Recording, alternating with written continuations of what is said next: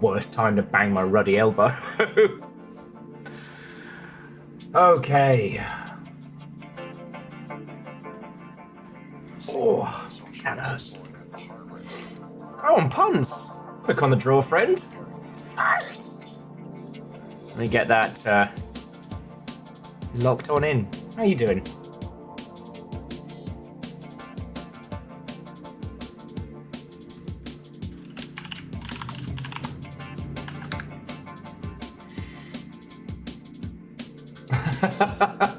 J Post Wahone, welcome. Kakazi, good to see you. Nova. It's wild for whomst it does and does not. Aeon Wahone, welcome.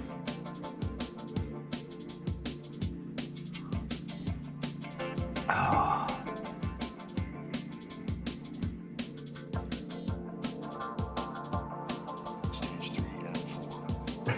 Grayson, hello, hello. Let's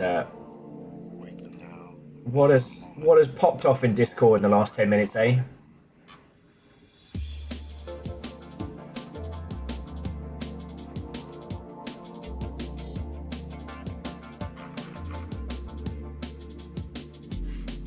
Oh, the stickers. Love them. Love them. Right, friends. Hello, hello. Come on in. How are you all doing? It's good to see you. Sorry it took so long to get going. I am very happy we're playing Tunic today.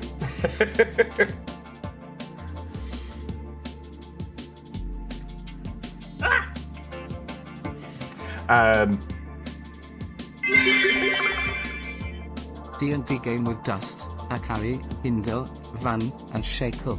Gonna really blow up this evening. Their mid-fireball reflex save is a cliffhanger from last session.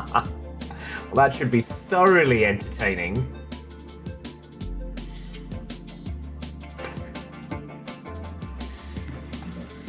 That should be thoroughly entertaining.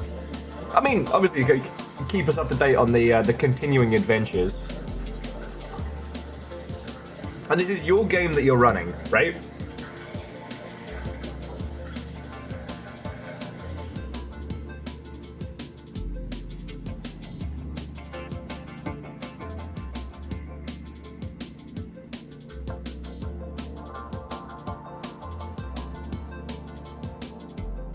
Okay.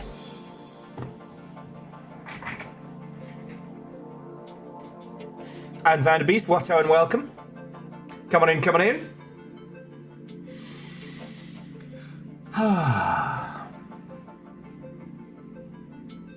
Okay, that works.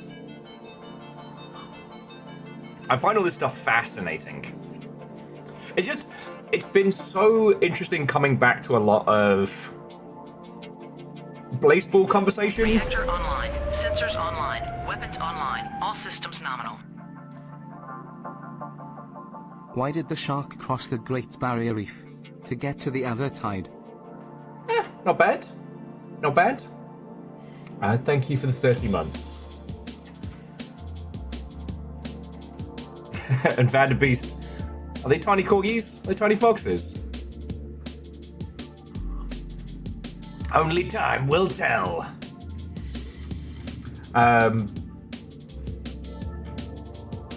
Yeah, Bookworm, we're just starting our run.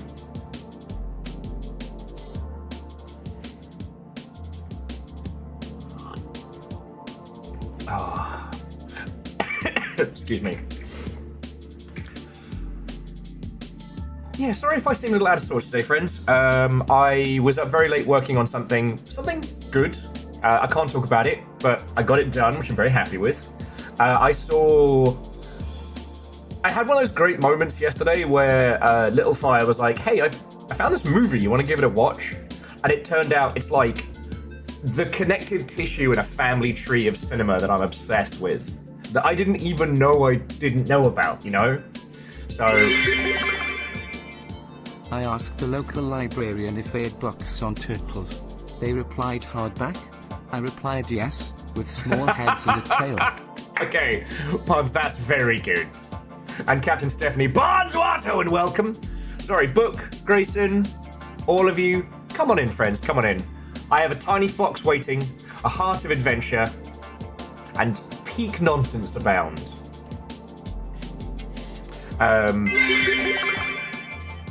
Corgo for Corgo for Corgo for Corgo for Corgo for Corgo for Corgo for.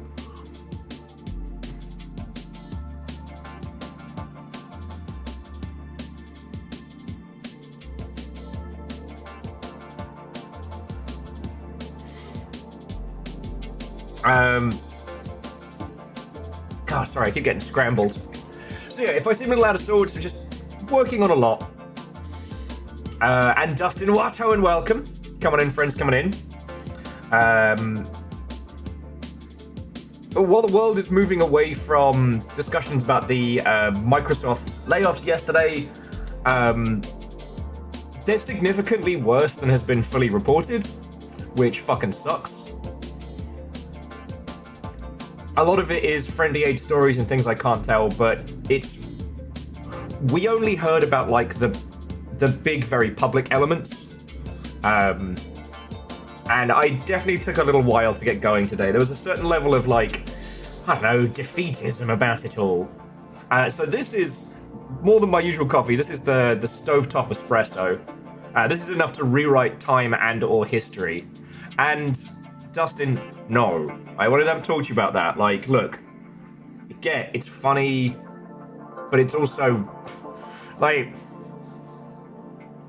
I feel that I nailed it enough yesterday, but there will be stuff to get mad about. There will be stuff to focus on, but that's not what we're about here. Like, that's not our entire raison d'etre. We're not playing Tunic today as a fucking rage game. What's the difference between a cat and a comma? One has claws at the end of their paws and the other has a pause at the end of the claws. See, I wouldn't necessarily describe these as puns. These are exceptional comedic wordplay. And puns, it's always a treat and a joy.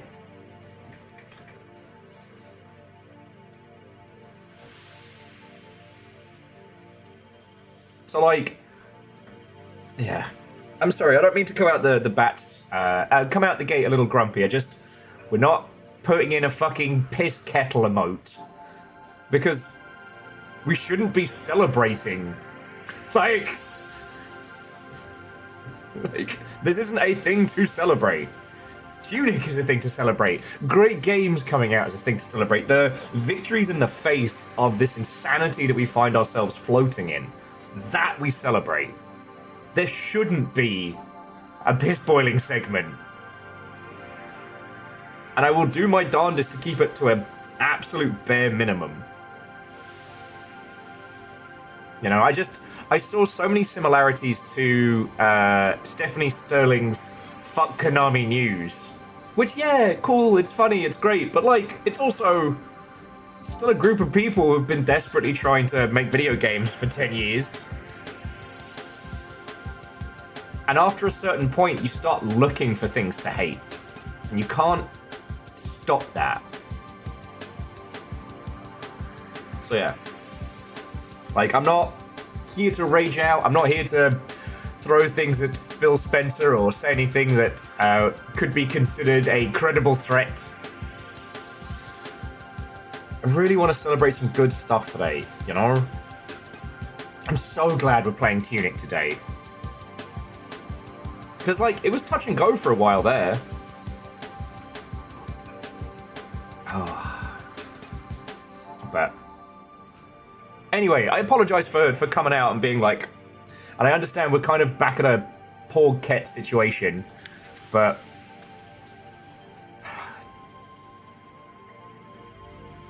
hatred is a powerful tool, but it is an all-consuming fire, and if you make it your core, it will burn until there is nothing left. So,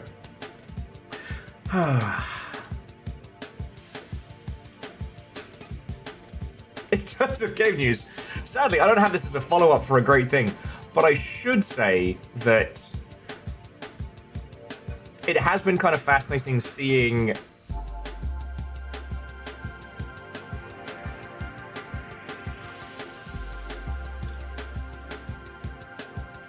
just how many titles have hit a level of success despite the current situation rather than, like, in spite of it, you know? And Captain Steph, tell your dog I say hi back.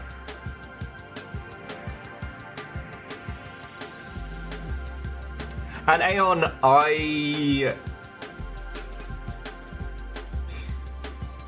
there's no good news on the Subnautica front. Because you have to understand that anything from like a large-scale operation like Crafton can change based on the, like, whichever quarter season we're in. Not to rehash bad news from yesterday, but if you didn't see, all three studio leads working on Subnautica were unceremoniously removed and replaced with peak corpo stooge. And so everybody is very, very worried. Verdant Watto, and welcome.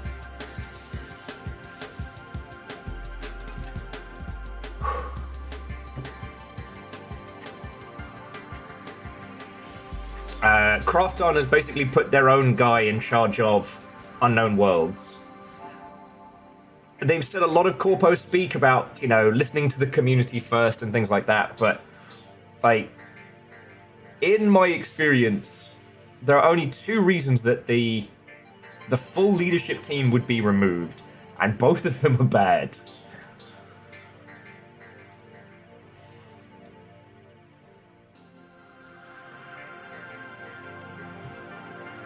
It's kind of like okay, the only two situations are the leads were doing some heinous stuff, business or otherwise, because they haven't released a statement as to why they've been let go. The other is that Crafton have them on golden handcuffs. So they can't say anything lest they lose whatever insane benefits they've been premised or, like, the ilk. Which means either the game is running drastically over budget or Crafton want to turn it into something else. They don't think it's going to make enough money at launch, so they're mixing it up.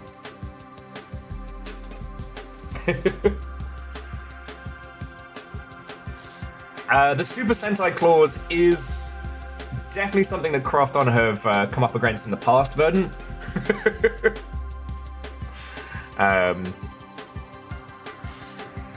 Also, how many of you lot are into horse girls? Think I didn't have to ask. The anime horse girl racing game has broken containment. We have Longshipians. I have failed you. I keep forgetting the name of it. There's a what if horses but people racing game that has been doing the rounds, and as Mobage go, it seems like it's fun, kind of cute. I do have this like feeling that whoever cracks basically horse race tests as a large-scale experience is going to make crazy money. But, you know, I'm playing my Gundam game at the moment, which is keeping me sane in the evenings. So I don't have to sit in the dark alone with my thoughts. I just drive little robots around, and my little robots punch other little robots. It's great.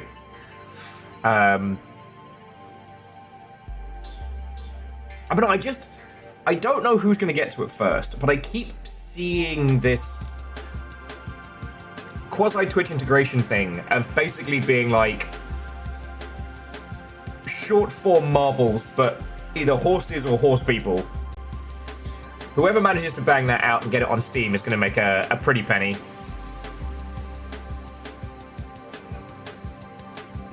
Well, so Nova, that's the thing I was looking at this morning. Is the Steam version the Mobagi with fancy elements, or is it like Azure Lane, where the fancy third-person action game is unrelated?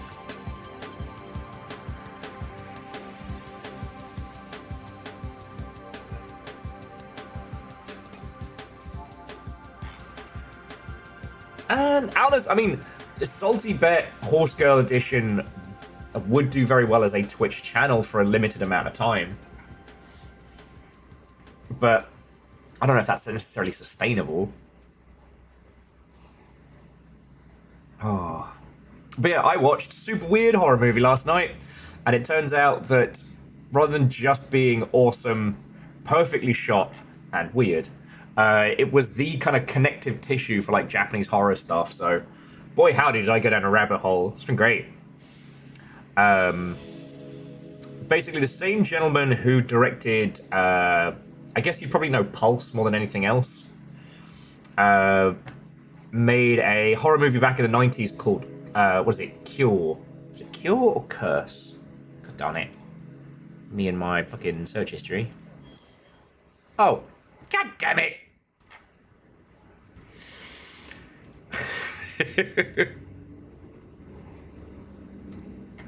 Nailed that one. Oh. Excuse you?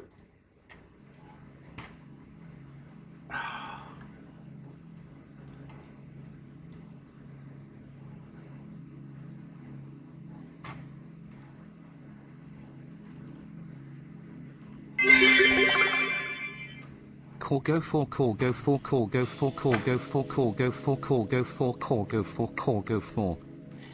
Found a beast, thank you. Sorry it's taking me so long to get up to speed, friends.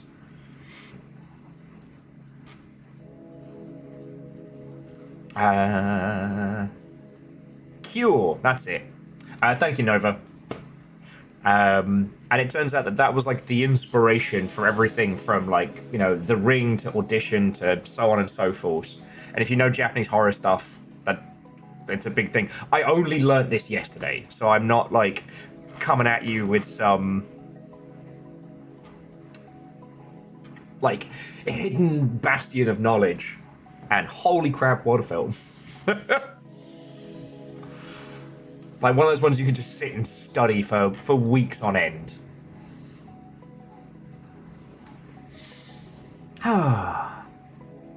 And that was as exciting as my stuff has been going. Unfortunately, I haven't had time to really breathe or play any video games, and I have not got to anything fun aside from that. But, you know. The irony being is, I know I talk about this a lot, that, you know, these months being kind of like the quiet time for stream and whatnot, they're quiet in terms of like number of people watching and things happening, but not for stuff around. And Archer, what and welcome. Coming in, friend, coming in.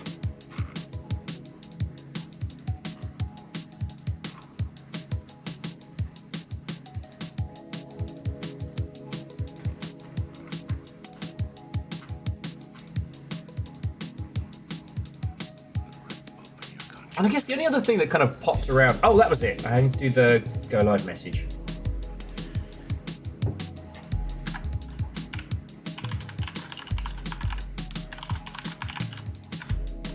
That's alright, I got it, Nova.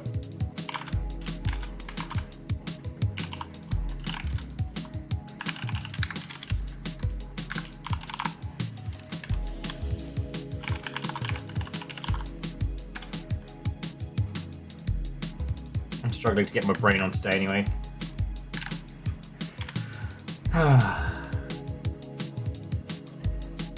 Poor cow. And the deed is done.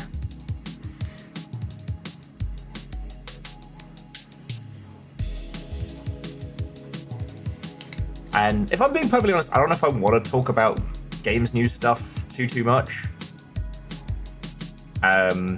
Although I will say the stuff around Mind's Eye has been fascinating. Kestrels, Holy Bus, Watto and welcome. Coming in, friends, coming in.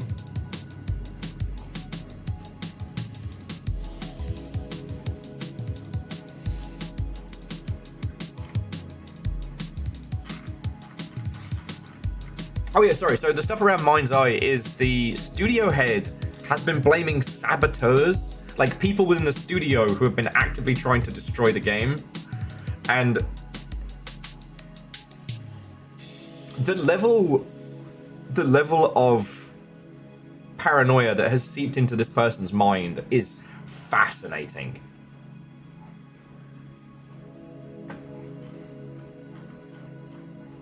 Like, holy crud. Like, that takes some lunacy. And for it, what's and welcome. Yeah, we're finally taking our little tiny, well-armed fox for a trundle.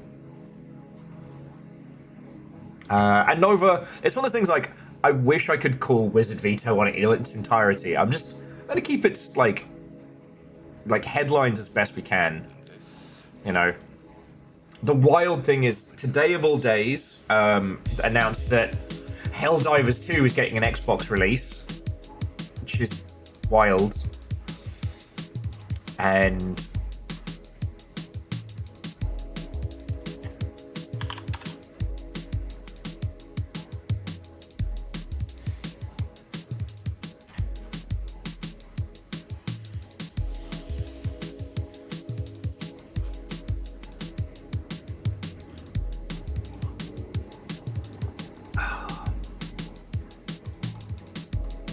as Will goes off into space there. I'm sorry, friends.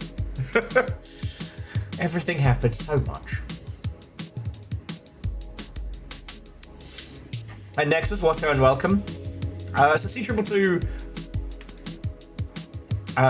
it was a PlayStation published title. It is one of the first ones that's getting kind of like a proper Xbox launch, which is kind of wild. I mean, if you're going to do it on any title, Helldivers 2 is one that makes sense, because it's a game that kind of lives and dies on number of active players. But just what a fucking day. The mental image it pulls is of this happy little guy coming into the party after everyone's been exploded. Hey, I heard there was a thing, I'm here to join! And it's just rubble everywhere.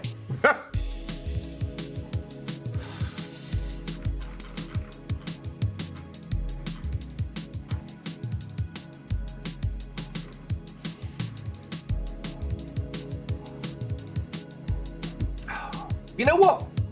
I know it's super early for us. Let's just get the game started. Because, like, I'd love to hear what you lot are up to. I'd love to hear the games you're playing. If any of you are getting into any crafting projects or making anything. Because, like, it's not all bad here, right? The problem is, the good shit I can't talk about. I wouldn't say leaked. I kind of started talking to you lot yesterday about the cool shit that I've been working on in the background, but there's so much of that yet that I can't really talk to about. And, like, games industry news sucks right now. It just sucks.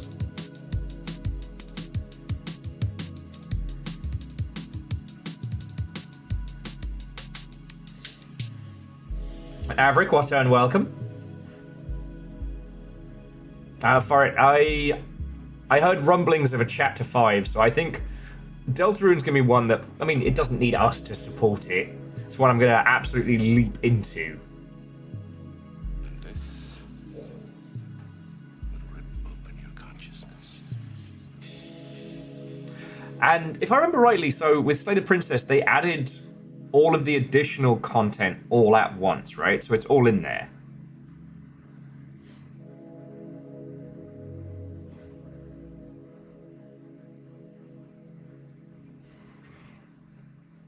Because we did it just before the big additional content update. I think we did it like midway through the additionals. Which does mean there's an inordinate amount of content that even if you watch the entire stream of it, you haven't seen. So that's definitely onto a winner. It has been wild seeing quite a few titles launching during the Steam sale, which I don't know if anybody got the memo of don't launch your game during a Steam sale. Sometimes I wonder if my industry knowledge is completely worthless, and then I see games tanking it during this season for no other reason than, like, shit, don't launch it this week. What are you doing?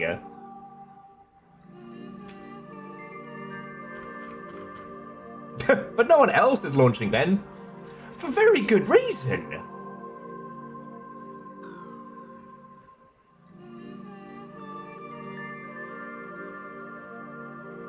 Well, so Aeon, there are sales on Steam, but the Steam Summer Sale is one of the big ones, and it completely changes how the store is presented. New releases are buried. it is entirely based on a user's wish list. It is entirely based on the biggest titles with the largest sales. You could have so much momentum going behind, and then a little fire, Watto and welcome. You could have so much momentum going on behind your title, and then you drop it during the Steam sale, and it's just crickets. You also have to take into consideration that, like, you know, what is your game? What is your price point? Are you suddenly up against... Hey! That's what we like to see. Little Fire got their full-on giant robot certification. So we no longer have to pretend and or drink drive Evangelions. So it's good to see. Ketteril, back in the day, I could say with certainty when there's a better time to release your game. These days, I can tell you when not to. Like, don't release it on Christmas Day.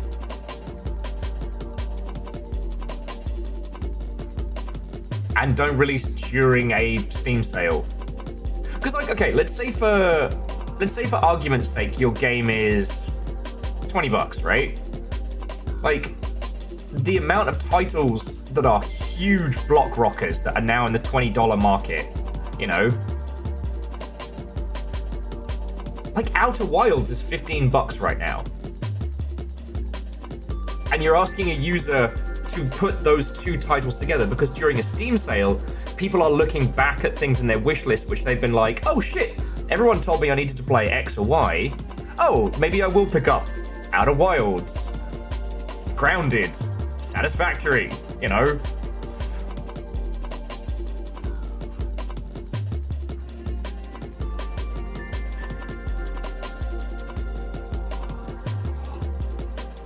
At Nexus, it doesn't work like that. And that's another important thing. So game launches are kind of like game names in that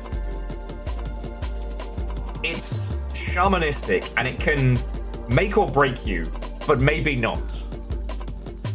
So for example, there's no concrete data in when you could launch a game during the year that will equal more sales because there are too many factors that can apply to it.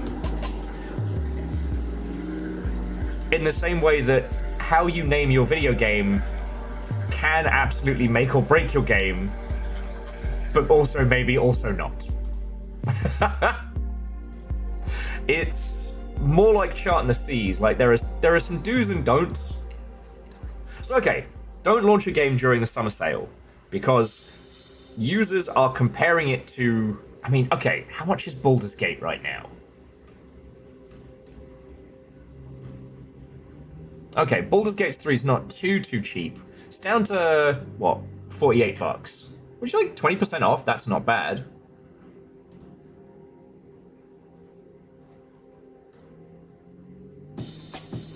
Yeah, we can't tell you where to find the best fishing spot, but we can tell you where to avoid the icebergs. See, and Vanabees, this is what's so funny, is you're right. Don't choose a name with terrible SEO. But because some games have succeeded even though they have fucking terrible names, because of other elements and factors, people go, oh, well, I can call my game whatever. And this is where all the shamanistic discussions come in.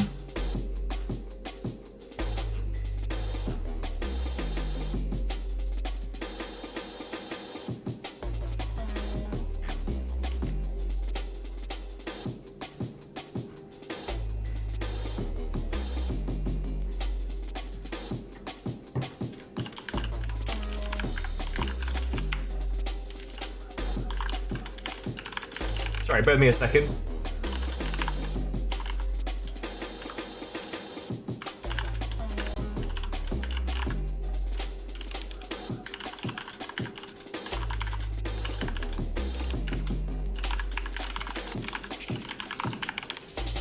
Okay.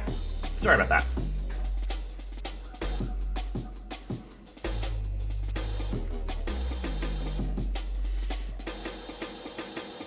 So yeah, Aeon, Furret, like, there is the possibility that having something like a mimetic element in your title can then help it sell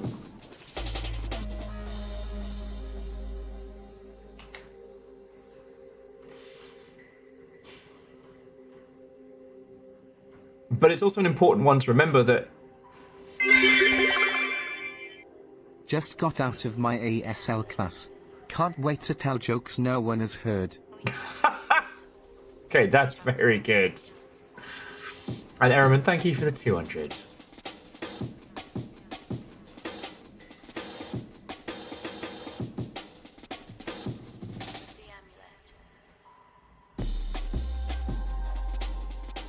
Sorry, I kind of lost my train of thought a little bit there. Ah, yes. So, why not launch your game during the Steam sale? Because it will get fucking buried beyond belief. And you're going up against every other big game that has released, because the users on Steam are already conditioned to wait until a Steam sale, recheck their wish lists, recheck the big titles, and then go, oh shit, this game I really, really wanted that I couldn't afford is now way cheaper. I'ma get it. Like, that's who you're going up against. And if you don't have a way to do an additional content drop, another push, another, like, relaunch, you know, competitive big shrug. Like, video games die in silence.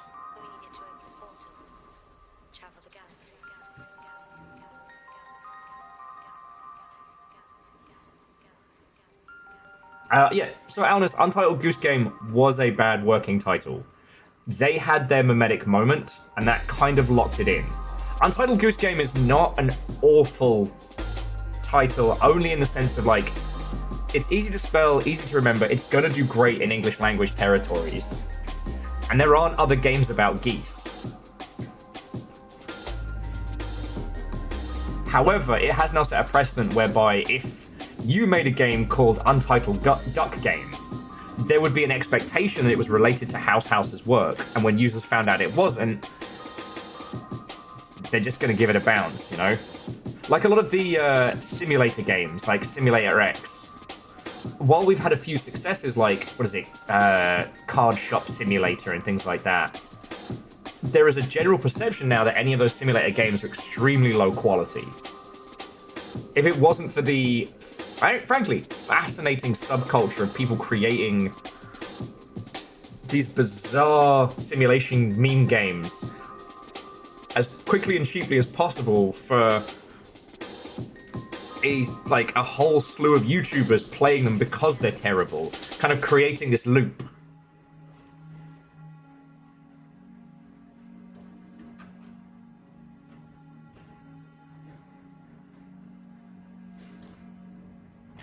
And then, I mean, that's why you always give your projects really, really bad working titles.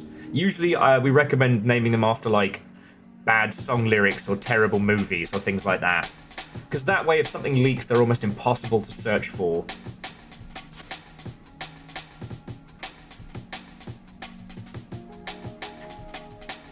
So when is good to launch your game?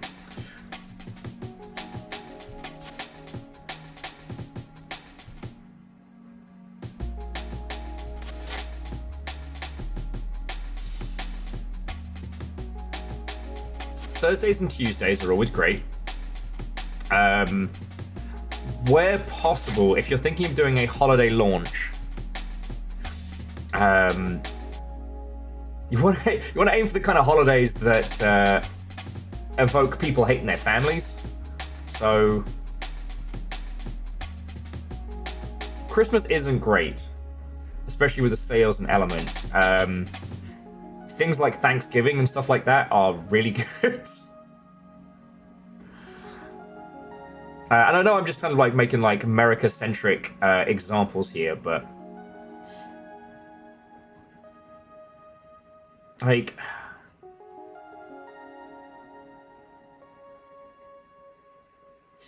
because the thing is, like, the release schedule used to be a lot more seasonal, right? Like, September was was usually peak big video game season. All the AAAs would aim for like September, October, because their goal is to be out on shelves before Christmas.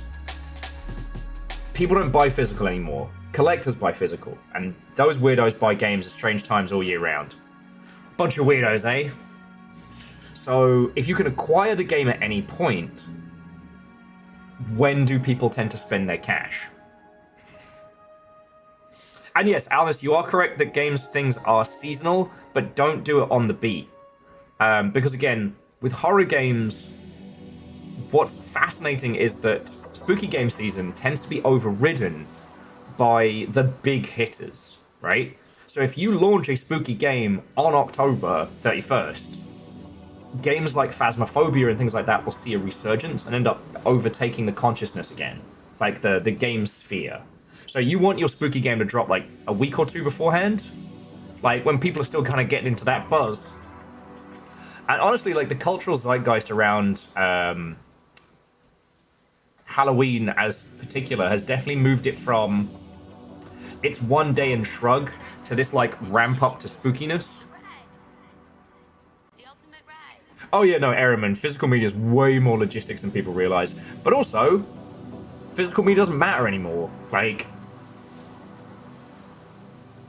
okay, sorry, let me rephrase that. Collecting physical media, protecting the games that you love so you can play them when you wanna, is important. But in terms of making money, in terms of sustaining yourself, physical media means nothing. For everybody here, if you make a physical edition of your game, you should be looking at it in the same way as you look at merch. It should be a cool thing that the people who love your game the most will want to buy. And that they'll probably already have your game, right? As opposed to collector's editions of yore, which were there to kind of like... it was another way of extorting more cash from users, but it was based on point of purchase enthusiasm.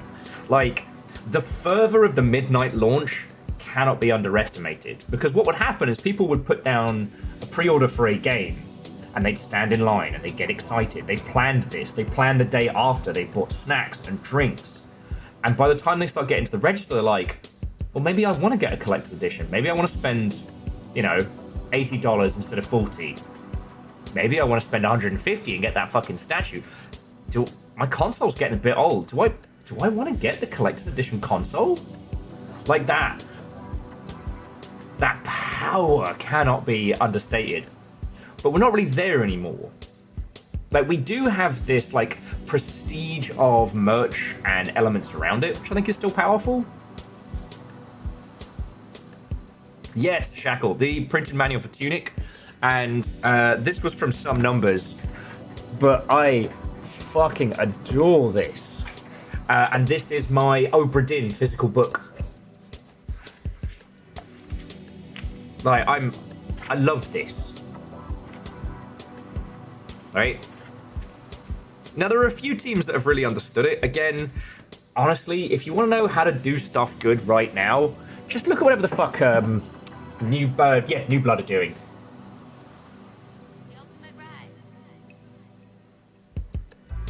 Exactly, actually, physical media is a dedicated sales ticket. You make dedicated fans first. Now, what you can do... Look, I don't have a better example than this, alright? So I'm going to be really crass for a second. However, physical media as marketing can be very powerful. If you can make something super cool, if you can make something super interesting, or super funny. I don't know how many people are familiar with the band Ghost, or Ghost, I forget how you say it.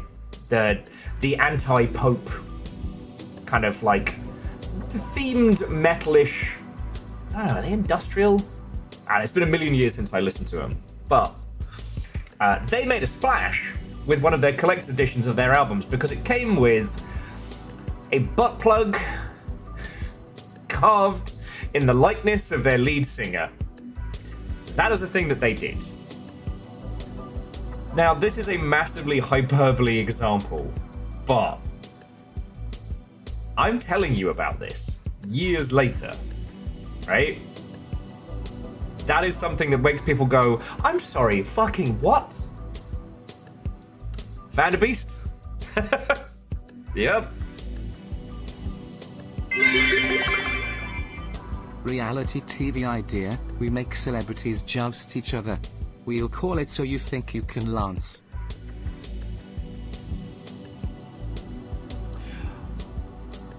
I don't watch television, so I think that one's gone right over my head. I need someone who watches TV to tell me if that's a banger.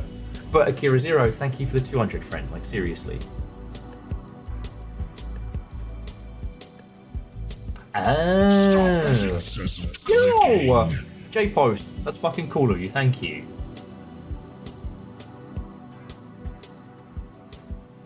Thank you. Stop that incessant clicking. J-Post, thank you again.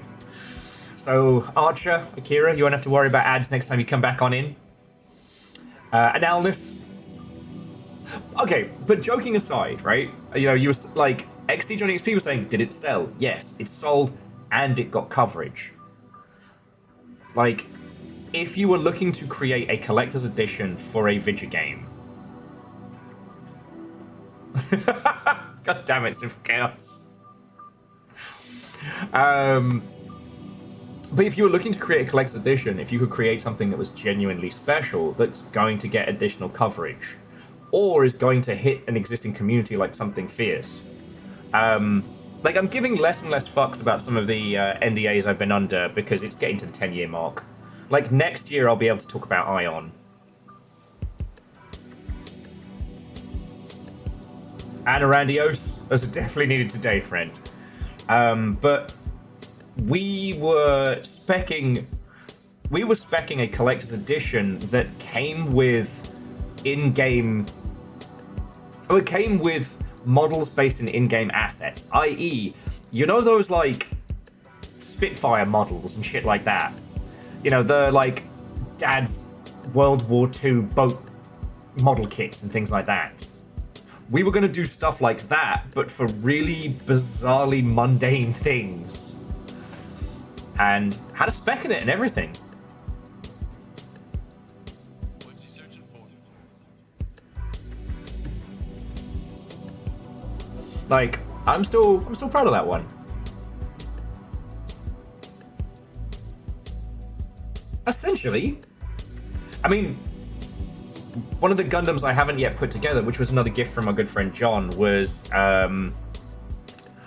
the Gundam kit that came with Gundam Breaker, which was really cool. I thought it was kind of interesting, the whole relationship that like Games Workshop has with their licensees and how they're really not down to do models in collector's editions.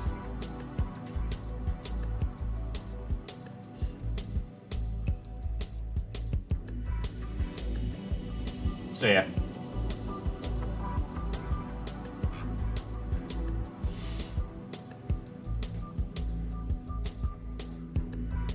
Sorry friends, I took us completely off the beaten track. May your game succeed well enough that you start thinking about doing physical editions. One thing that was really fucking cute is, you might remember from ages back, we were talking about a horror game made in the Game Boy making engine. That individual actually got a little flash setup and flashed actual cartridges, so it was potentially playable on a Game Boy Color.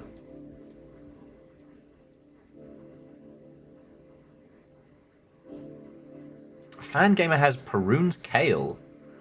For a second there, Ereman, I thought that was a guinea pig reference, and I was about to be like, moo. Fangamer and Sanshi are like...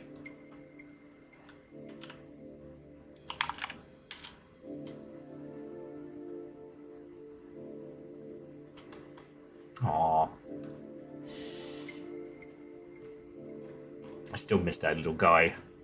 My little buddy.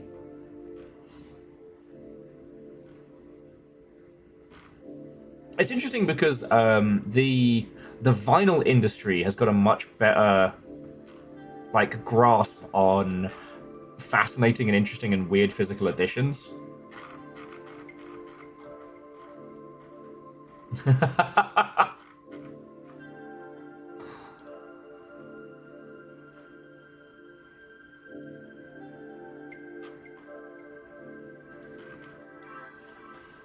Hang on a sec. I realized I was scrolling at Fangamer, and Fangamer's like, "Oh, we have a bunch of Hollow Knight stuff back in." I'm like, "No, nope.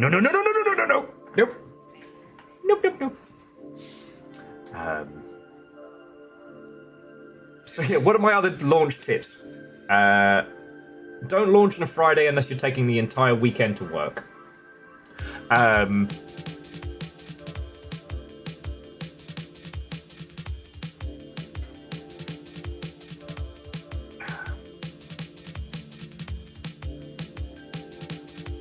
You don't need to necessarily worry about title launches unless they are ones that are going to command the entire zeitgeist. Like, don't launch your game the same time as a From Software title, a GTA title, I'm trying to think of a few others. How many industry darlings? Because even Death Stranding 2 didn't quite command the zeitgeist to the extent I thought it was gonna.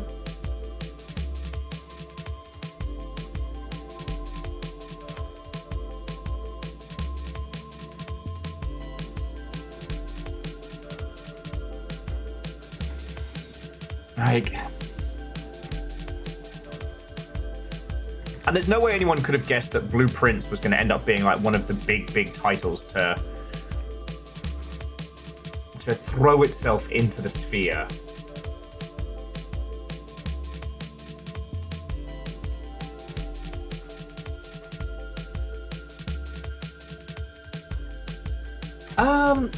You know what, Scotty? Currently, Death Stranding 2 is a PS5 only release, and I think that Death Stranding being Kojima's first post-Konami game proper definitely gave it a lot more discussion and momentum. People don't really want to hear about auteurs like they used to, and I don't know if that's just a symptom to how things have changed, or if this particular title might be it. Like, a couple years back, like, Kojima Productions went on a announcing spree, and we haven't heard anything from a lot of those. You know, they had Jordan Peele on announcing horror games and other elements like those, and there are some leaked videos from that project, but they're very rudimentary. We haven't heard anything else from it.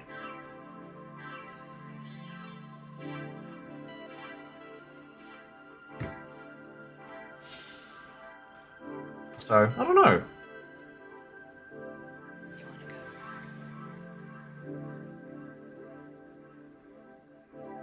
You have a good time.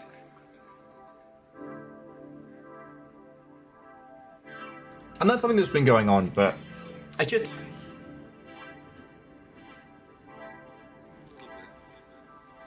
I wonder if it's just the case of the games media sphere is entirely fine with the weirdness coming out of it, and it no longer makes for something that's like discussable coverage. Do you know what I mean?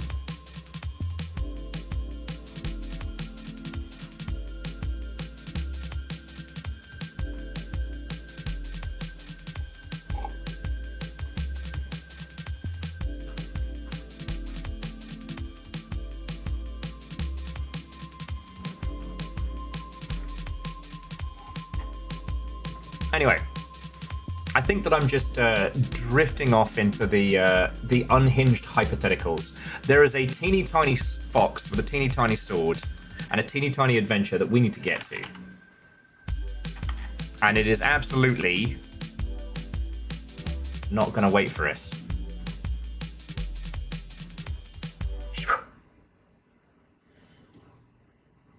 Because I do want to share with you all some good, useful advice on like when the heck you should launch your game. Okay, we don't need windowed.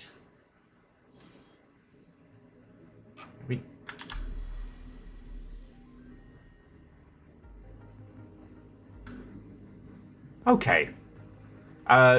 Please tell me we didn't just miss anything.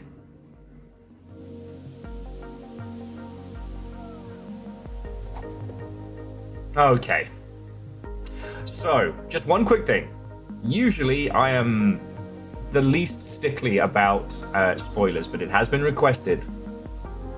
Don't spoil the puzzles. We're going to work through it all together. I promise you, I will ask very, very clearly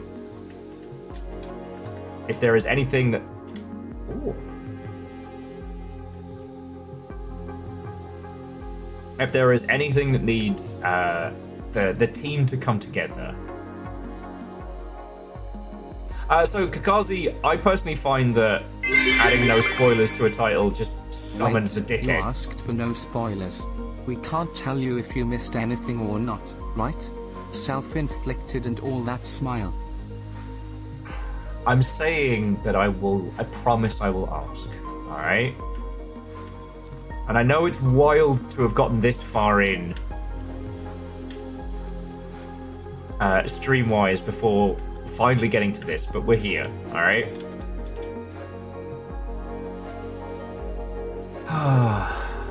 I'm sorry, friends. I've been so off recently. Anyway, Tiny Fox! Look at his little face. Look at his little face, his little bouncy little tail. And I will say that as successful as Tunic has been, it's also still worth discussing. Like, as games go. Oh, excuse you. Okay.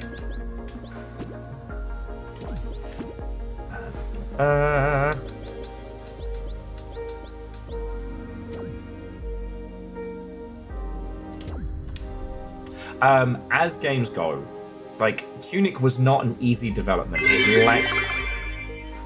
I know nothing of the game. I have watched others play it, but was not present at the start, so have zero clue about anything. Looking forward to this. Oh, hell yeah. Sorry, Scotty, J Post, Bacon, all of you, thank you for the bits. Sorry I've been a bit of a dick today.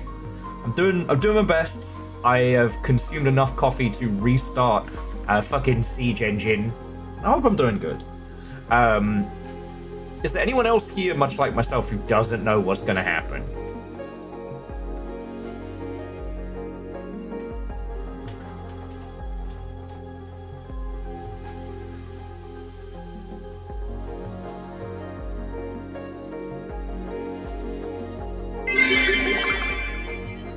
I just got here and I see we're talking about spoilers, so I want to shout the giant one on the back of the RX-7 in Initial D.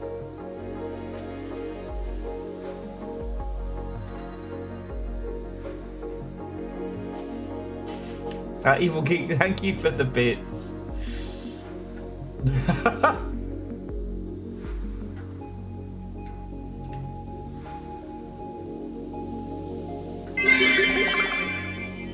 Time to explore. Apparently, you're taking a train to Exploration Town. Fucking terrors.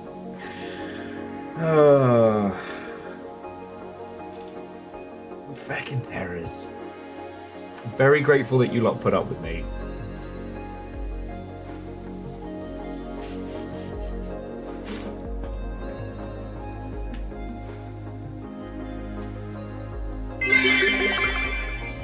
I know you play a fox that wears a shirt of some sort.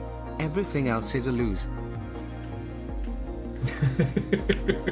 Thank you. I guess the train be training. I was expecting a teeny tiny nothing.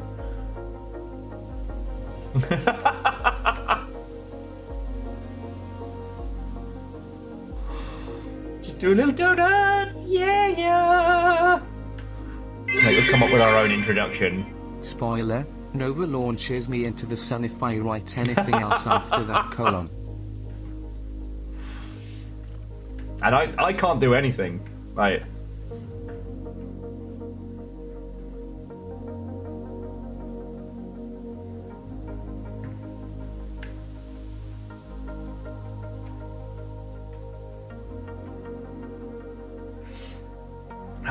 Oh, hang on. I gotta quickly tweak the Mother Hubbard. We do not need the hubris counter.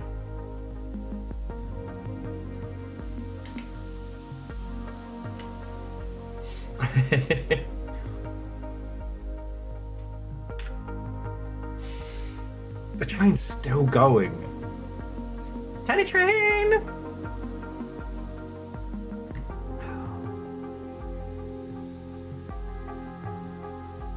Stop that incessant clicking. God. Go back! Okay. I think we've caught up with the alerts. I didn't think it was going to be... Non-spoiler train, the butler did it. And I watched Floyd's playthrough, but don't remember much at all. Nowadays, I tend to live vicariously through others' gameplay, for obvious alleged reasons. Stop telling people you're dead. You're not dead. You're fine. But I do know what you mean. There's only so many hours in a day, and like, I've gotten to play a little bit of video games recently, but aside from actually being here with you lot, it's been... Don't need the hubris counter. Sounds like hubris to me. Well, annoyingly, I can only keep one hubris counter going at a time right now. I'm sure there's a way I could, like, jank it, but... Thank you all for the bits. Just doing little train donuts. But I am... okay. The other thing being is that Tunic has a glorious Reactor little... online. Sensors online. Weapons online. All systems nominal. Woo. Hello. I think the Welsh guy kind of took the momentum out of that one. I think it was supposed to be more of a woo. Hello. Follow me. Okay. Kind of a Gremlin Abe's Odyssey there. And Hindle, thank you. 81 months.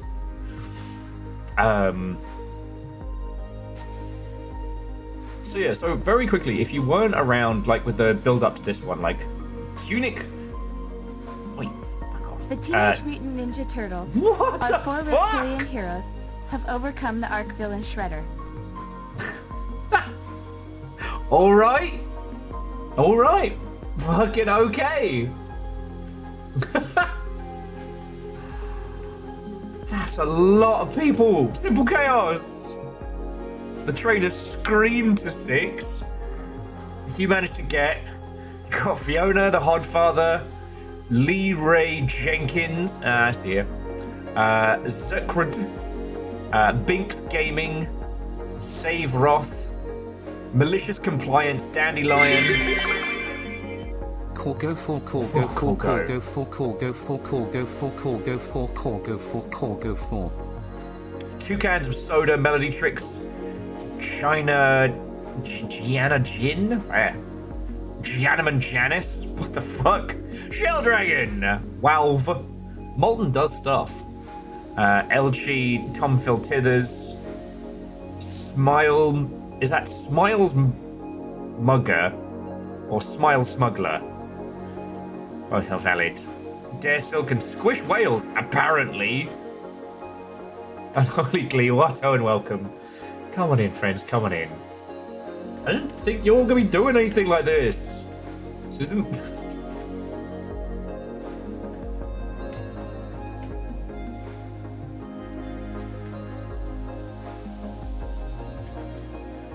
I didn't say it, Nova. I didn't say it.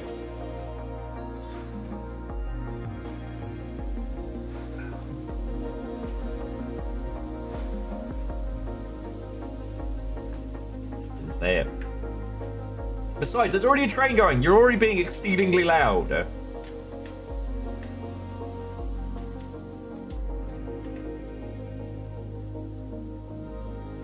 And Hunter, Watto and welcome. Yeah, we're still on our little Fox Beach. Tiny train! Wow, wow, wow, wow, wow, wow.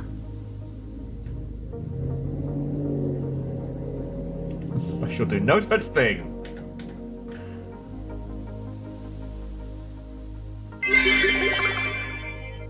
Shark facts on the beach. Oh, fuck's sake. Can't wait till this book is done.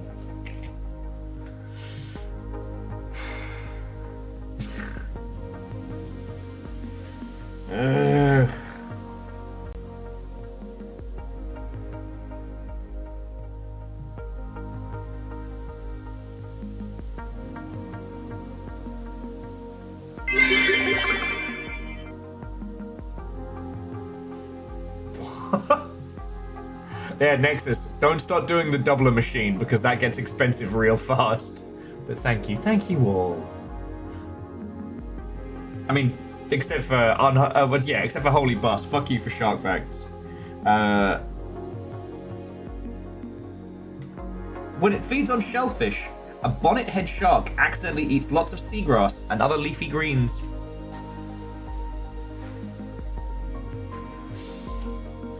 Yeah, Alnus, these days, if you want to build a pyramid, you have to own it. I'm just really glad we're doing this now. I think this is exactly the day we need this game. And there is loads to talk about it. There's loads to, like, not pick apart, but this game was a success, and it was really on shaky ground for a while. There was also about 2 other titles around the same time that also dropped, kind of muddying the waters a little bit, with the games being very, very different, but similar in visual style enough that it all got kind of smushed together.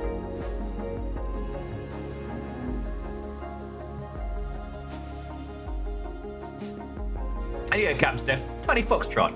Wow, wow, wow, wow, wow, wow. And so, like, there's a lot of games I don't do, not because I think they're... Take this, my Gundam quotes, my banter, and all of my bits. Shining Finger! Evil Geek, thank you. Sorry, legally, I think I have to do a G Gundam bit. Yes, Aeon, I do remember this was Secret Legend, which was a fucking terrible name, and I'm glad they changed it. Tunic definitely stuck better. Also, the train's still going. Still going. Randios, that's kind of the vibe of this week for sure. We're going to play through Tunic. Obviously, we're not going to finish it in a day. This is going to be our Thursday thing for a good little while. I don't know the puzzles, please don't tell me, obviously. But the things that I do know about is how, like, this game was on shaky ground. It was at no point going to be a slam dunk guaranteed success. Nova, I didn't think we'd be hitting, like, what are we at, 7 now? I was like, okay, a trainer started. All right, well, I'll do some little cute cute little fox donuts on the beach, because, you know, it'll be a level 1 or a level 2.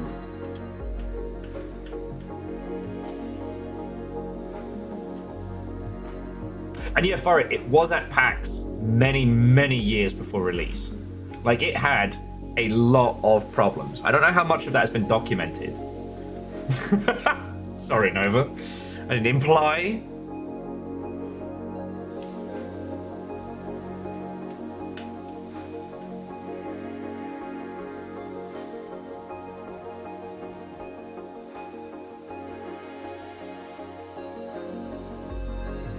Aw, unholy glee. Well, I do hope you feel better, friend. But cute tunes, cute vibes, Fox is the way to go. I don't wanna start this proper whilst you're being terrors. So it's just me doing donuts in this little tiny forest here.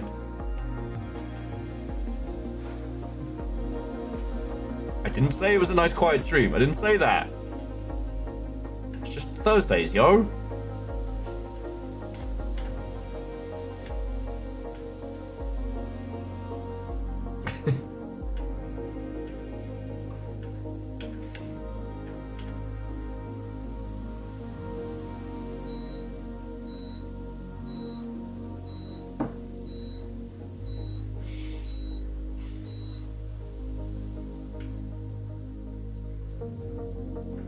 Oh, sorry, beep beep.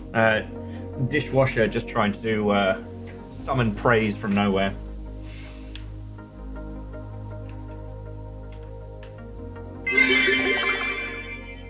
You can't just force them to make donuts. That's Krilla. Fucking yo. Yeah, sorry for everybody who had dishwasher paranoia there. Nope, that was my one.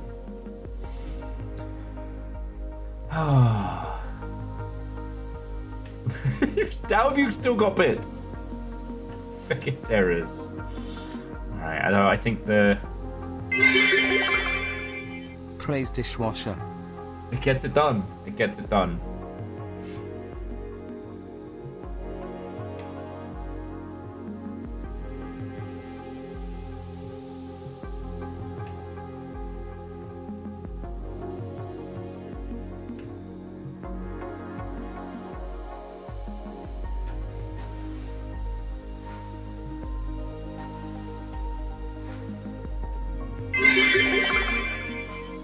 I can get behind that crusade for the dishwasher.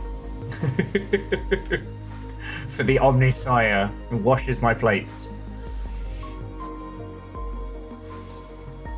Just a little guy. Just a little guy dancing to a dishwasher. Okay, we've got 40 seconds on the train. And our little adventures begin proper. And you lot being fucking lovely. It's a modern dishwasher, isn't it? Shouldn't it be messaging some center in Beijing for them to text you it's done? D. Scotty, thank you for the bits.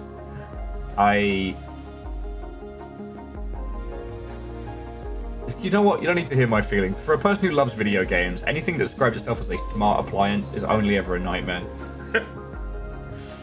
That's where I agree with Steph. Praise the dishwasher. Soap for the washer, dishes for the dish throne. Train complete. Well, thank you all. Like, that was a level 7. That was a lot of subs and a lot of bits. You know, that's what keeps me alive. I'm sorry I've been struggling with shit so much the last couple days. It's kind of a... Everything happens so much. I don't think I've had a break in a while. I'm definitely starting to feel it. But, like, I love doing this. And every day that you lot keep me doing things like this is a fucking joy. Thank you. And I definitely think that whether it be by the will of the gods or by pure luck and random happenstance, today is the day we need a game like this. Yeah, Verdant, what do you think? I think I broke my teeth so badly.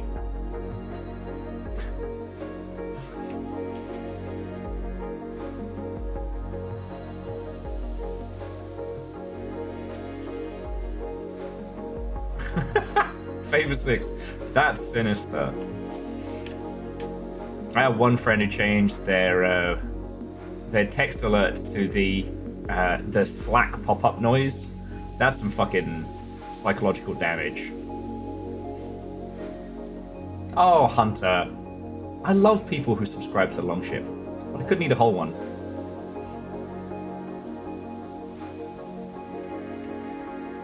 And Nova, that's a good point. I haven't had much downtime recently. Like, the weekend was a lot, but it was good to see everybody. Anyway, look, just friends, you lot are very, very patient with me. You're patient with me when I'm not starting on time. You're patient with me when I'm not handling shit well. And I really hope that I do enough. I hope I do enough to be a good influence. No, not influence. Something to look forward to, you know, because that's what you are for me. Yep. Squad of dingleberries! Shut up. Thank you. Alright, thank you. Now, before we continue, the train has concluded. Simple Chaos, you are the Jarl. Do you have a Jarl's decree? And all of you, thank you.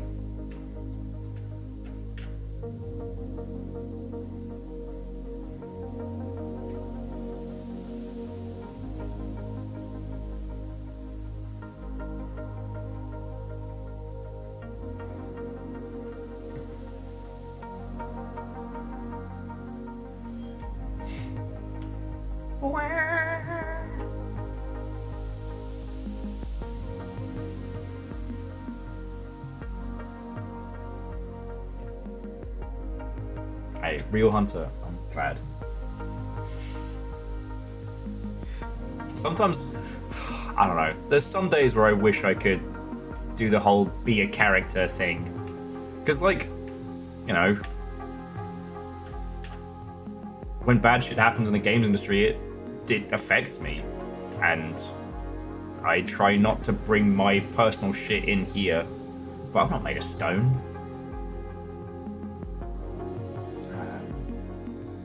Oh shit!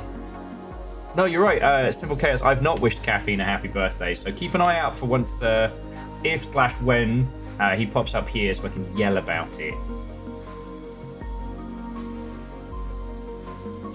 And I don't know if you're all looking in chat, but it's people's like sadistic phone alerts, like the ICQ messaging sound, the rogue stealth sound from people who used to play PvP WoW. The funniest one.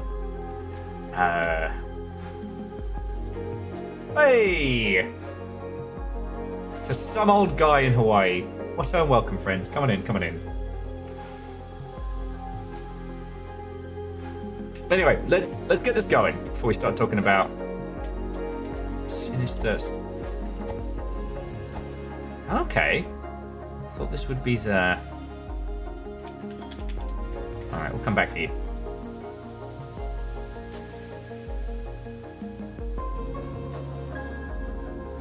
And there are shiny coins to be had. Okay. Now we know what the fox says, I guess. Nexus, thank you. Well, okay, and we talk about this all the time. So I grew up rural. I know exactly what the fox says. The fox screams like a horrific sex murder. That's what the fox says.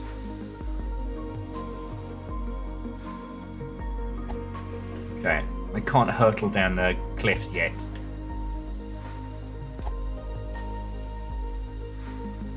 Yeah, the fox screams. But, I don't know if you all know this, one of the cute things about foxes, they laugh. They have a genuine laugh. And I think that is one of the cutest things of all time. I found a stick!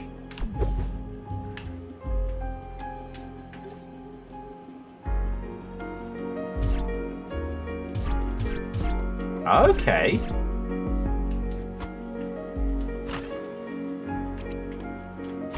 I'm gonna break your shit!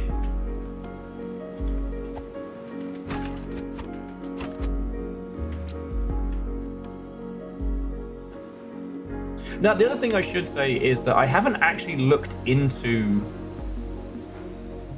too much on the development of Tunic other than what we saw that went public. Whereas the urban fox actually says, "You finished with that kebab and chips, mate? I've got 3 cubs to feed." Exactly, Scotty. So for those who don't know, I have a big old fox tattoo on my chest, based on the foxes I would see around London.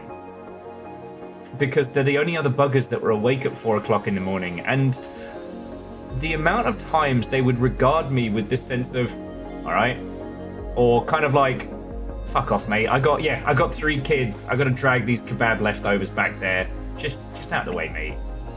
And what was so interesting is, like, when I lived in rural areas, like, foxes were pretty rare to see. You'd hear them, but can't wait till the shark facts are done. Young bonehead sharks still learning how to feed are believed to accidentally eat more greens than adults. There you go. Ah, fuck's sake. Should charge for these. Silky sharks are known to rocket through schools of fish, gobbling them up as they go.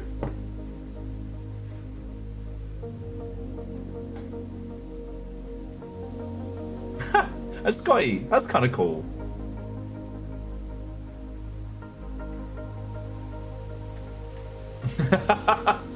Oh, it's selflessness. You're just helping me get through it. Oh, okay.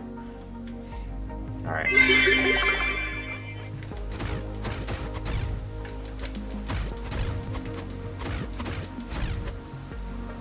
Woohoo!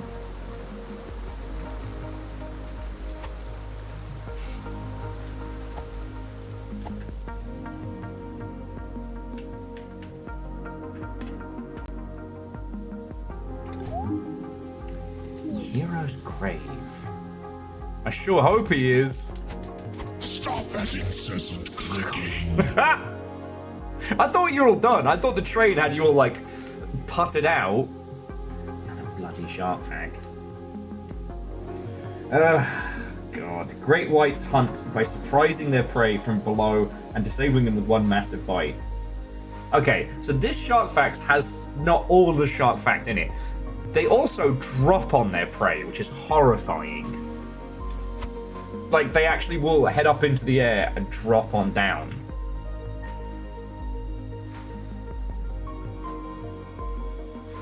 Fucking horrifying. Stop that incessant clicking.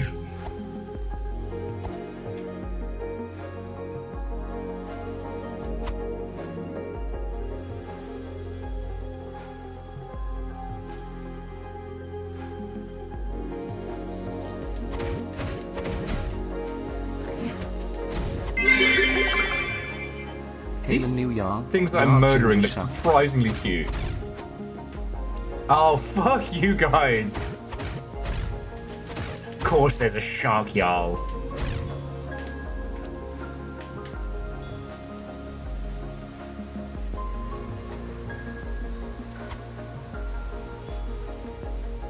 True, there is nothing more horrifying than drop bears, which take all the violence and predatory nature of a shark and put it into a land-dwelling creature.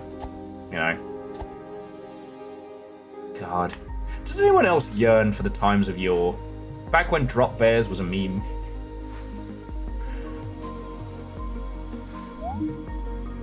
Something town. Okay.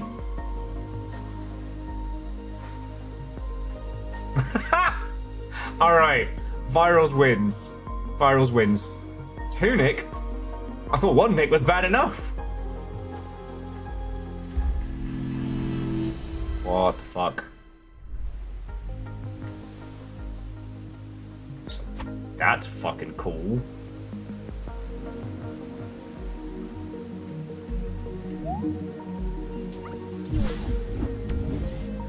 Confusing key.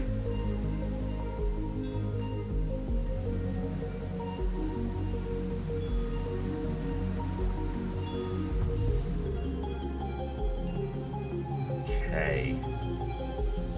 So we've got a lot of things to kick the crap out of.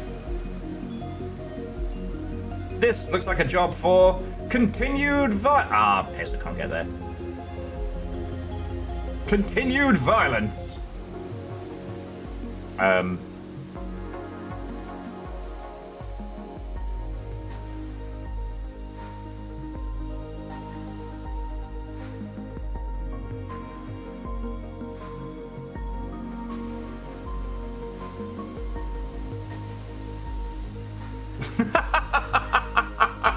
No. Sturdy Kiwi says this is all the messages are actually in full English. It's just you get to see it from Will Vision.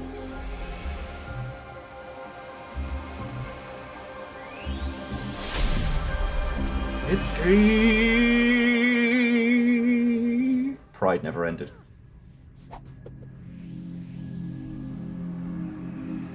Ah, piss. Am I dead?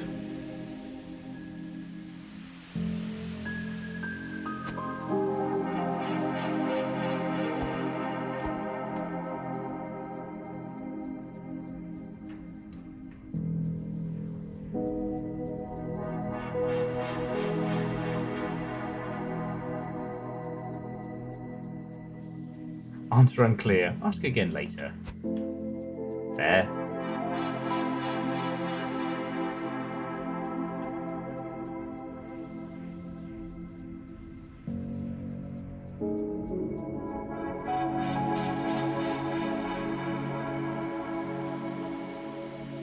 We still have a little trusty stick is still with us.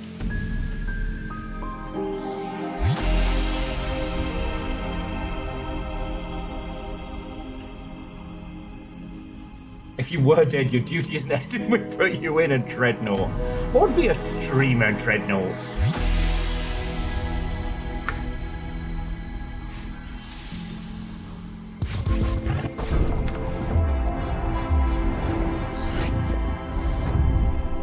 So I guess while we play through Tunic, like, there's lots about this game that we can talk about, and it's not all, like, things that aren't story or puzzle spoilers. So, like, its development and its reception, I think, are important to talk about, because I did see a lot of people kind of taking the wrong lessons from this. Oh. Okay.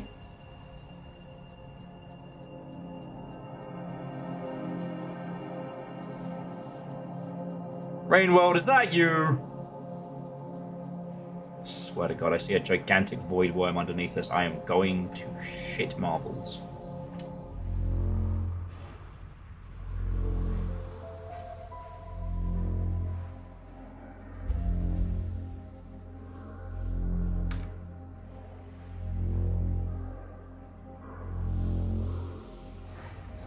Yes, somewhere between the Gold Throne and a Mech Canter. To sacrifice 1,000 emotes every day to keep it going.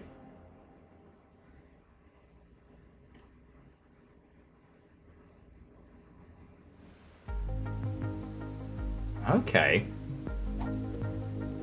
So that's what we need to do to crack this open.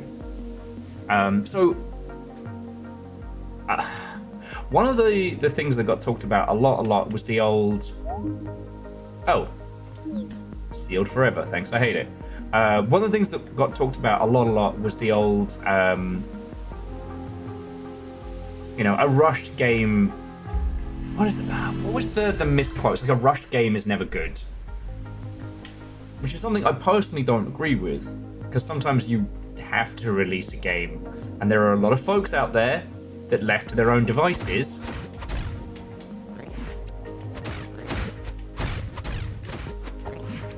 would just never release.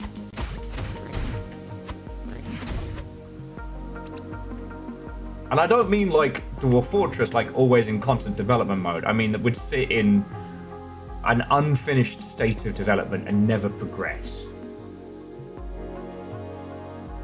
Because releasing games is scary and hard.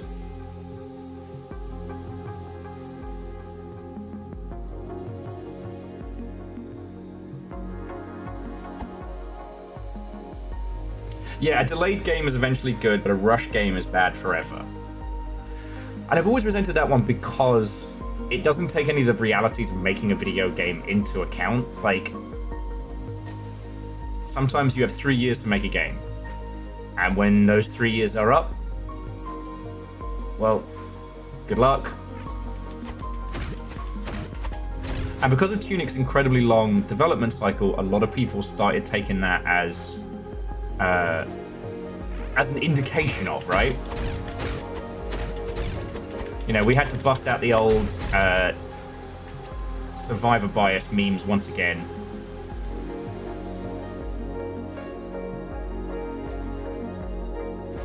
And we also know that it's not true. You just have to have the time to improve upon it.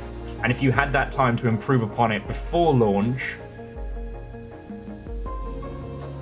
well, that is to say, if you didn't have the time to improve your title before launch, you're not going to have it after.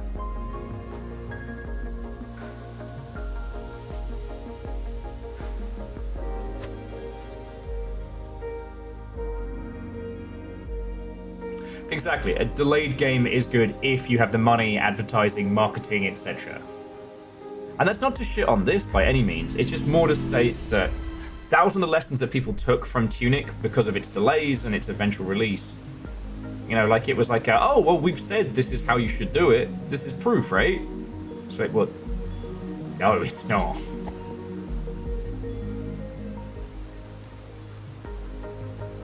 Oh, exactly, Alnus. Cyberpunk and No Man's Sky killed that because both games actually had the chance to continue development, right? CD Projekt Red keeps saying, no, we're not doing any more content for Cyberpunk, we're not doing any more content, we're not doing any more updates, and then being like, yeah, actually we kind of want to do another huge patch, isn't that right?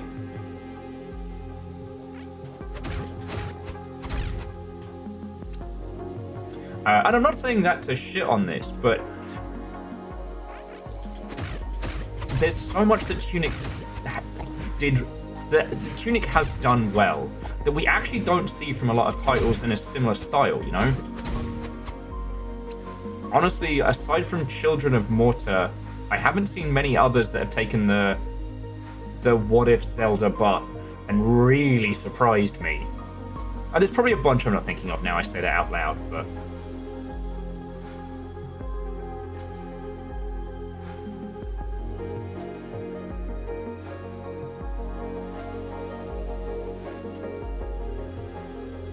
Yeah, well, and J-Post, the other thing, like, we talked about loads with, not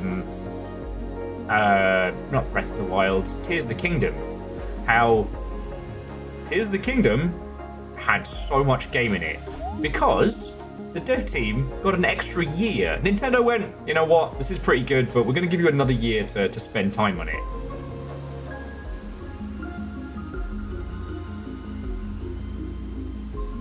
Yeah, and see, Nova, the problem... Okay, Nova is correct. We're not blaming the devs for rocky launches and ilk like that, if they're not writing the checks. However, sometimes it is their fault. But it's rare that we'll ever know that, you know. Because the scariest thing about making a game is releasing it. And there are lots of people out there who, given the opportunity, would just work on them in perpetuity and never have to do the scary bit. Because most people who go into game development are very smart, and smart people are often the dumbest, myself included. Ah, cool. Now, Virals, you've kind of like found that, and you've already broken the seal and are adding to your title. What's this? Beginning your adventure. Okay. In a far-off land, a great treasure was sealed away. Some say it has the power to defy death. Okay. Ringing the east bell, ringing the west bell. Alright. And I guess this is the language we'll start doing translations on later, which is cool. I do have my notepad. Like, we're ready to go.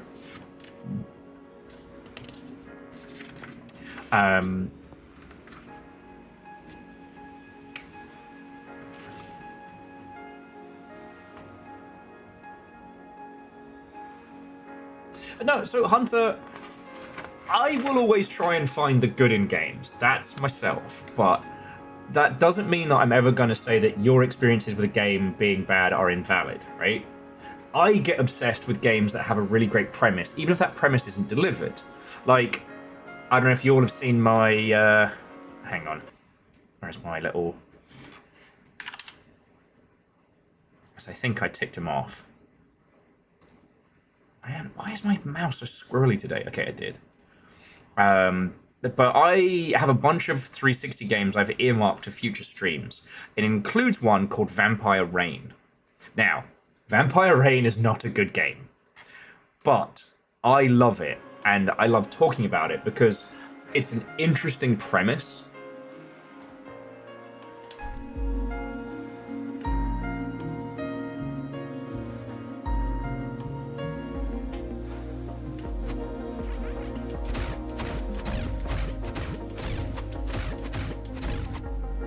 These little bastards got my treasure. Cheek of them. Cheek of them!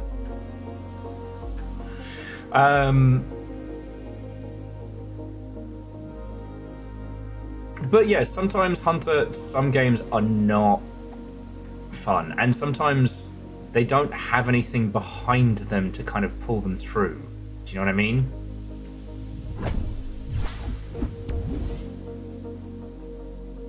Okay, tiny little fox head.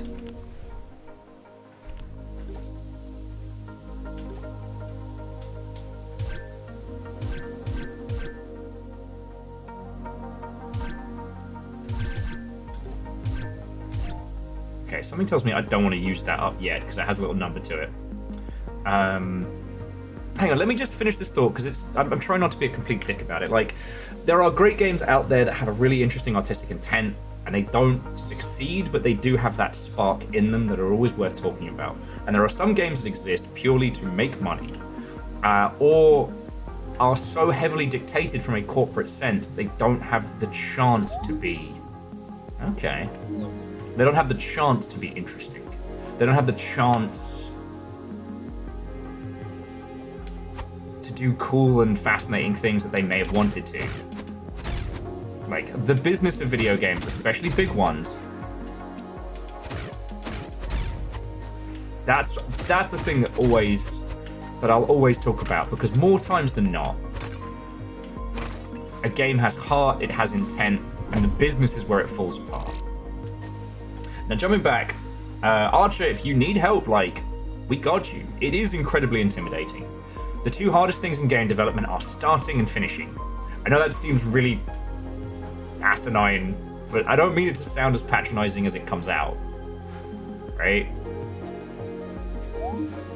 Okay, that's to the East Forest. Let's keep exploring this area.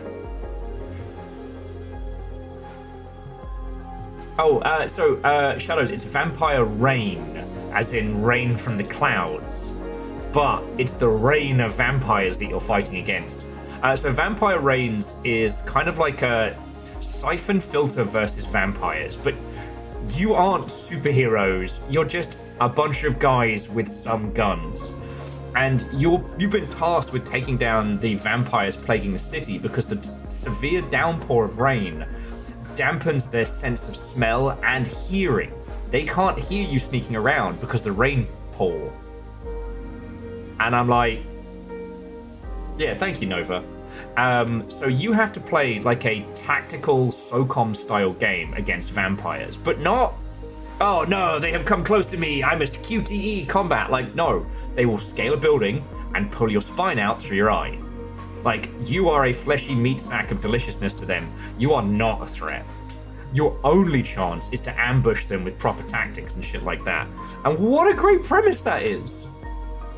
Game doesn't exactly deliver on that premise, but what a great premise.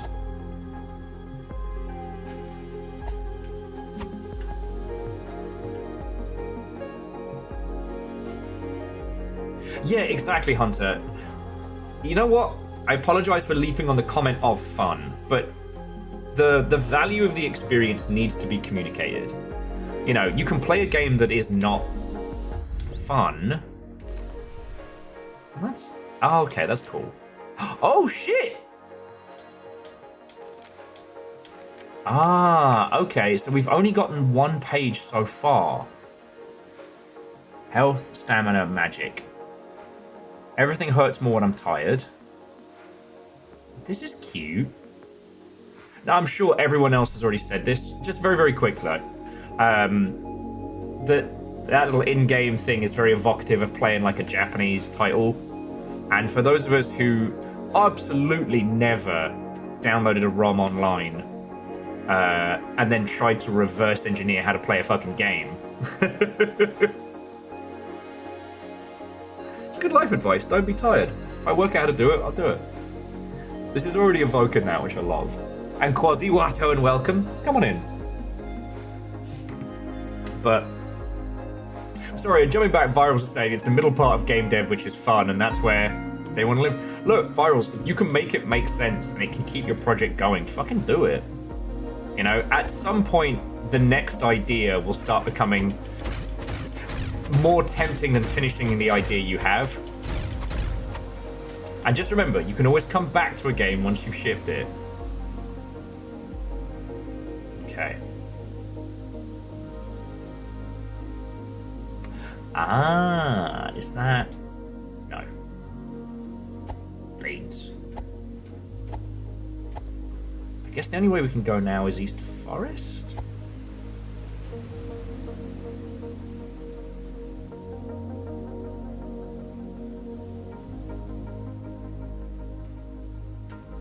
And Mephonics, absolutely agree. Absolutely agree. Lance, Watto, and welcome. Get yourself a cup of tea or a coffee or whatever will help. Come settle in for some cute shit. But, okay. What do I know of Tunic that are lessons that you should absolutely take with? Like, understanding the core of the game that you want to make the core of the game that you want to show other people, and being true to that is something that will always shine through. And I know that seems dumb, but we have been given no long-winded scrolling tutorial. We have been given no, it was the 17th age of the ball tugging or what fucking have you. We're just a little guy. We woke up on a beach. It has taken the things from nostalgia and used them expertly.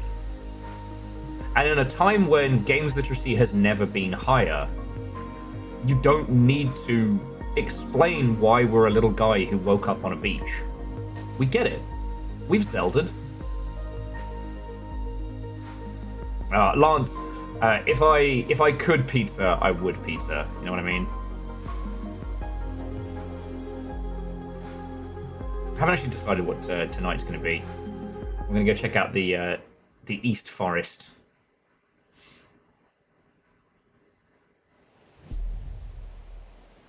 Yeah, well, so Bacon, I love that as well.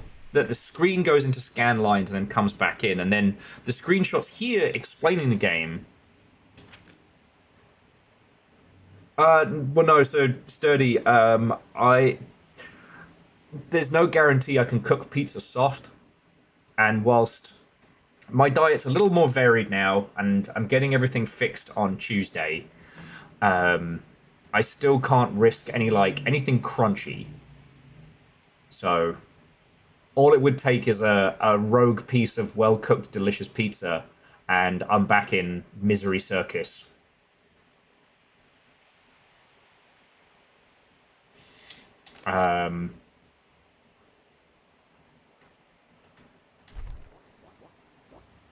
Sorry, so one thing that I wanted to point out is if we compare this to that horror game we played that was based on adventure, it's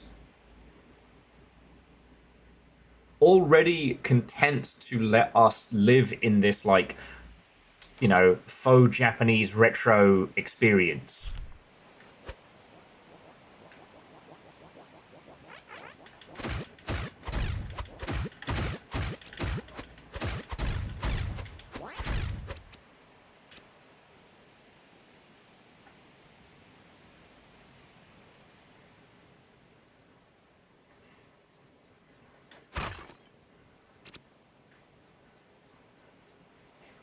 Actually, I don't know how bad it is in Seattle general. I was really struggling to get back to sleep this morning, so I ended up accidentally oversleeping. So I've not been outside. Okay.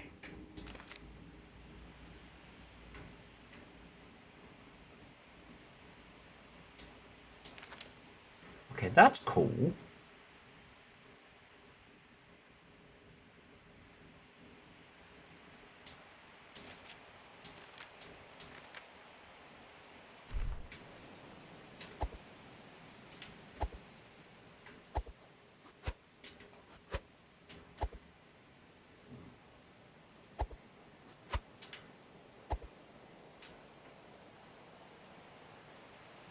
Don't have a shield yet. Okay. Oh.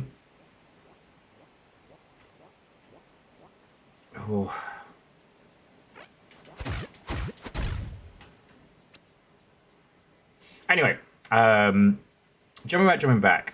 We played a game that was based on adventure, but it was kind of a horror game. And what was interesting about that is how it couldn't decide whether it wanted to be like a nostalgic return to a title, or if it wanted to be like a remake, a reimagining. And it's interesting because we got really far in it, and I couldn't face doing another segment where we had to find the new MacGuffin, use the new MacGuffin on the new thing.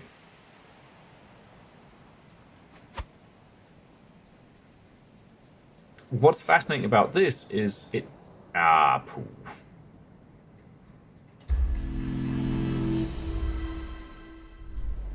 From the go, this is ready to use our knowledge and our enjoyment, not as a patronizing crutch, but as a jumping off point. and caffeine. What? Oh, and welcome. Friends, miscreants, Longshipian nonsense merchants, I would like you to all join me in wishing Caffeine a very happy birthday. How are you doing, friend?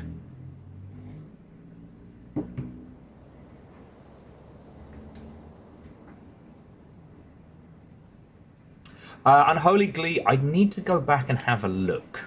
Hang on, whilst we're Caffeine birthday wishings. Because it's Caffeine's birthday!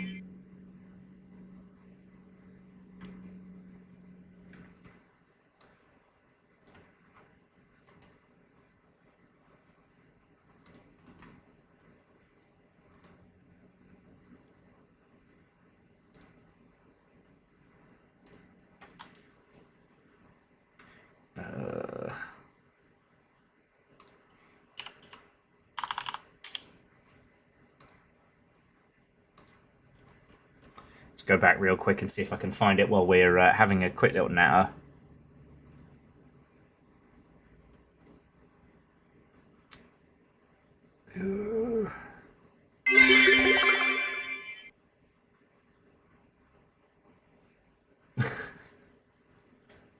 And Simple Chaos and J-Post, both using the power of bids.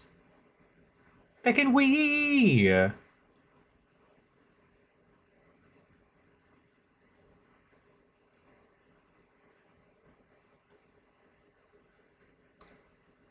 Oh, it was Tormenture. As in, tormenting adventure. Tormenture. Fucking I'm what? an adult who's been in braces for 3 years now. I'm very sympathetic to achy chewing syndrome. Please enjoy some soft squishy tasties. I recommend sushi and or milkshakes. Thank you. Fucking Joe! You can't be doing it! Quasi, thank you kindly. You fucking legend.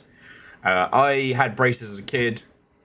I had like 4 teeth out back then, so I know the pain.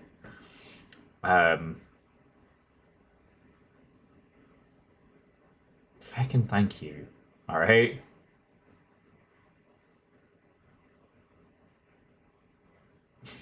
Fucking thank you.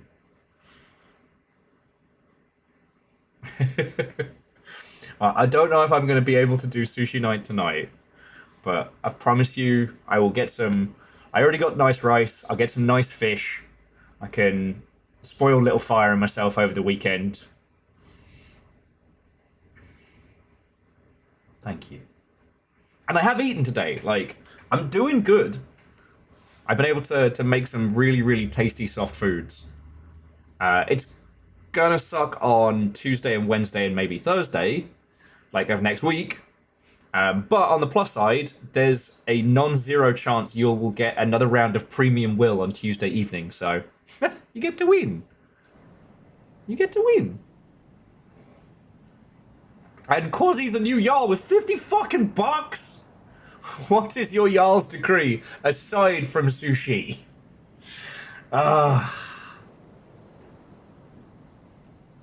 Hunter, what if? No.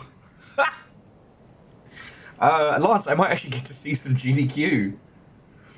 Fucking hell.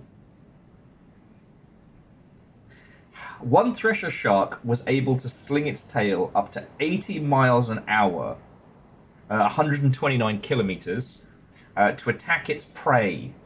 Fucking hell. Fucking hell. Scotty, thank you.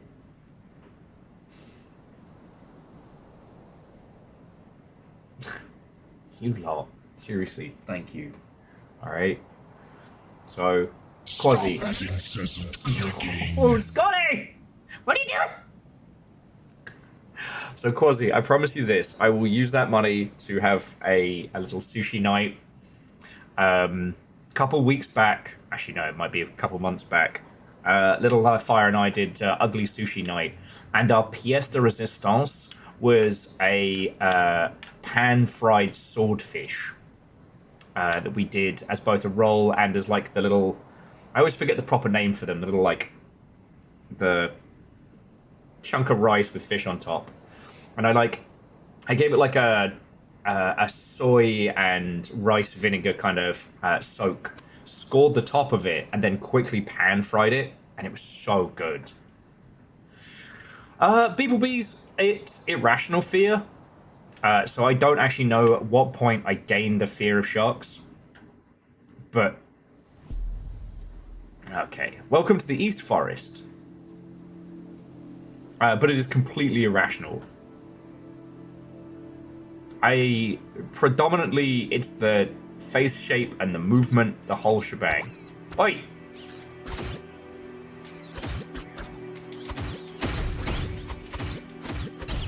Yeah, get wrecked.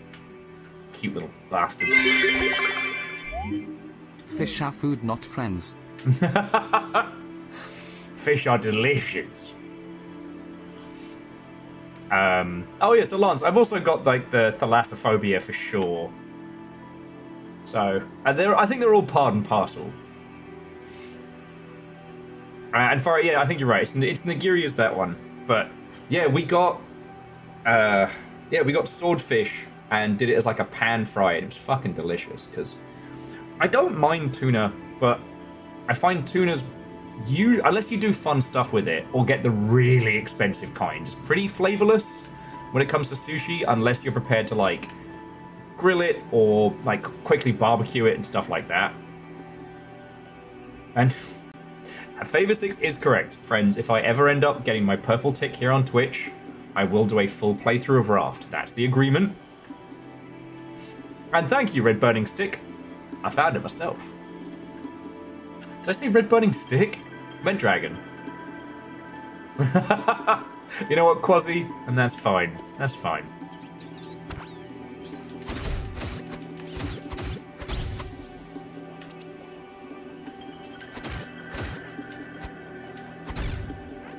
God, this game was the perfect choice for today. Also, I just want to say, shout out to Vanderbeest, who has been campaigning for us to do a playthrough of this for years. Literal years.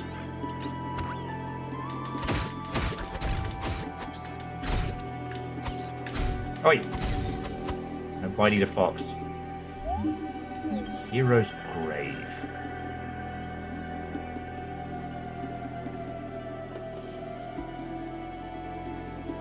Maybe we get a cool sword.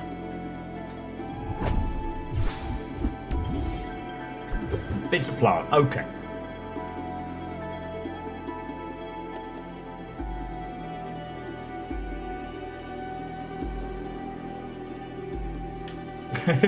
Maybe that's it. Favor 6, the power of the Red Ring of Death. Okay, so target lock. Face your adversaries. Understanding stamina points. The moment of safety in the invulnerability roll. Check for dust.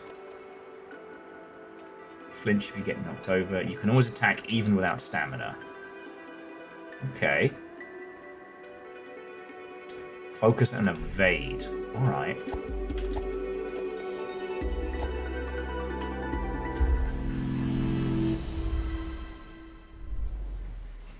Well, Red Burning Dragon, I'm definitely playing through this. I don't know to what extent 100% is, and I don't want to ask, but I do know this has a gorgeous environment, wonderful puzzles. Like, we are spoiled for good times. And Exo, what time welcome?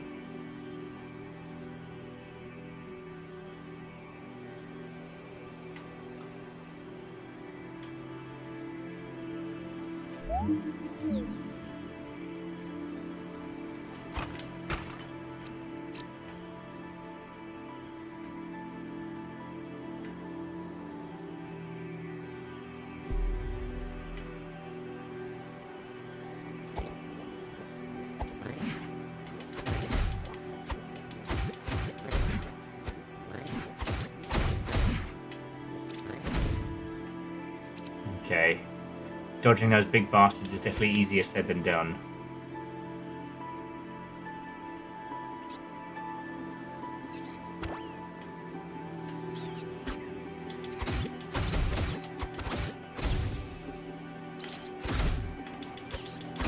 Fuck. Ow! No! My goodies! And need those. Now I'm dead again.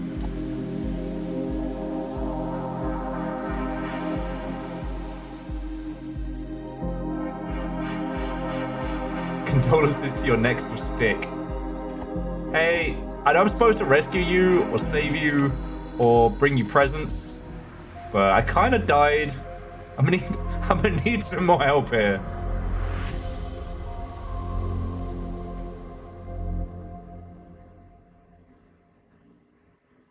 Oh yeah, and actually, EXO, we did talk a little bit about that earlier. Okay, achievement. What just happened? So we've got to go back and get our souls? Coins? Coin souls? Soul coins? Okay.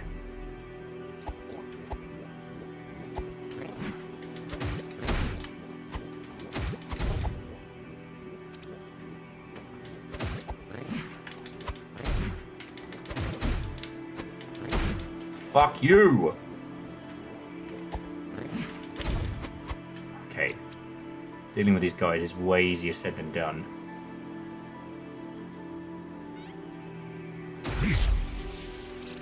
Fuck a couch!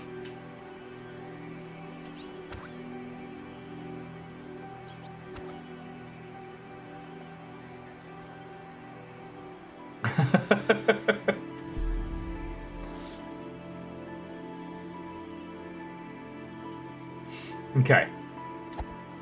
Maybe I'm not quite ready for the hero's grave just yet. Need to get like a fucking bin lid or something so we can protect ourselves.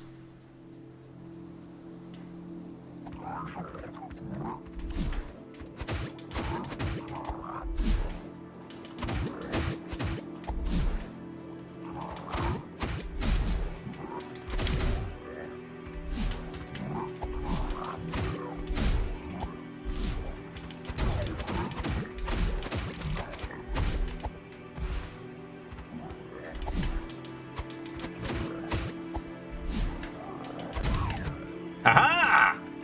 How about thee? I beat a man to death with a twig! Okay. I'm guessing that whatever we just did there was good?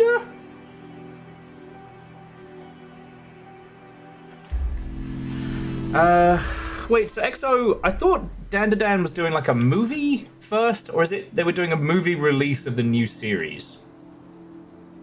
I've been so lost on stuff. It's very hard to keep up.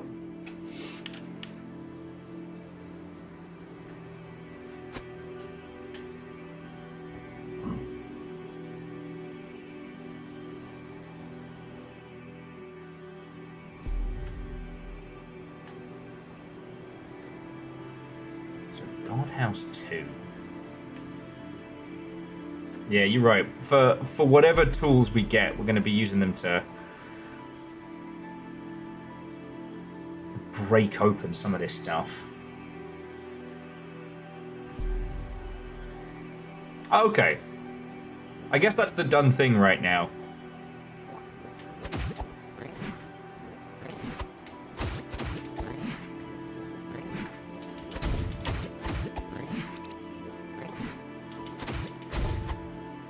Sorry, EXO was saying that for Dandadan, they've done like a movie preview of the first 2 episodes. Same that they did G-Quacks.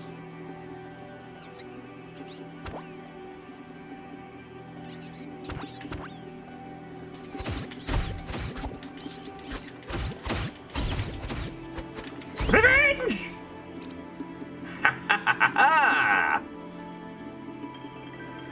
Ha ha ha ha! I am smart.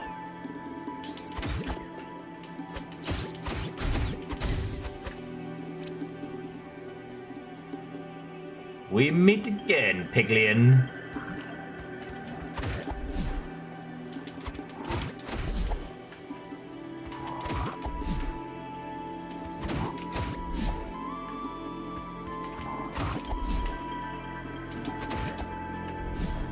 I wonder.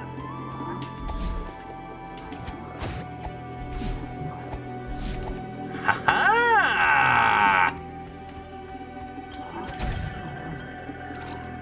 Okay.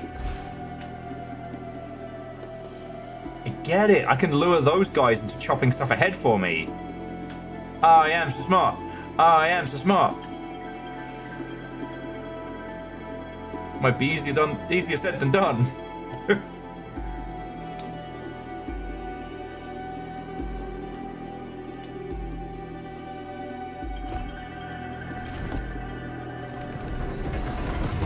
Woo!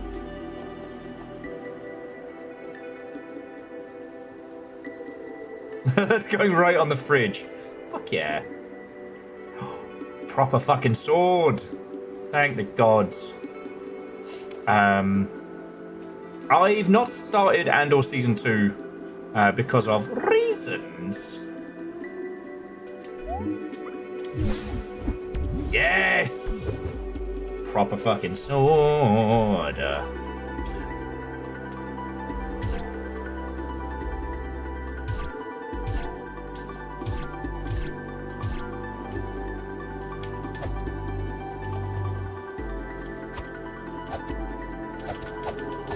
Yeah, we gardening.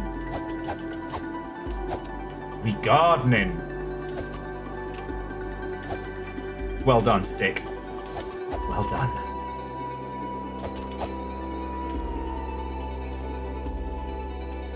Yeah, now we have the real toys. Stick 2, Revenge of Stick.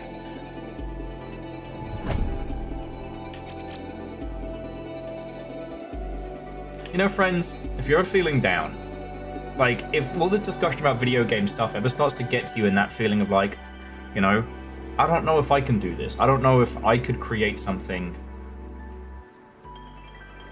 Just remember, somebody out there genuinely wrote, pitched, and believed in Son of the Mask. And you'll never be that bad.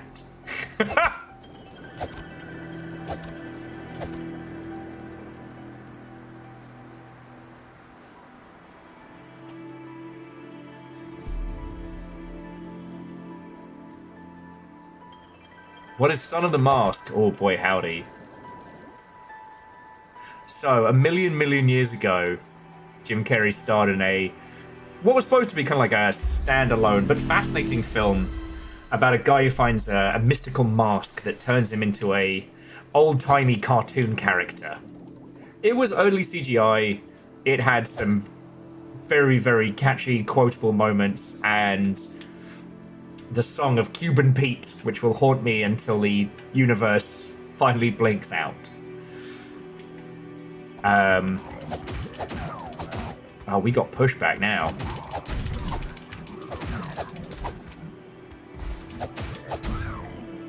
Oh, we killing.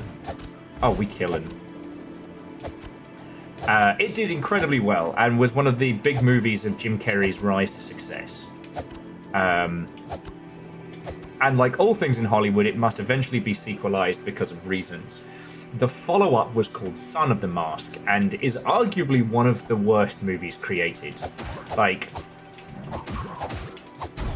Alan Smitty tier.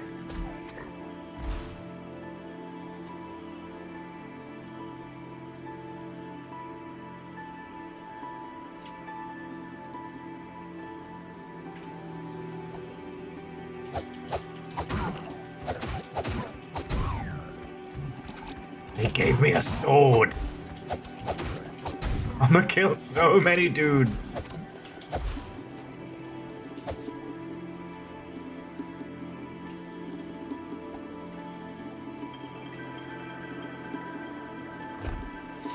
There was a comic book, there was a kid's cartoon. It was, I mean, I don't know if anyone was expecting it to be as huge as it was, but it was surprisingly good. To Devious Oatmeal, Watto and welcome. I'm a cute little guy with a cute little sword, and I'm making it everyone else's problem. Alright, we found a back way into Guardhouse 1. Should be useful.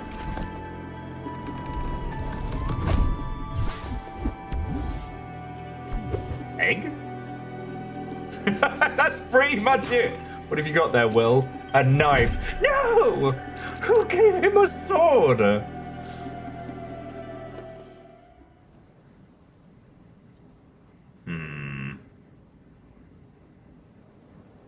I don't know if I'm ready for that guy yet. We'll come back here. Actually, Simple Chaos, I didn't know that. At Fable 6, sorry, I didn't know that the comic came first. It makes sense given all the like Norse mythology and stuff like that.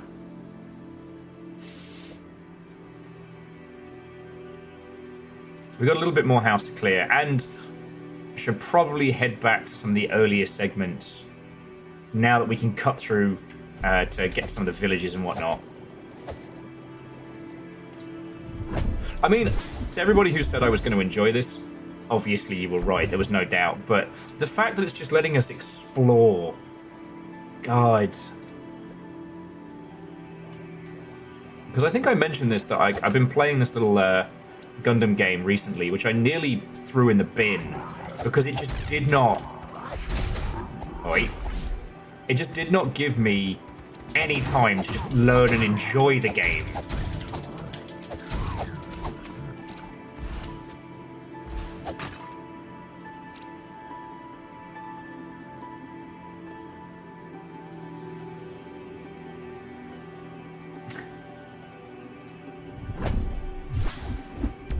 Okay.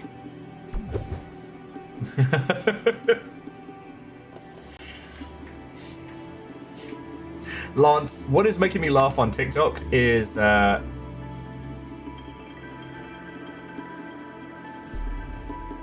amount of like Gundam clips, especially from the original series, that you can just write Happy Pride on, and a lot of people have to come to a very, very immediate realization about the whole Char-Amuro relationship.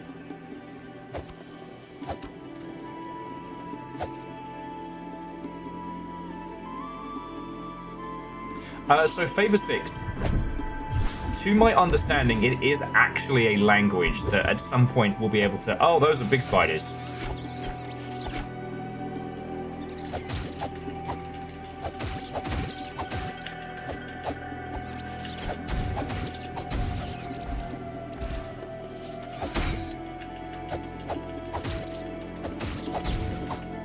Okay, I might be out of my depth here.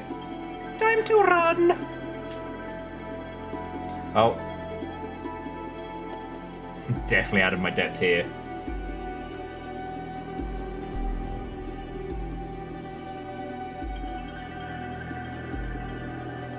Alright, so Caffeine, have a lovely rest of your evening, mate. Happy birthday again. It's so good to see. Sorry, so good to see you. You know what I mean. Like, hell yeah. And Beeblebees 1, absolutely, I agree with you. I have no patience for... But the thing is, like, you can have a linear medium game that does not feel like you're being patronized. And I think that's the big part of it, right? Right, because no one's going to be mad at a visual novel for, you know, taking you through the experience.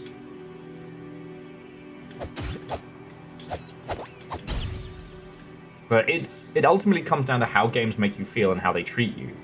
You know, I'm using it as a hyperbole example, but that Gundam game I played, the G Gundam mobile, and it's... Once you get through the tutorial, it is just Gundam G generations with a better UI. And that's good. We like that. Oh, that was a ladder. I didn't realise.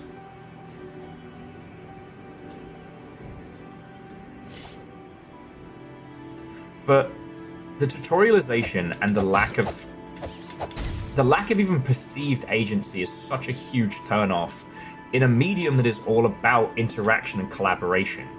You know? I just keep thinking of the whole, you know, Patrick Gill's joke of the hero's journey does not begin with a single step, but ducking under a log. That seems useful. Questionable liquids that I found in a bin. I should check that. Actually, Lance, I was talking about the horse game mobile.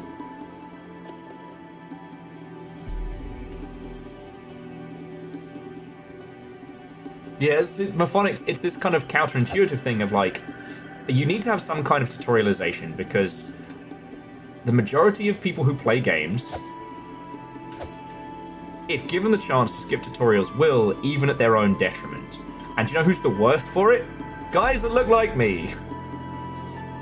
So you have to find a way to teach the player your world without...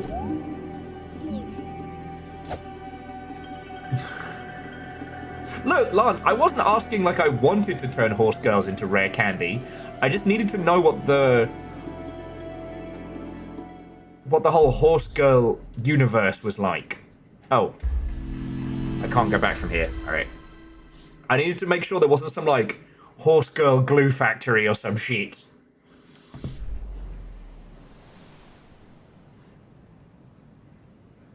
But I'm really enjoying my little Gundam game. And it's actually a fun little tactics game. But the opening tutorial fight and the opening tutorialization of the click this thing, do this thing, I was ready to snap my phone in half. And then the irony being is once I got through that, just through sheer bloody mindedness and nothing better to do, the game underneath it is actually a game. It's fun. You know, you get to play through each of the Gundam storylines. Get to upgrade your little guys. Each level you get to choose your squad of canonical mechs and your squad of like just mechs that are yours.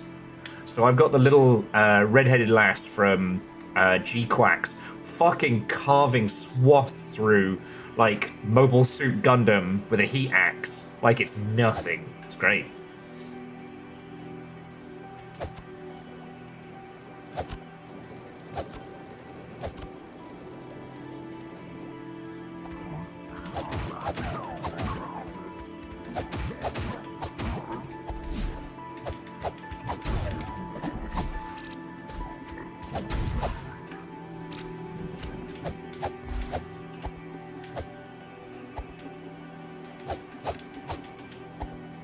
It said perfectly execute a special technique. What technique did I just execute? Who did I just execute? Oh, and I guess the only way I can go now is to wherever... So those guys are up there. After Hero's grave. Went that way because with a sword. Okay. Sorry. Lance is surprisingly interesting for a gacha. You know, it's another one of those things that it seems insane to say, but knowing how mobile games are thought of and monetized, the kind of people who work on them, like, it shouldn't be counterintuitive to not violently attempt to rinse your audience.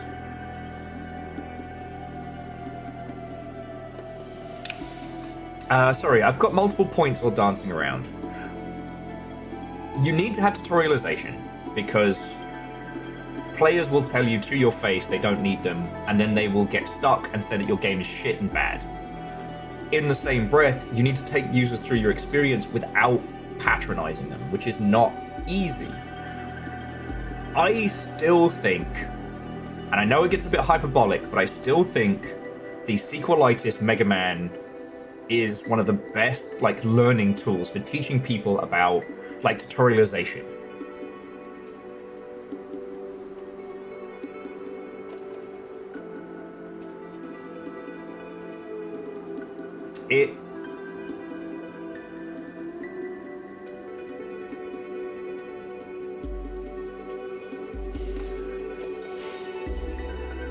It is still the clearest and most concise way of explaining the difference between educating your player, like giving them tutorials and teaching them how to do shit,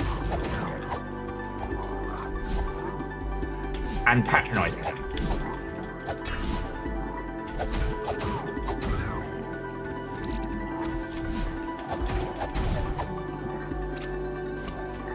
Alright, what's your deal? Holy fuck! I don't like that guy, he broke my knees, he broke my tiny bones. Fuck that guy.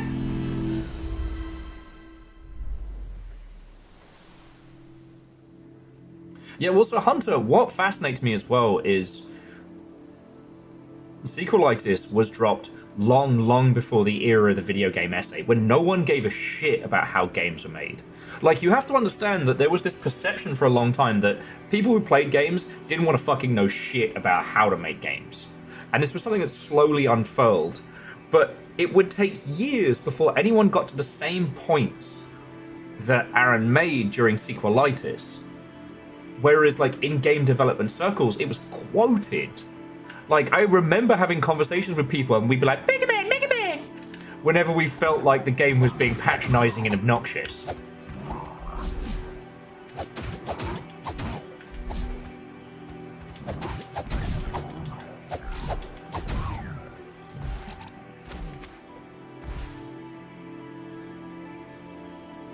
And it's fascinating that that was a Newgrounds Flash animation that had a huge impact on how games are made.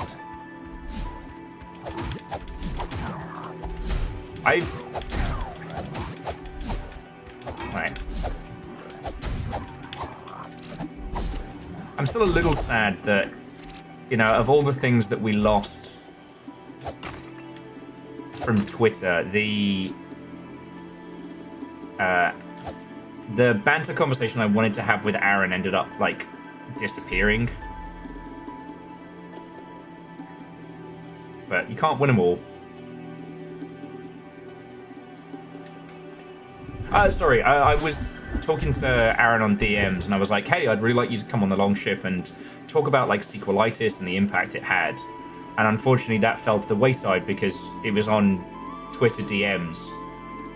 And when Twitter finally went full awful, I'm just not gonna fight that guy. He's not gonna chase me. There was nothing else to be doing. You know, if I get the chance to chat to him again, obviously I'm gonna invite him in a heartbeat. Yeah, I mean, Lance, a lot of Newgrounds stuff does need to be taken in the context of, like, that edgelord style was still new. The angry, irate gamer was the, you know, it was the style at the time, like an onion on my belt.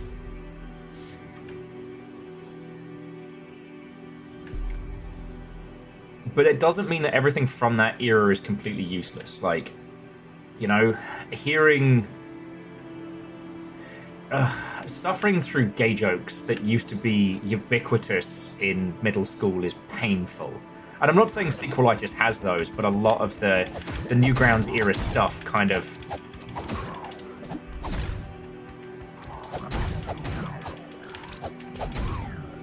I still remember a whole collection basically boiling down to, what if Gears of War, but they like men? It was... I don't want to say it was a different time, and I don't want to excuse it. I'm glad we've come past that, you know what I'm saying? But with Sequelitis, and with early Ego Raptor stuff, like...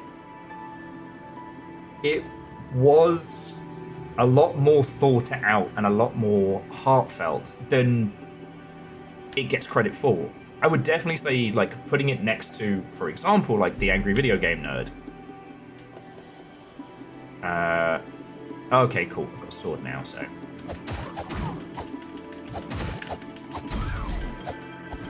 yeah, imagine you just minding your own business, having a day, and a fox with a sword comes and jabs you in the back. This feels important later. I've also... lost... you know what? I found the place we were supposed to be at, but I'm not strong enough to take on Spider Ambush yet.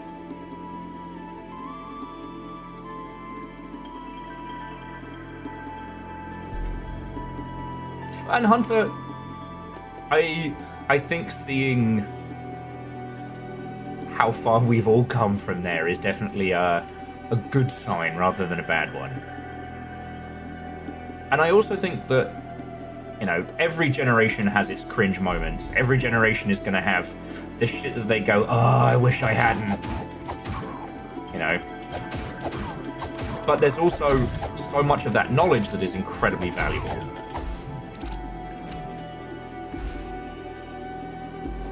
Was it this way to... I think so. Yeah, this is where I saw the big guy and went, maybe I should go somewhere else. Okay, so now I've actually got to fight like I mean it. Bear with me a second. Alright, you big bastard.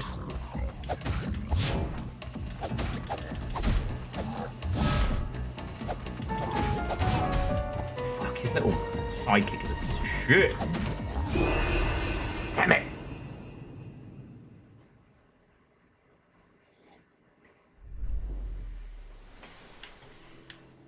First time every time. Ah, beans. The ghost of cringe must pass.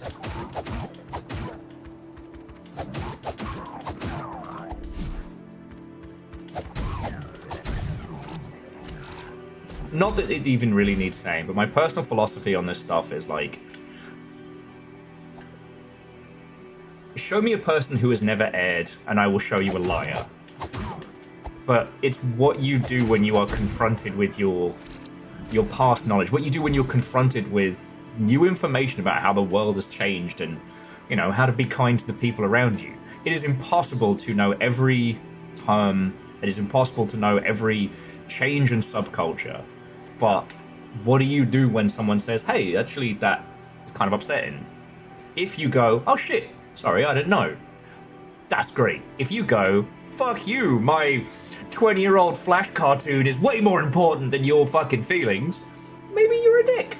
Maybe you're a rancid dick slam hole and you should work on yourself. You know what I'm saying?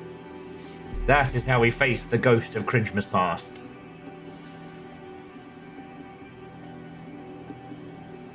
Do you know who's always a great example to talk about in that one? James Gunn. Oh, that's useful.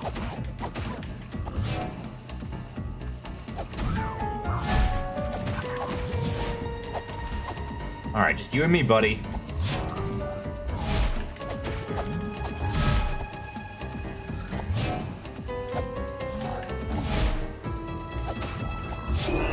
Fuck. Alright, getting his timing down is going to take a little bit. Yeah. Well, Maphonics, I was talking to some friendos about this over the weekend and stuff like, you know...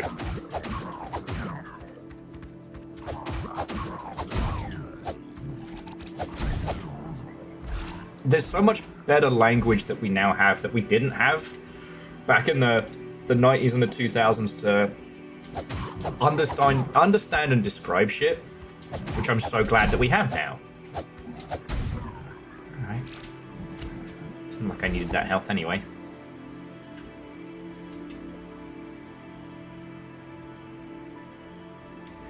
Yeah.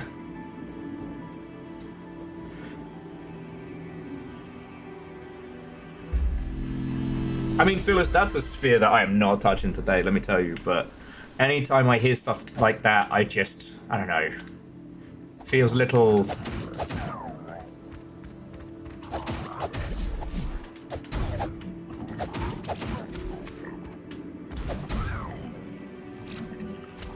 There is a lot of humor of the past that is horrifying.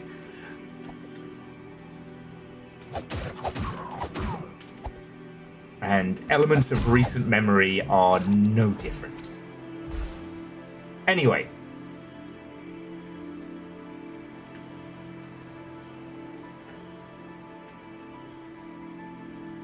I'm sorry, friends, I didn't mean to steer it into that direction. The thing that I think that is really cool now is that we are able to understand games and how they affect us. We're able to understand our agency within these places, and that, you know, we can take even the small lessons from things like sequelitis and bring them forward. Ehrman, yeah, fucking hell. Back in my day, we had Bartle's taxonomy, and that's how we liked it. Fuck. Like, I can't be on LinkedIn for more than about, like, 5 or 6 minutes before I see some shit like that. Like, you know, oh, back in my day, here's how we made video games, and we used slurs all the time, and it was great. Start stabbing.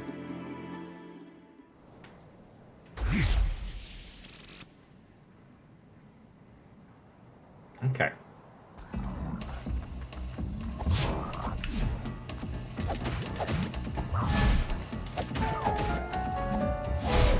Fuck. Fuck! Fuck this guy!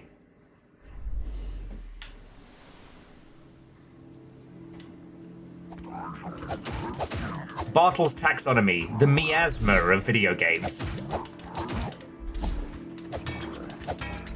Fuck.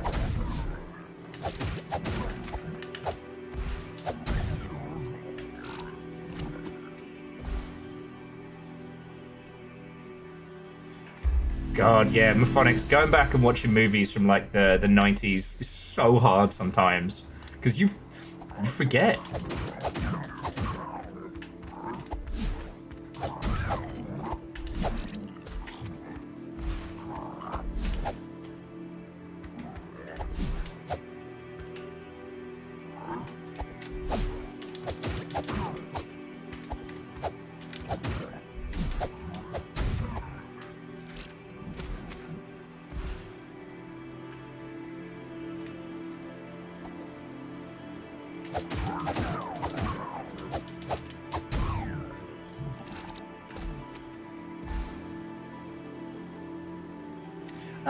Aeon.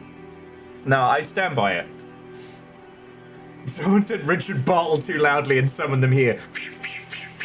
Bartle's taxonomy is dog shit. It was me. It was me. I was just saying that Bartle's taxonomy is the miasma of video game discussion. Like, they were he was close to something useful. He was so close. But also wrong.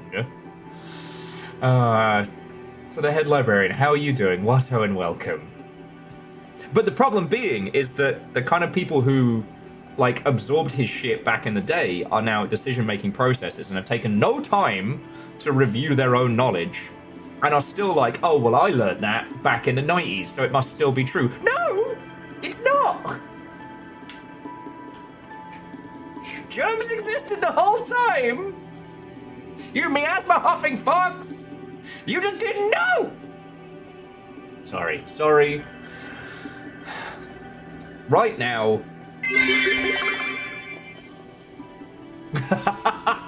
Look, ludonarrative dissonance is still a term that has value, it just procs everybody in like a 10-foot radius. If you've never encountered the term, it is useful. Ludonarrative dissonance is when you're playing predominantly a story game, and you as the player will commit completely different acts than what the character would. This came into prominence around the Tomb Raider reboot, where Lara Croft has a heartbreaking moment where she has to kill a deer to survive, immediately followed by the player massacring every animal they can, because not only do they have no stake in it, they're also directly rewarded with upgrades for doing a thing that's counter to the character. Now, Bartle's taxonomy, if you haven't encountered it, was fucking Richard Bartle, who came up with this idea that there are a handful of specific kinds of people who play games. Now, it kind of sort of applied to MMOs a little bit. Since then, we have come to understand player behavior is drastically different and vastly changing. Like, he wrote that shit before Power Wash Simulator existed, a game with no conflict. But that's a whole nother story. The problem is that a lot of people that absorbed early knowledge are now at decision-making places and are not taking any new information on board and not listening to the people they pay to give them the better, like, better information. And the other is that right now, things are very, very hard in video games, as I'm sure you've seen over the last 2 days alone, which means that it is rife for grifting. All these fucking shitey, limey white blokes are coming out of the woodwork being like, pay me money and I will tell you how you can make a video game. Because you'd think at a time when everyone is broke, those scams would be less effective, but nah, they're at their most powerful when people are desperate. And some of them are pyramid schemes, some of them are work for exposure till dead schemes, and some of them are just pay me $2,000 and I will give you useless information that I say confidently. I can give you useless information for free. Would you like some useless information? Whilst making a cup of tea, one should always bag hot water then milk and other things, because the diffusal temperature is where you get the best flavor. Milk first was used predominantly in the UK due to the subpar quality of cups and china at the time. Pouring in hot water directly into teacups would often break and shatter them. So you would use the milk to diffuse the heat. J-Post and Furret, fuck you both!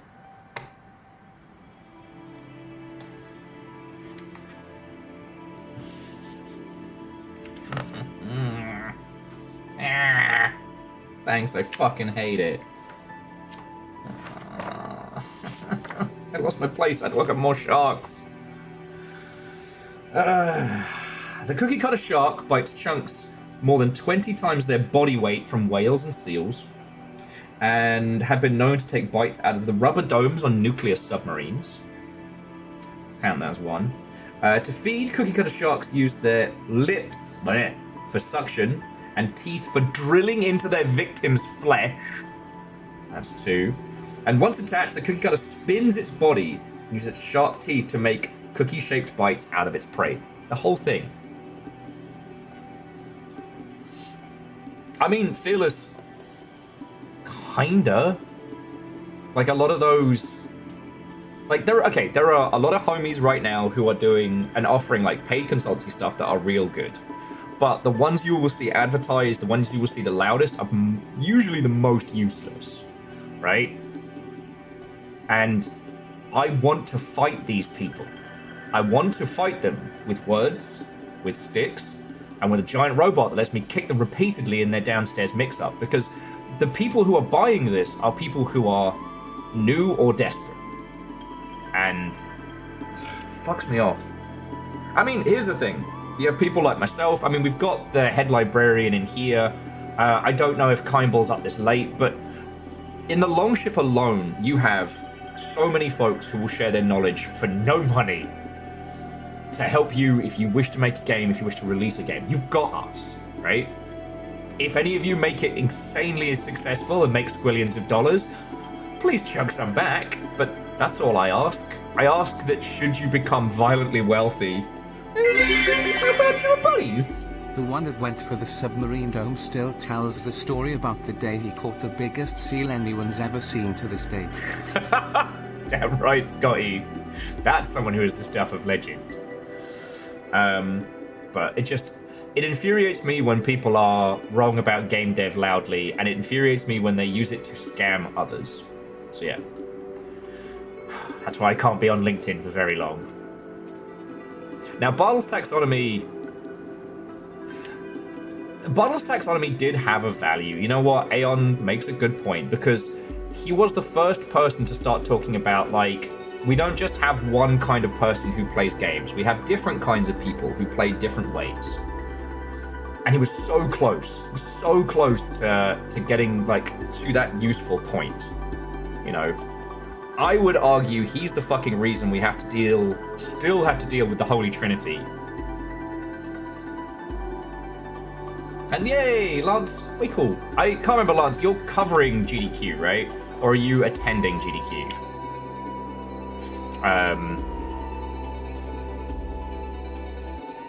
Oh, the Holy Trinity is the healer tank DPS combo. Just...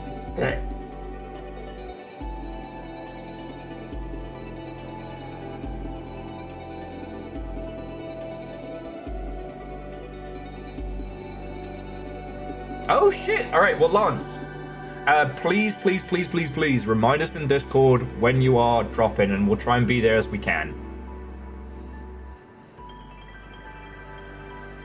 And to our head librarian, are you off to GDQ as well?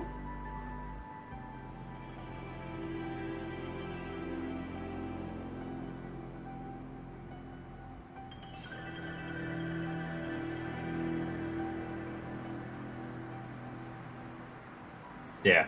And Cigarette, I'm glad that, like, it's only really a handful of folks who still bring it up. Kind of like that phase of talking about the magic circle in video games.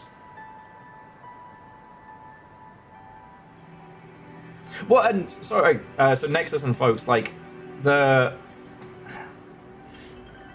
healer tank DPS combo incepted itself into a lot of titles as this perception of what people wanted, but ultimately, DPS players have fun. Most tanks and healers in a group environment, it's work.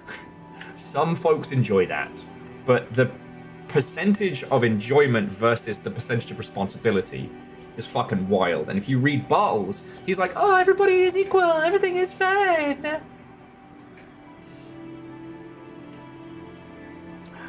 Anyway, me trying to distract from the fact that these two chuckle fucks keep kicking my ass.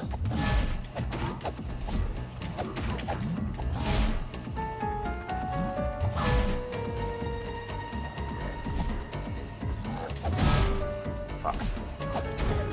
Alright, well that's one down.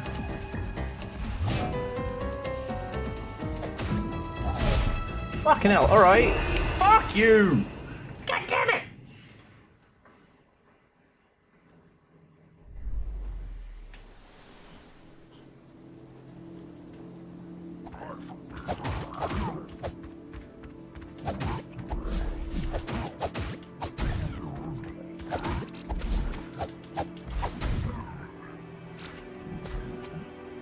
But exactly, Lance, like, because as Nexus was saying, like, TF2 has a better spread. It does.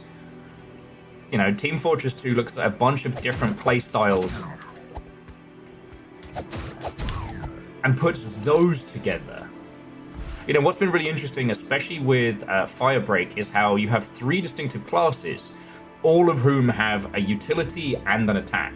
Everybody gets to feel like they're part of the operation. No one is left feeling like they're the hanger-on. I love that.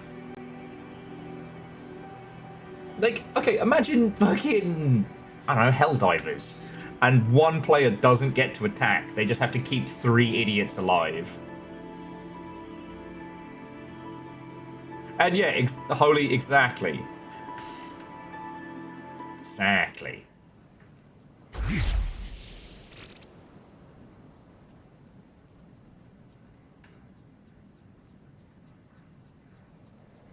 Now.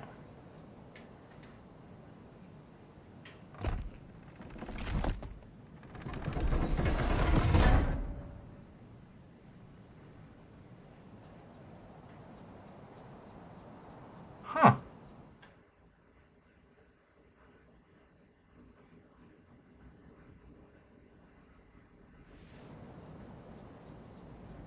Huh.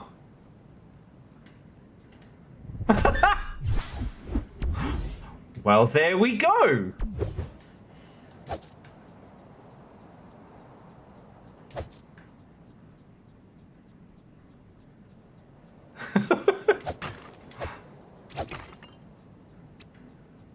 Have we all just been killing that boss because it's a boss and because video games have told us to kill bosses? Woot.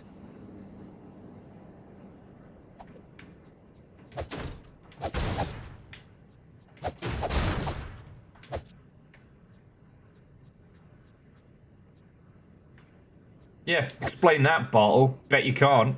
And Vanderbeest, thank you for the 200. Alright. Where the fuck are we? Aha! Are we the baddies?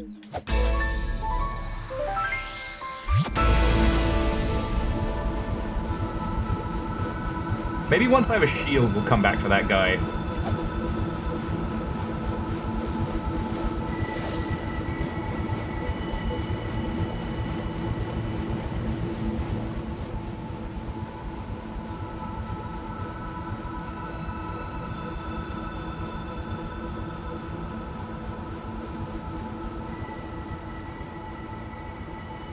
I mean, Simple Chaos, are we the baddies? Are we just running around just killing people?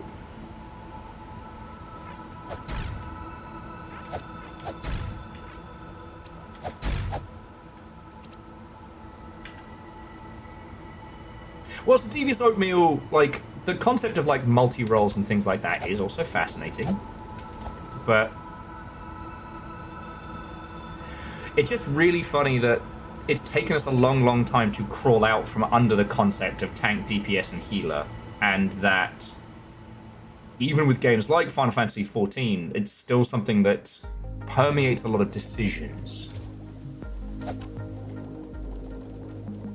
Alright, so I just have to remember the only thing that was left from that previous area before we returned back there was the boss to fight, if we even have to fight him.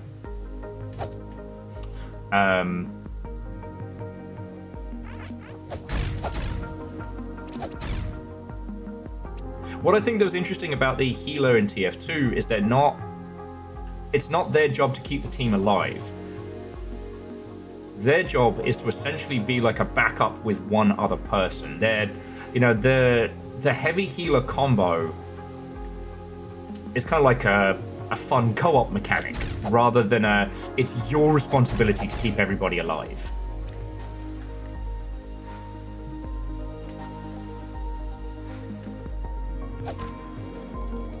Hell, so I think one of the things that Destiny did so well was that they didn't make it one person's job to keep everybody else going.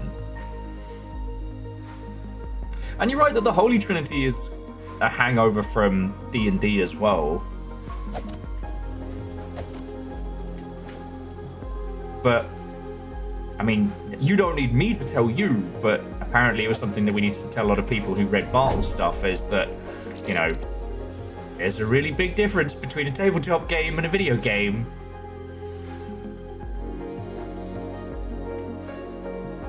I mean, the place where Final Fantasy XIV did spectacular was saying, like, no, you be whatever role you want to be. It's your character. You can change jobs. Don't worry about it. You know, as someone who suffered as a Ret Paladin in World of Warcraft, you know, constantly being told that, no, you have to do the job work because you're not as good as me. No one's going to enjoy that. That's not fun.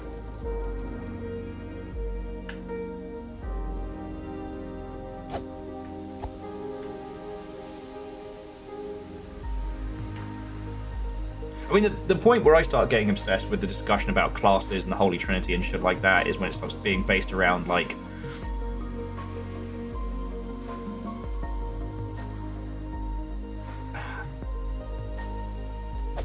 at what point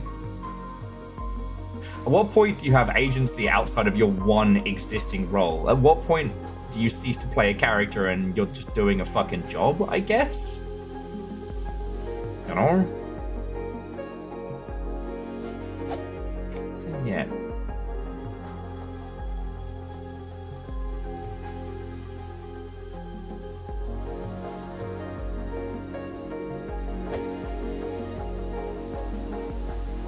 I could have sworn there was a ladder down this way. I must have smelled that.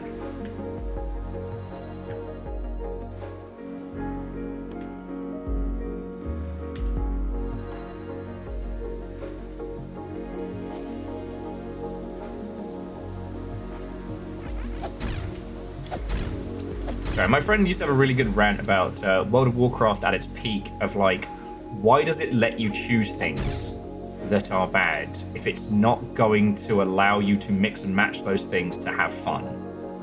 Like, as World of Warcraft's design philosophy obsessed more and more over the Holy Trinity. Okay, we'll come back to that. Then the question becomes, like, why do you even have stat points and leveling? Why tell someone they can play a role in a role-playing game when really you get to be one of 3 character flavors? Yeah. Whoa, and to our head librarian, you wouldn't be the first person who has been designated the default tank because you get listened to. It's not what you necessarily want to play. It's a role you have to take. I don't know. Sorry, this is going to sound like, and then Will shits on World of Warcraft for a few hours, which is very, very easy. I always think of that meme, like, this is an RPG, what role am I playing? Your dad?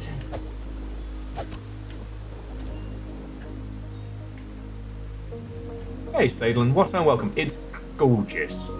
Very much what was needed today, that's for sure.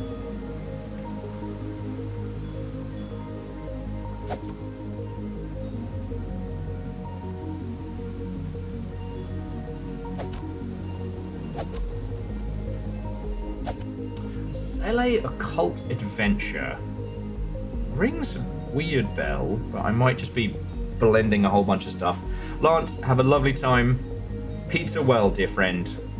Pizza well.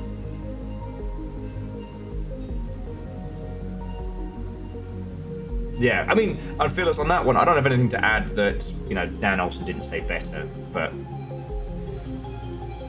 I don't know.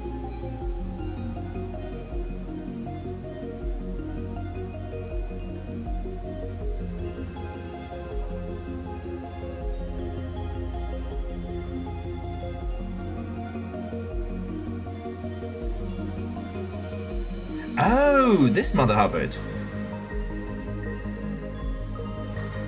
Huh.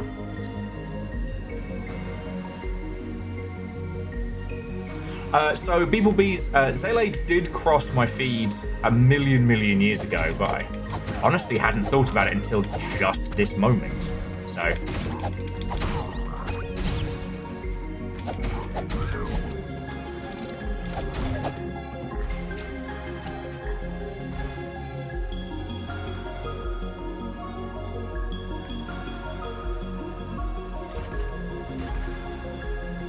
But I will say, like, again, I'm not trying to shit on World of Warcraft. As easy as it is to do. What I'm trying to say, at least, is that we've come a long way, and we've learned a lot since then. Like, these days, if you want to pull my attention into a game, especially something like an MMO, I'm not gonna do any variation on the Holy Trinity. You want me to spend that much time of my life and my energy in a game? I wanna play a role that's not one of 3 full-time fucking jobs. Or one role which is like, lol, great, this is fun, and then 2 jobs. Like, I still want to give Book of Stories another try.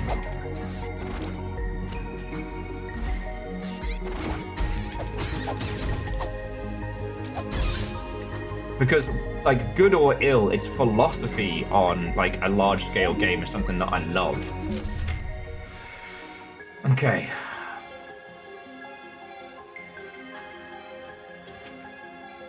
Okay, treasures and troves. So, shield is in Rudling somewhere. Effigies and lures. Oh, shit! There's actually, like, little pen notes written in here. They say if you throw enough bombs, you'll get a prize, so don't be afraid to use them. Have we gotten bombs?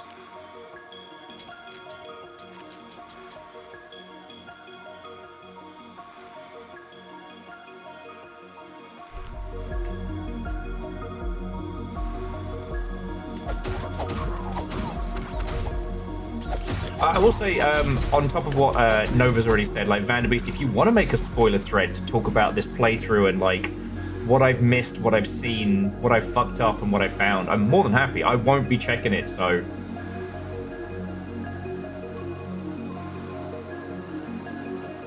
I'm just exploring this first little area.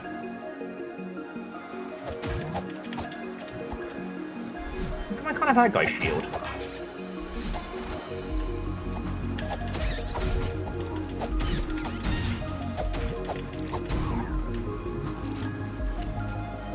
I deserve his shield.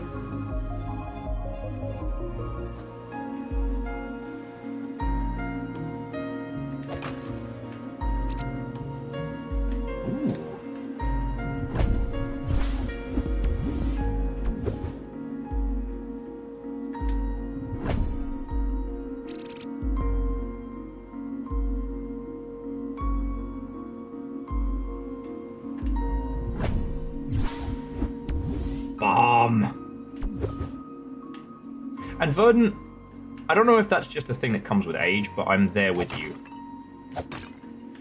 Like, I'm kind of anarchic about it now, that if someone tells me I need to play a game a correct way, or you're not playing it right, oh boy howdy, you better believe I am going to be stubborn to a level that shouldn't be medically possible. Alright, I'm gonna try one of these. Okay, so these do refill. Alright, because I didn't know if they were...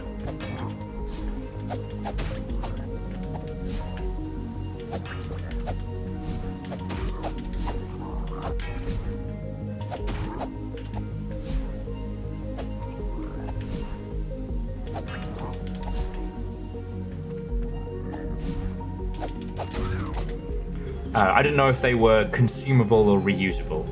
I'm gonna stop being so precious with my item acquisition. And I do want to point out that, like, I played a lot of World of Warcraft. Like a silly amount. And I don't know if I would have kicked the habit without... Remember, Fox, use bombs wisely.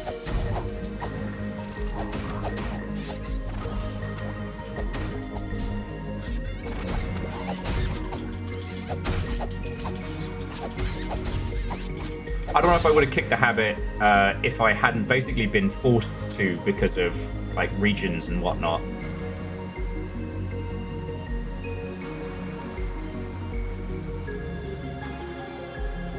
He's a strong little guy.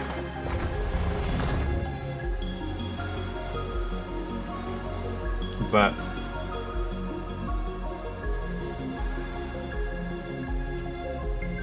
I mean, Unholy Glee, also same, which is why I ended up playing so much of PlanetSide 2 solo.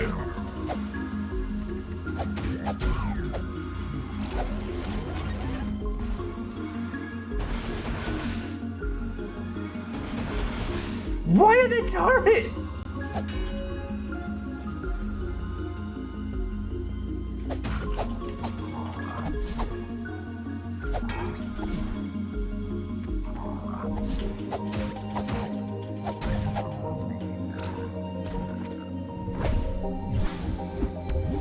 Another effigy? Okay, cool.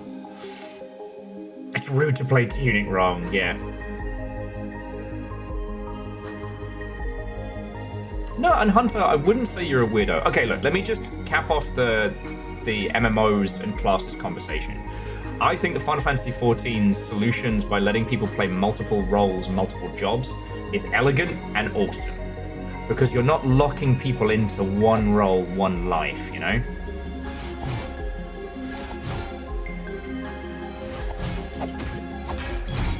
Fuck me.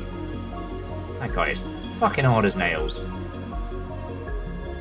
Maybe on one of these tiny islands I'll find like a little handgun or something. Huh. Why does this feel very specific?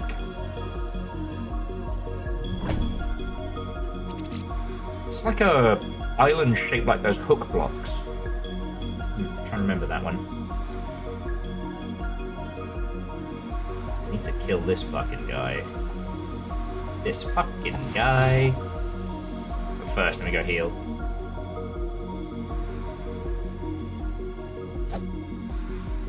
I do think that big group experiences in MMOs are fucking rad, and I think one of the reasons why those genres kind of like share.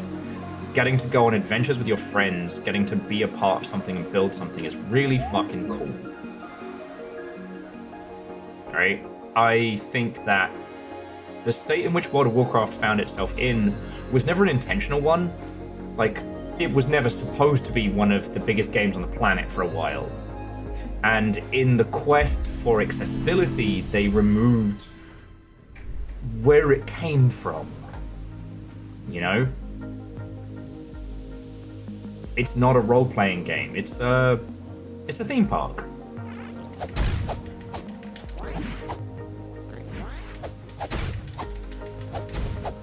And that's okay. You know?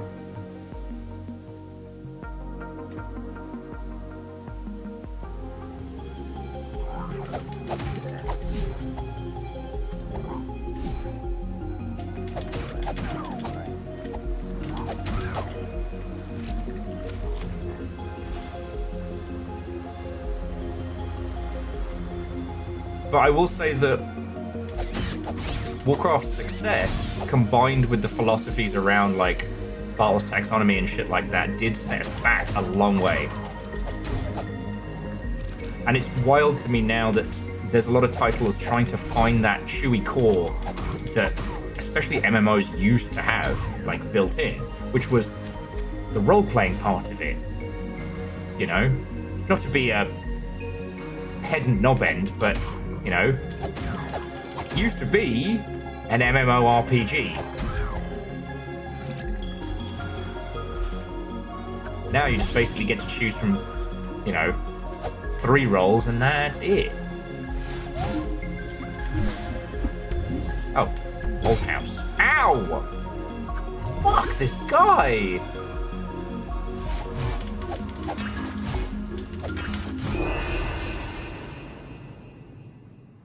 And numbers, what unwelcome. That's been going around today, let me tell you. So, grab yourself a bevy, or, well, the equivalent of a bevy. We got this cute little guy. I just got my shins broken by that bastard. But I think we just got the key to this house. Yeah!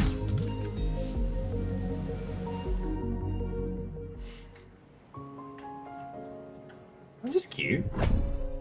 Oh. Nap time?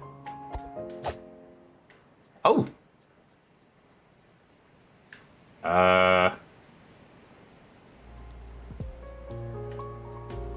Is this our house?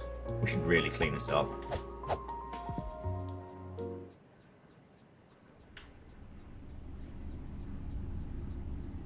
Yes!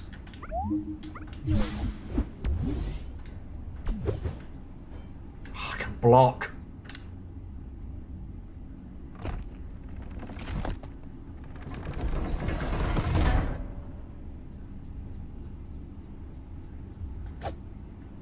I'd say, so, Real Hunter, Ehrman, I do agree, like, you know, being able to get away from titles where new players are naught but, like, violent fodder is good, but I think in the overcorrection we lost some of the roleplay in our role-playing games. We lost the ability to be characters and individuals in these spaces, and that's what I'm desperate to see a return to. All right, let's go back and get our shit first before I get us further lost. Now I can actually fucking block.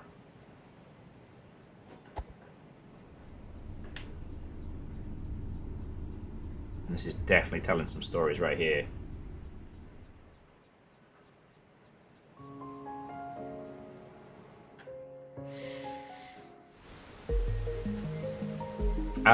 It is for nerds, but I'm getting my shit wrecked by this huge, tall bastard. And so I might have to actually embrace the...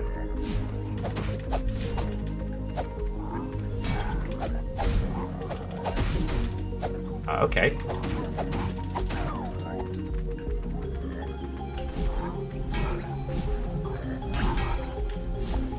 Alright, I get it.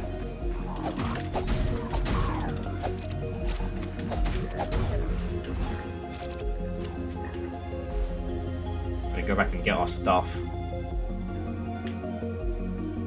Well, with Baby 6, we're going back that way.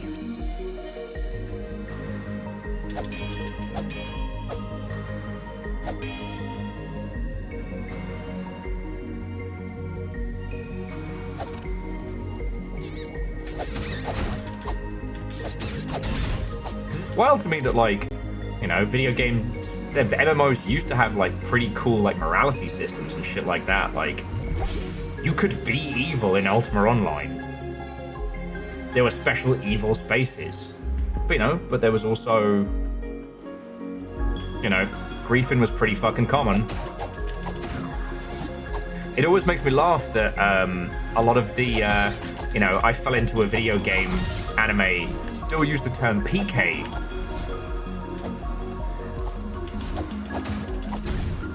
Whereas, like, in a post-World of Warcraft world, we kind of sanitized player versus player combat.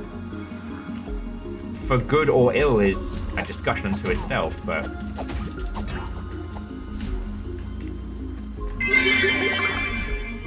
$50 DKP minus. You weren't standing where the fuck you were supposed to be! God. Sorry, someone mentioned the 40-player raids earlier, and that was a haunting reminder of dark times. Oh, sorry, and Errorman, thank you for the bid, you fucking legend.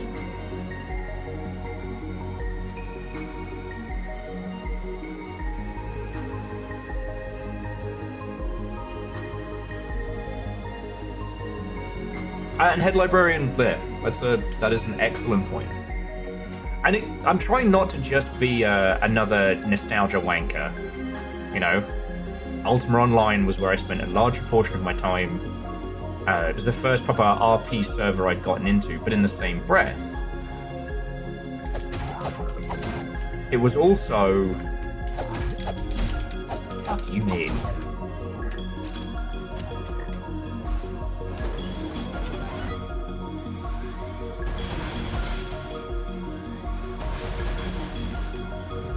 It was also at a time when I could dedicate a lot of time to it.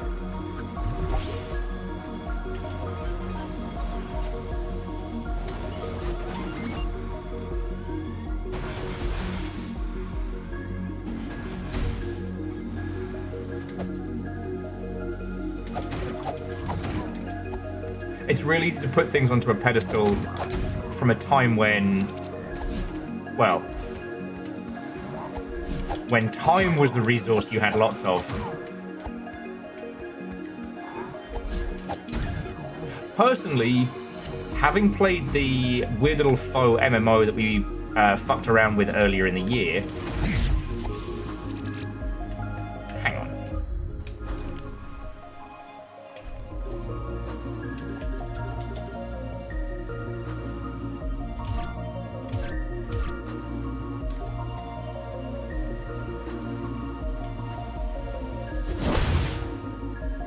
He is completely unaffected by bombs. This is not good.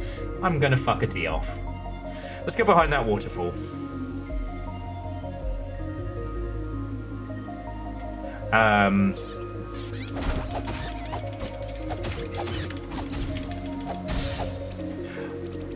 I do think it's interesting that there is a want to spend time in environments like MMOs that doesn't necessarily come from being involved in the next newest and big thing. Does that make a weird kind of logic? That... Fuck off, mate. I don't need lines in this play. That having spent time with that game, I would love more to it. And honestly, that as a co-op experience, I think would be excellent.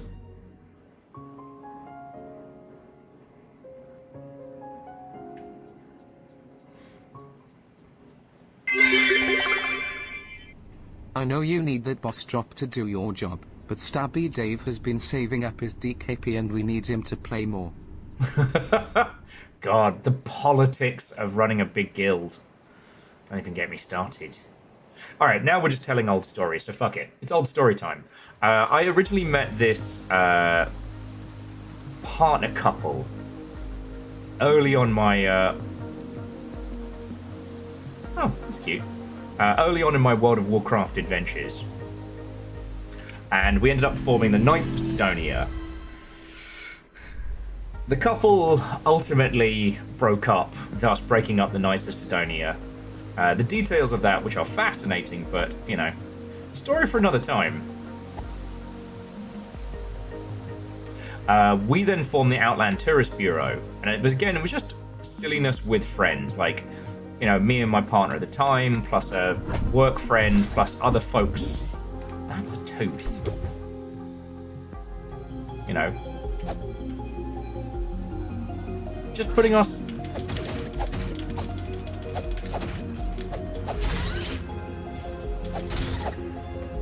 Oh, there's still the spider area I've got to check out. Okay.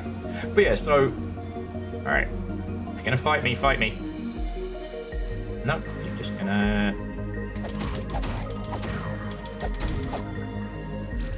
Is this the back of the spider area? I want to know. Hang on. Do bombs work against these guys? Yup! Ah! Spicy pepper! And we had a good time with it for a while. Then what ended up happening was my LARP group wanted to move servers and join a proper guild. So we formed one huge thing in the Outland Tourist Bureau, and then suddenly we were concerned with, like, who's raiding, what's going on, and the politicking at that point got so annoying. Because it's like, well, if so-and-so doesn't join the raid, then we're not going to have what we need, and therefore we can't do it. But so-and-so is a bit of a fucking knobhead. So I guess we give them the goodies to try and keep them around, even though we don't want to play with them?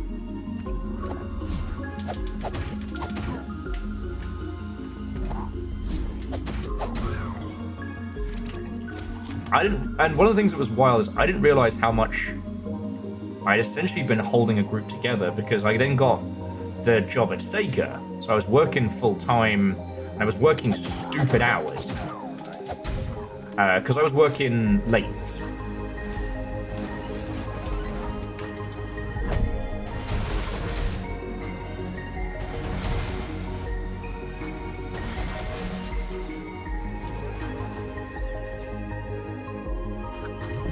So, like, I wasn't starting work until the afternoon. I was working usually until, like, 10:30, 11 o'clock at night.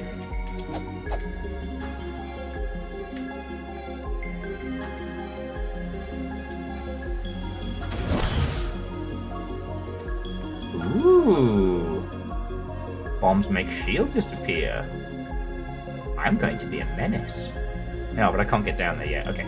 Sorry.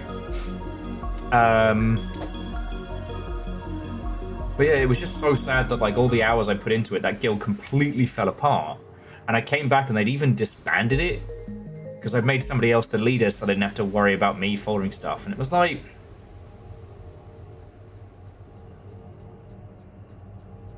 Okay, we need a torch to come back here or something. As my little fox elf is going to get lost in the dark. Salem was a feral druid when it wasn't viable.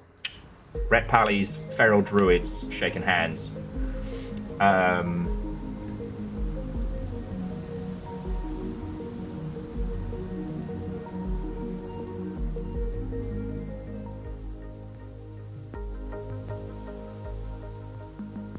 Anyway, I still...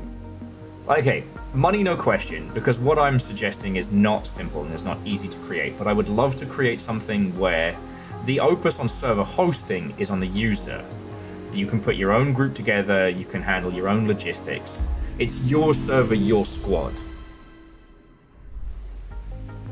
Because at the point where you're running a guild, you're already running a server. You know?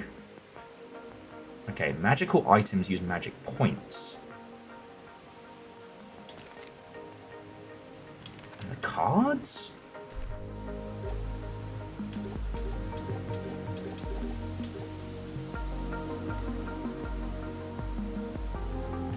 Okay.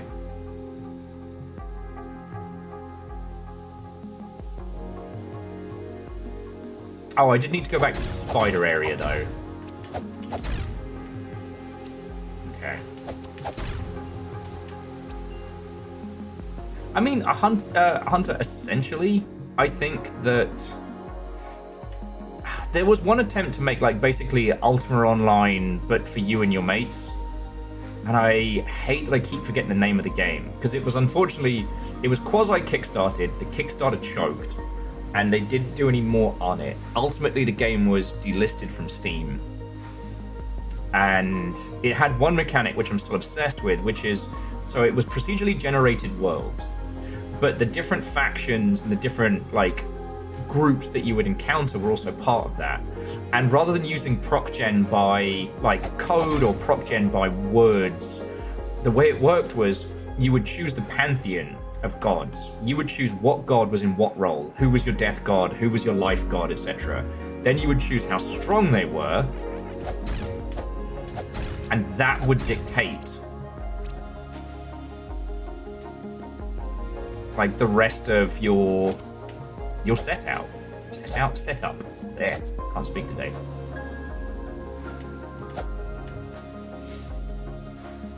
So you could have a world generated that really did feel all your own.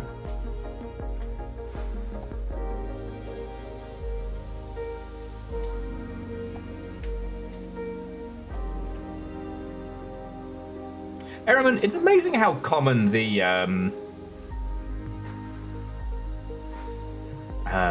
relationship dramas destroyed WoW guilds.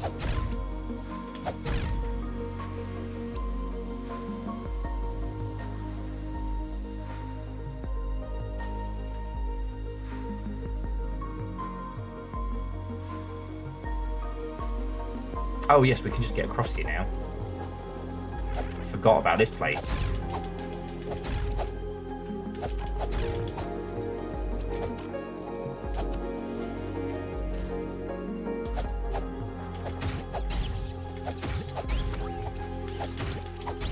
Yeah, where's the WoW expansion that comes with couples therapy? That's another story. I am not a person who can throw stones in the slightest.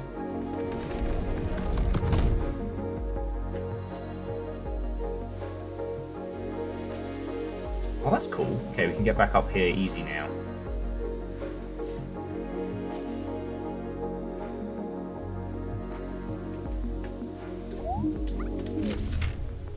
Okay, and now we have a map. Right. Okay. So, ringing of the West bell. Under the well.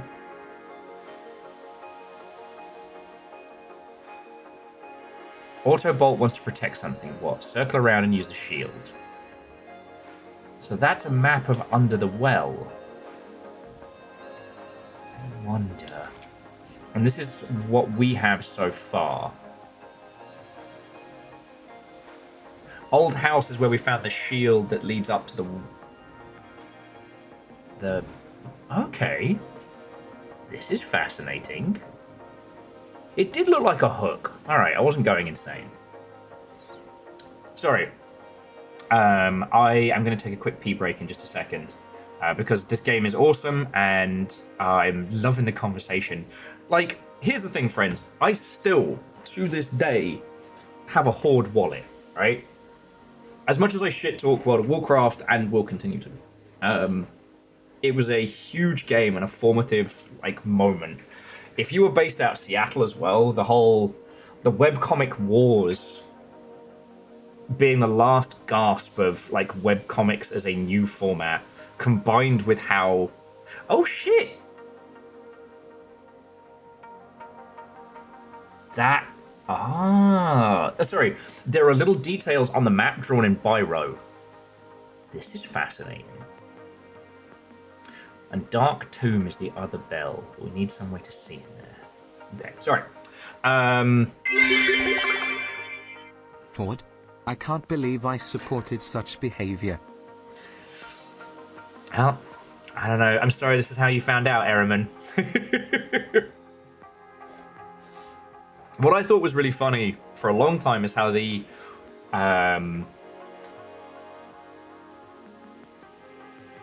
one of the fan gamer bits of merch for this game is a pin of the manual. Fuck yeah.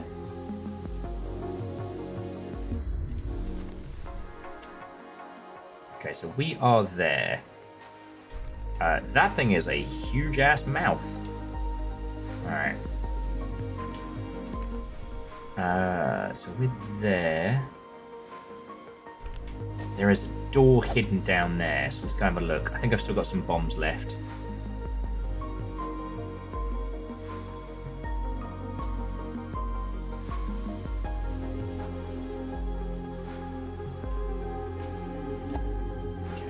That way. But I'm glad I got involved with it, and what I think is interesting is how, like, the whole Horde v Alliance nonsense of it wasn't actually really anything of anything, right? Even if you played on a PvP server, there wasn't really anything that you could lose.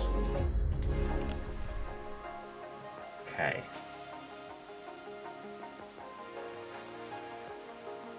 Oh, that's cool, and it does actually track where we are on the map, so that's useful.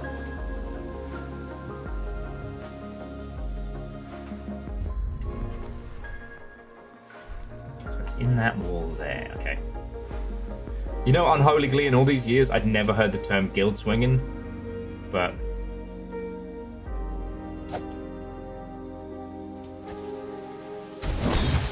Oh, okay, and we can get hurt by our own bombs, so we've learned.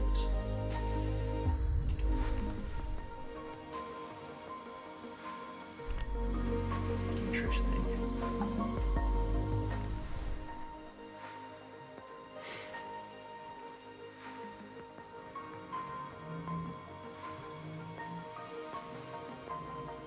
It's interesting that a couple of these just have question mark. Alright, hang on. I said I was going to take a break and quickly nip to the loo, and I haven't done that, so I should. But I want to keep talking about this, because love it or loathe it, I do think that World of Warcraft was kind of like the seminal moment, to an extent. Like, it had an impact on the world that was recognized and shaped a lot of how gaming was then seen. Don't know.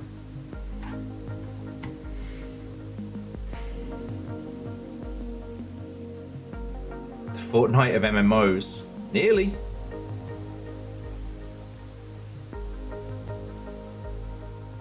I mean, ultimately, it was always going to come across the same problem that its greatest strength was also its weakness. That, like, if you now start playing World of Warcraft today, like, what does that experience even fucking look like? I'm not talking about, like, WoW Classic.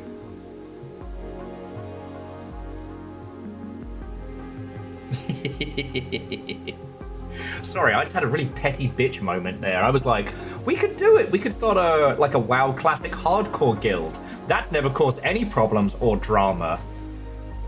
Like, damn, Will, why are you being a bitch today?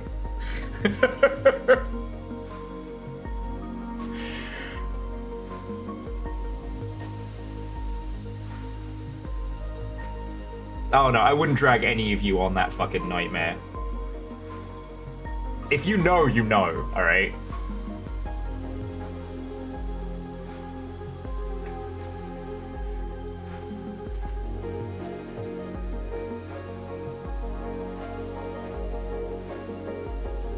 Oh shit, this is semi-unrelated. Martin, are you in yet? I can't look at the list of whomst is whomst.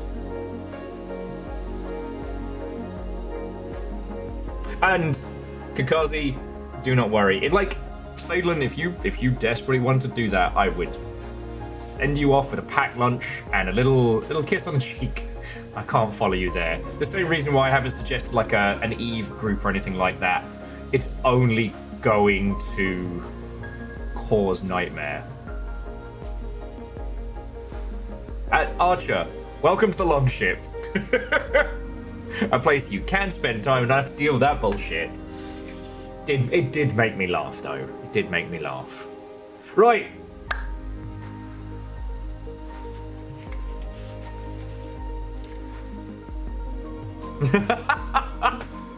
Sadly, Sadlin, I don't think I have the figure to make it. But it's a lovely idea. Right, friends. Grab yourself a cup of tea, grab some water if you need it, snacks, pay attention to your pets and your nearest and dearest. I'm going to nip to the loo, and then we'll keep going. Oh, Ehrman, no, you don't want to deal with me on Eve. Eve is... I'll tell you when I get back.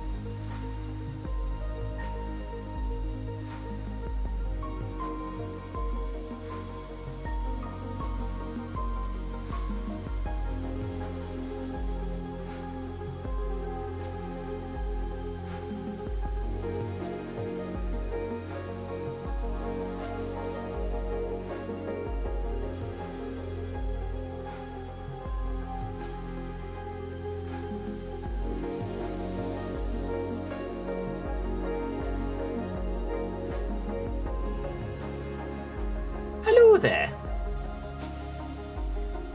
Ah, you little terrors. Thank you all. Shall we continue? So we need to go back to East Forest because there was something I dodged. I'm just trying to remember what it was. Ah.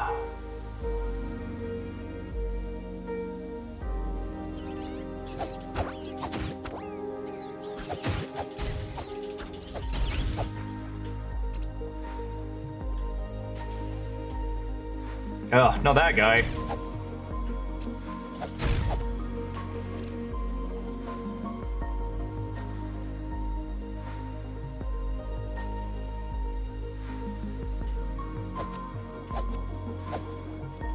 Oh, and this game is a fucking glorious vibe. It is one that is absolutely needed. And just, also the unapologetic nature of this game. You know what I mean?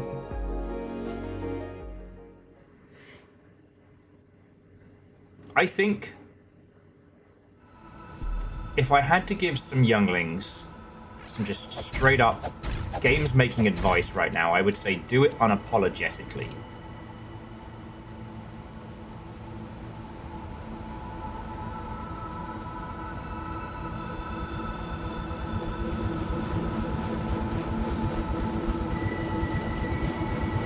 Because I think that's the thing that I keep taking away from this game the more we're spending time with it, is that nothing about it is apologizing. You are a cute little fox. Why are you a cute little fox? You just are. Okay. What's this world about? You work it out.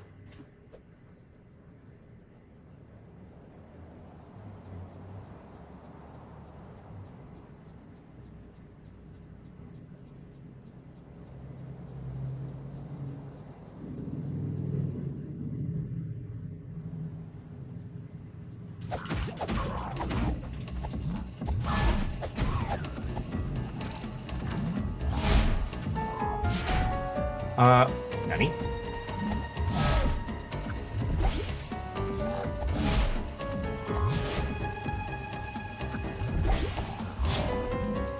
Okay, you know what? I'm coming back to this guy.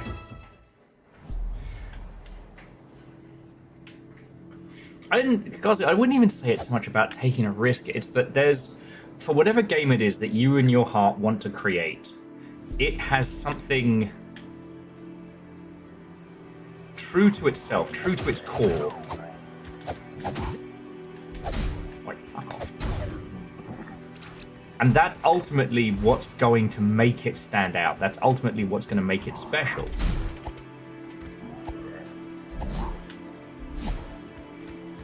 Sorry, I'm just going to save at this little point first. I try and remember what it was that I... Oh, it was heading towards the spider area. Oh, that's gorgeous. Apparently there is an album of piano sketches based on the Tunic soundtrack. Hell yeah. Now, was it in here? God House 2, yes. This was where we got towards the wood and the spider. I kind of wanted to explore a little bit more, but then I got scared and ran away.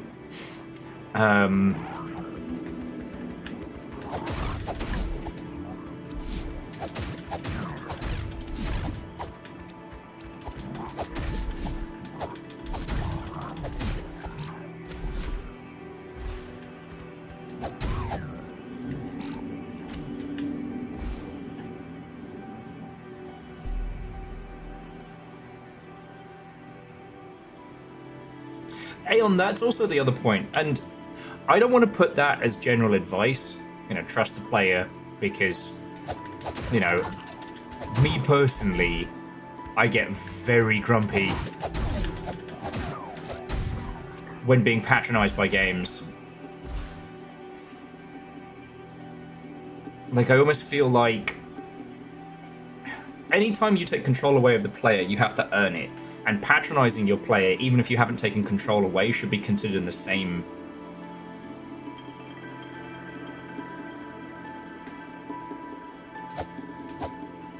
Alright, I know you bastards are here. Just come on out.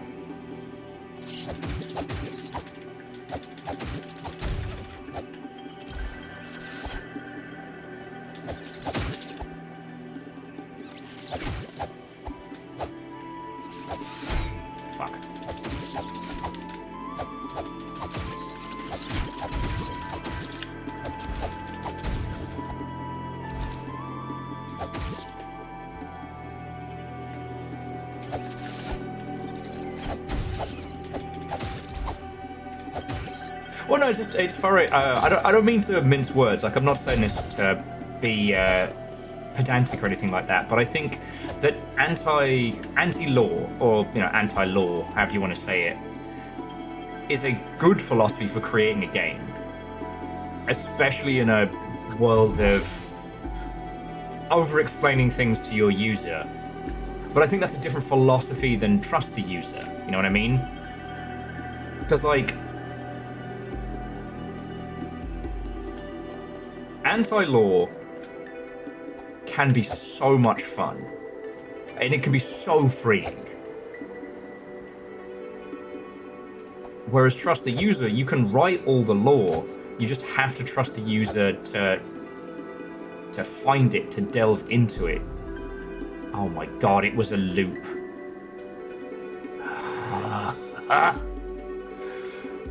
Game's gonna give me a stress headache.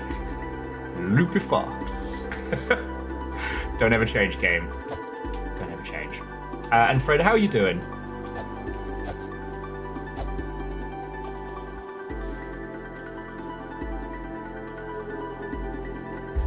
Okay, so aside from the boss, we've done pretty much everything in here.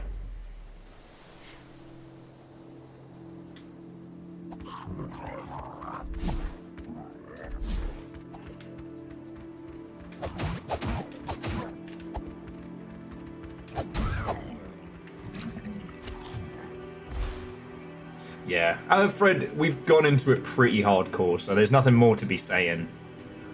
We haven't called full Wizard Veto on it, it's just... God. I guess you could say it's driving you loopy.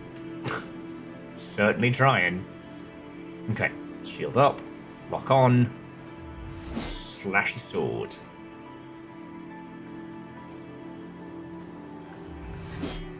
Hang on. Is that a parry?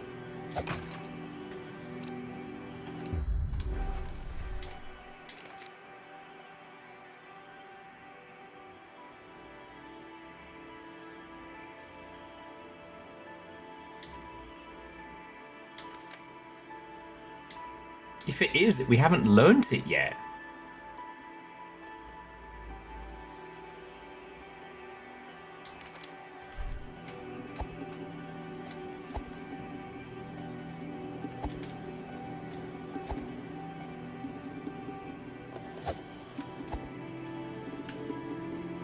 Oh, and that's the move.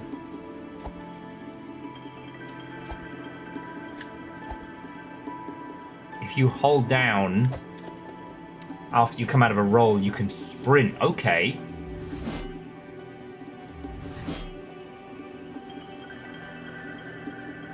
Right, now is this an attack or is this a parry?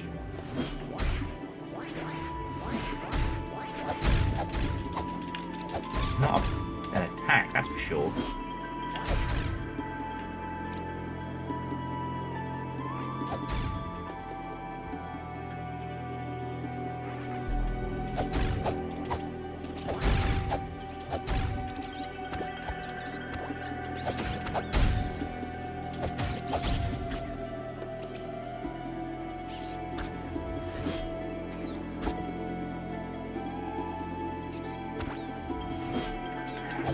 Not a reflect. I mean, it could be.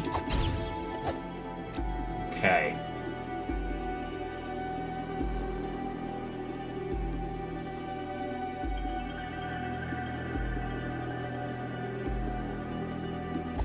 Oh, free goodies.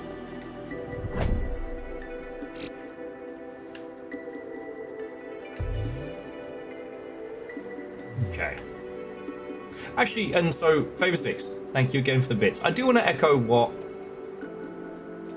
Real Hunter was saying, which is something we've been saying a lot the last couple of days, and that tomorrow people will still want to play games. Video games as an industry isn't dead, it's not fucked. The thing we've been saying for a long, long time, which is AAA is unsustainable, has happened. There are loads of factors as to why it's happened, but that's where we are. So...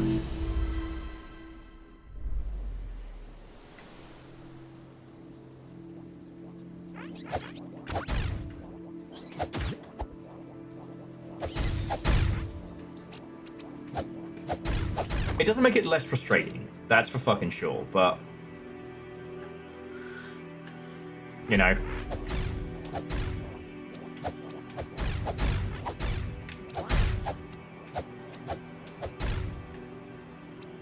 It is going to be interesting to see what happens with Xbox in the coming years, because if the Romeros can have their funding pulled with no warning, like, what could happen to the rest of us, you know?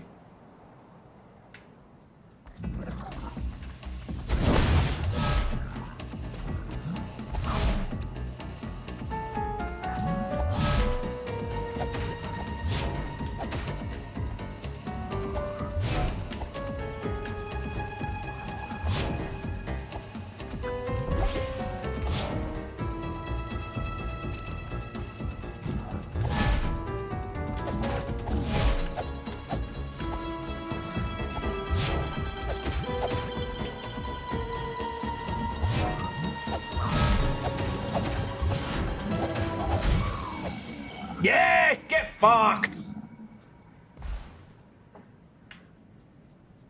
Die in a ditch.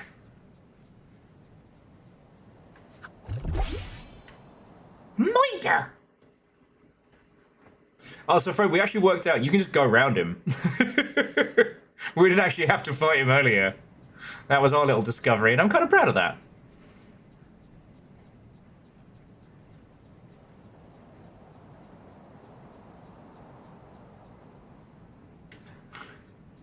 Furret, that's so weird. I'm trying to read your comment. Maybe Twitch chat's a little broken, but it says, you know, and then it's like Zlango text. It's like all scribbled and broken. Wonder why that is. Fred, I was doing this kind of shit before the term murder hobo was even around.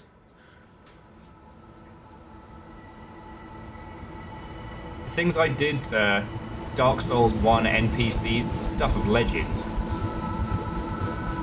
Oh. Oh.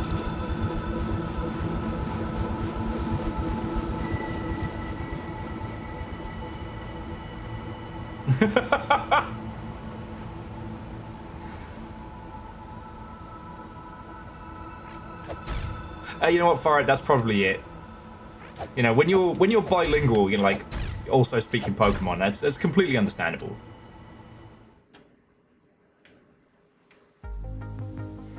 Okay.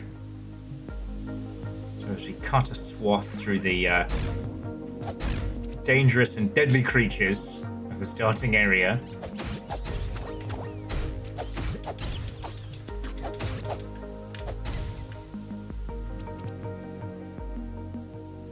At this point, we're just trying to work out where we gotta be. We did get the startings of a map, so that's gonna be useful.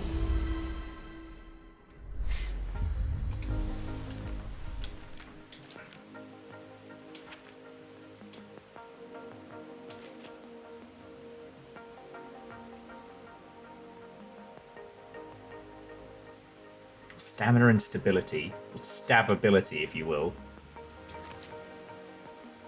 Keys, fruits, hot peppers, effigies. 8, 16, 32, 64. Oh shit, Nexus! That's why you threw in the cash.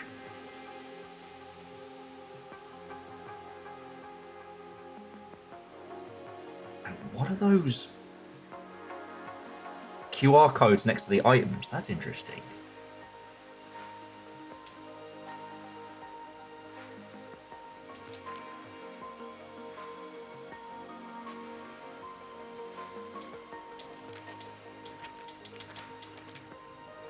Something just struck me.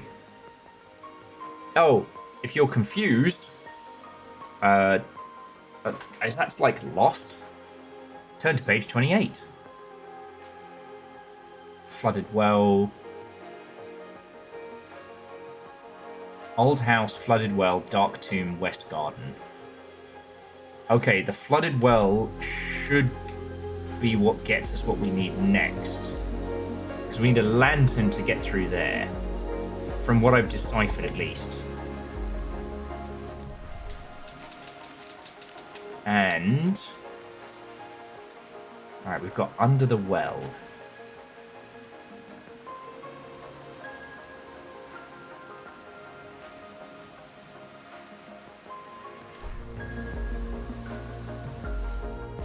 We'll work this out.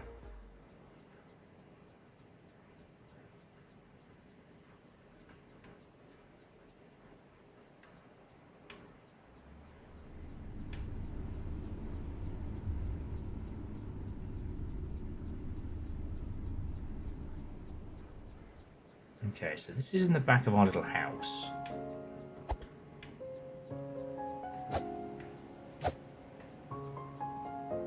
Which is extremely cute. And that is Old House. Now, Old House has a little musical note next to it. And the entrance to well is up the road. So it's up here. Okay. Ah. We haven't opened it up yet. Oh, but shit, I haven't been into the fucking windmill. Alright. Sorry. The fact that y'all are being incredible for not spoiling things is amazing. Seriously, thank you. I apologize, I keep missing stupidly easy stuff. Alright. We got this.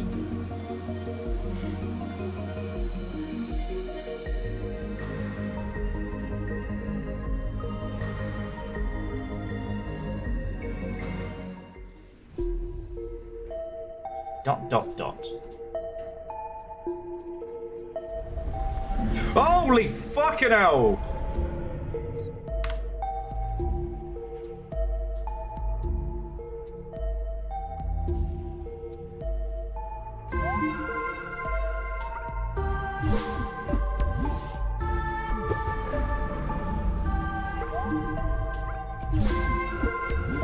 Okay.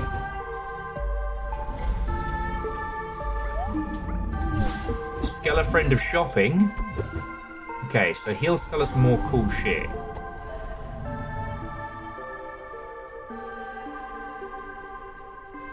Okay, cool. Your rib cages are like hands, and this scares me. So please take my money, and I'm gonna leave. I'm gonna leave. But I did get more potions, so that's good.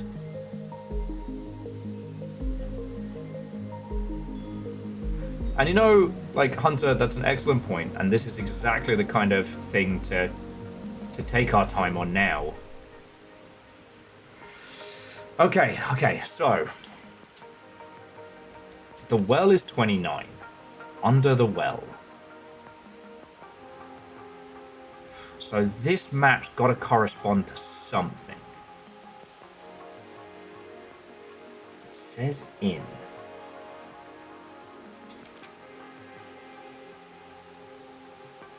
I didn't see a way we could get into the well from this angle, but let's have a look. Let's have a look. Unholy glee. You know what? I can't imagine why. Can't imagine why. Ah, good shot. So there's, like, the route to head to.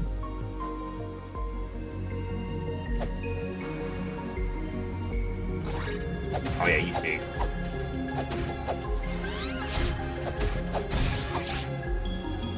Gotta be honest. Please don't lick the fox. Here we go.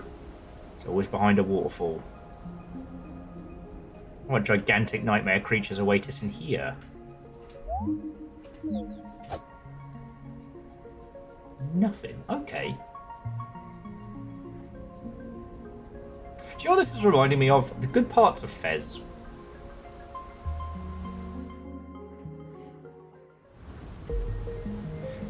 If you weren't around for yesterday's stream, for all the bullshit that was going on, I,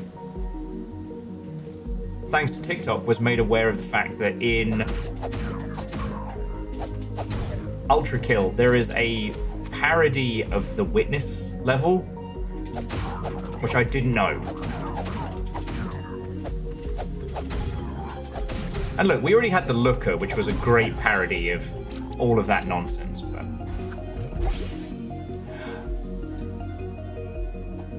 The one thing that struck me was how... We knew that Fez was going to be, you know, an indie game fucking with time and space. We did not know the kind of the hidden languages and the puzzles within puzzles, right? And the thing about The Witness is it takes such great care to tell you how fucking smart it is. How much smarter than you it is, you know?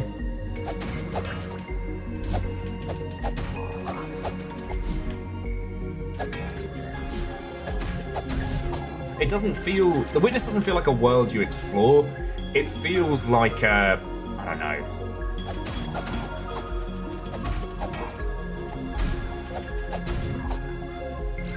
It feels like someone's fucking thesis, their fucking manifesto.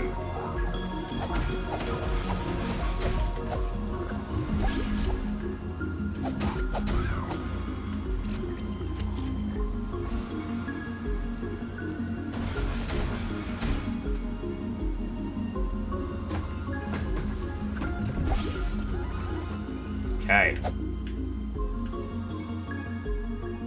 Okay, here we go. Got this opened up now.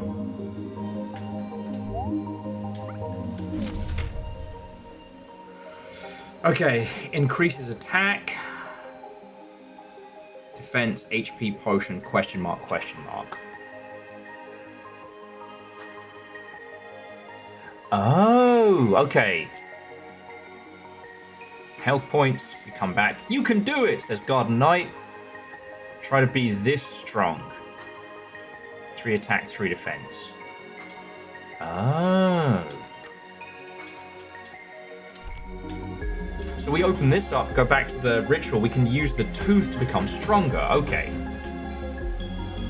Oh, you know, and ironically, like, there are parts of Fez where, like, the timing and requests of what it was asking of us was way too much.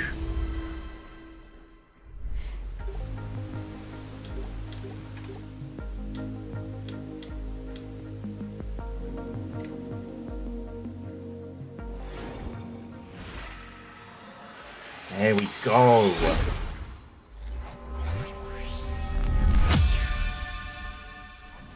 Okay, and we've now translated what attack is. So that means that we'll have a better understanding of...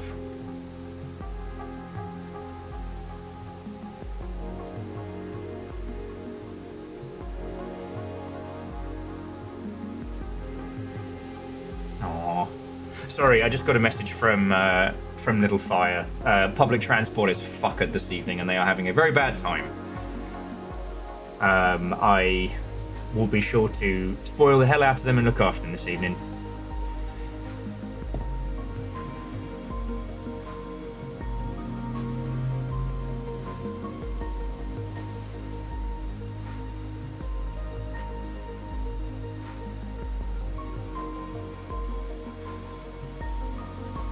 Sorry about that.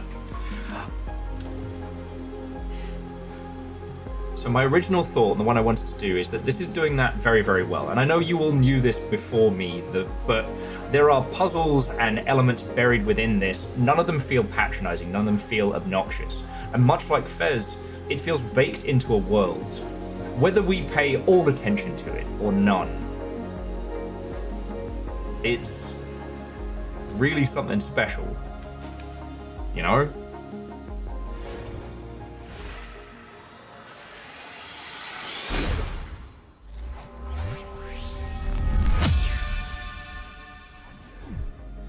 And yeah, Fred, so Chance of Sonar I think was really cool because it made that its whole identity.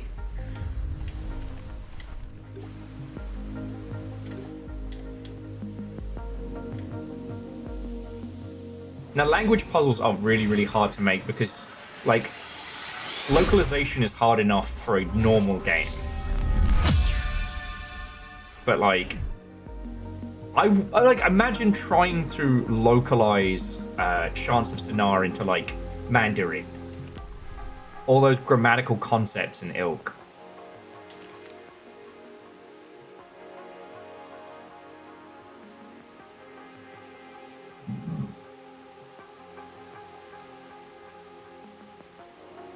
Now, the interesting thing though is the book gonna auto-translate as we get through? I wonder. Because there is some like English in here, but Beeblebee's Chance of Sonar is a puzzle game about language. You are on a allegory for the Tower of Babel, and each floor has its own distinctive language.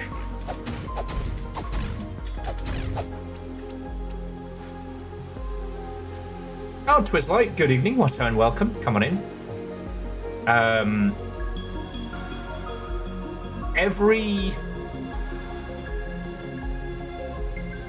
Aeon, you know what, don't tell me yet. If we get a couple of things in. Oh, we need to go to the well. Gotta go get the lantern. Chance of Sonar is incredibly good. I'd also highly recommend Heaven's Vault, which is another game about like language translation. But Heaven's Vault is more of a story, you know, kind of like Treasure Planet as an archaeologist. And with Heaven's Vault, the story will always be yours. It's not one to replay a whole bunch of times.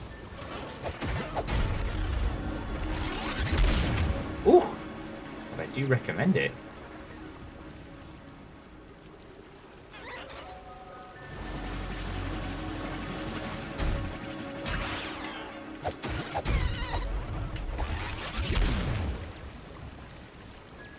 Is it me or those guys glowing?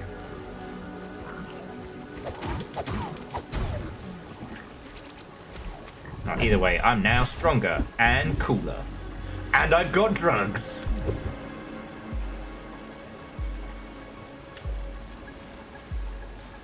Check behind every waterfall. Sewer fruit.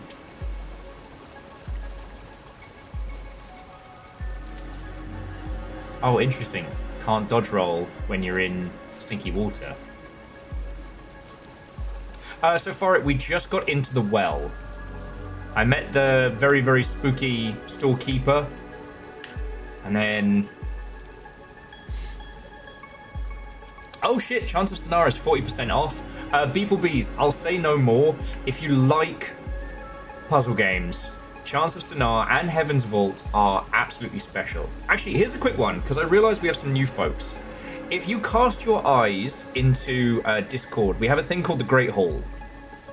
The Great Hall are games that are indomitably us, right? Like kind of if you want to know us, those are the recommendations. Every game in the Great Hall is one that I will personally stand by. Not all of them are paid, but like Chance of Sonar is in there, Umaragi Generation, Night Team 4, Hell's Sunlight's in there, The Longing, Heaven's Vault, Magic Circle, Bramble, which really caught us, The Red Strings Club, Everhood, Opus Magnum, Outer Wilds, like some that you know, some that you might not. If you are looking for games to pick up during the Steam sale, every single game in the Great Hall is something special. Now, you'll notice there are a few games that aren't in there, like this. And that's because, like, most people know this title very well. There are going to be games that... Okay, we're here. So this means this doesn't go any further. Okay. There are titles like this and things like, I don't know, like Monster Hunter Wilds that we've enjoyed and played, but I don't know if I would say you absolutely have to know it to know us. This is a fucking great game and deserved of your time. Ooh. Frog's Domain. Overworld. Envoy. More questions than answers. Crabbo is a hard shell, but Crabbit has pals. Husher is a friendly bird that loves to eat schlorms. And Frog's Domain. Magic Orb. And there's some, like, sketches? That's fucking cool.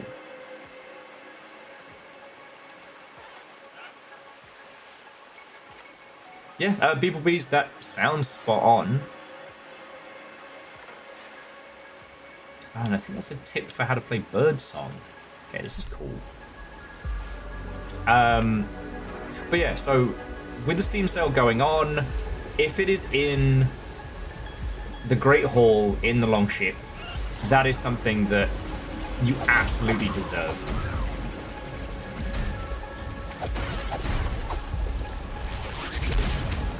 The only one I would say might require a caveat is the Blackout Club, because the Blackout Club is fundamentally a game which I cannot shut up about.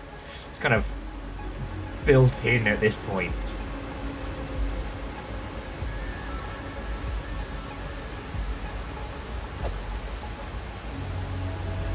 But it's... The Blackout Club is not what it was when it was at full story peak. So it's kind of...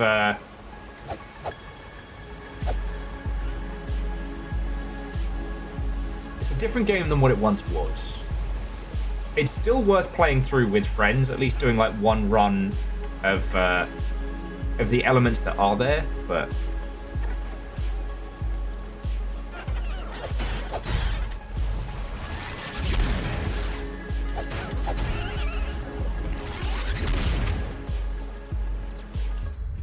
Okay.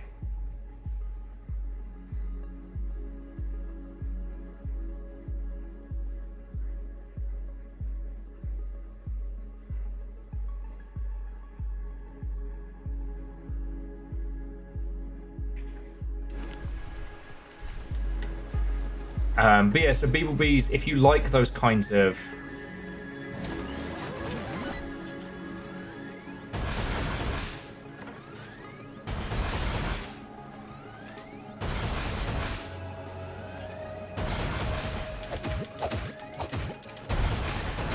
Fucking hell.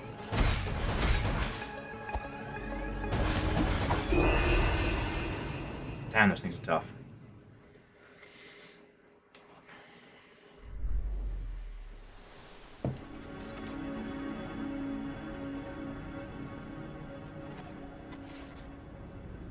Yeah, so Beetlebees, language games, there aren't as many as there should be, but there are some great ones. So, Heaven's Vault, Chants of Sinar, and if you're a fucking sicko, Kevin.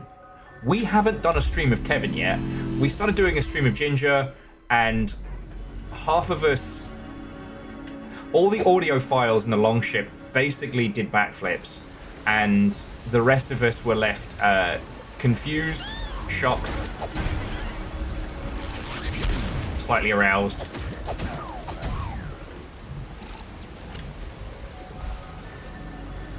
Kevin is kind of the prequel to it. You saw the health bar move, it can bleed, it can die. Yeah.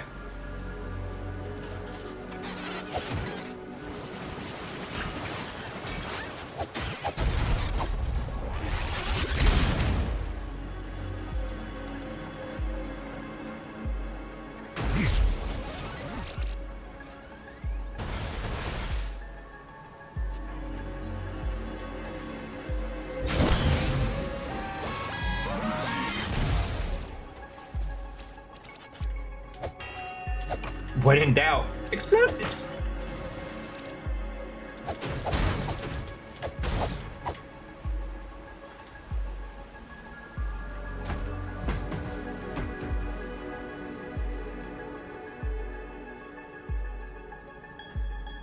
Ah, okay, so this is the other side of the laser line. Sorry, and Bacon, thank you for the bits. My apologies, friends.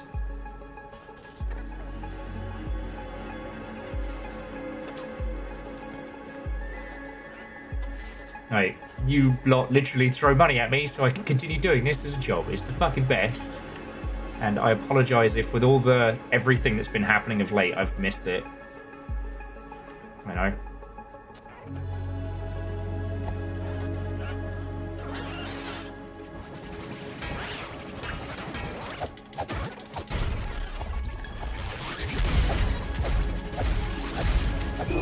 Fucking hell! Alright, dickhead!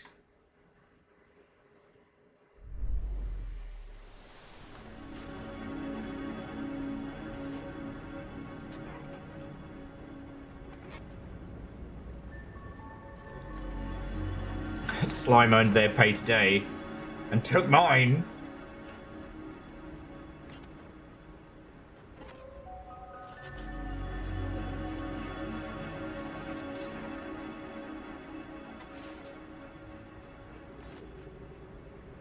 Okay.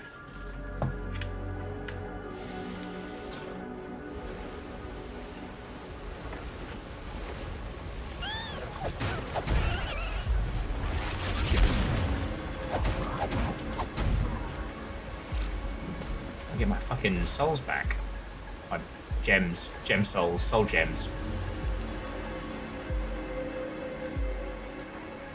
Because I've noticed we didn't really do much of games you should consider getting in the Steam sale conversation this season, but... You mate. Fuck off. Fuck off. I'm spending bombs on you. No!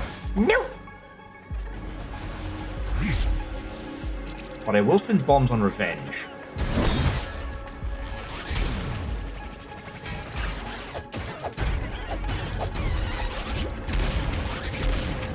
Get fucked.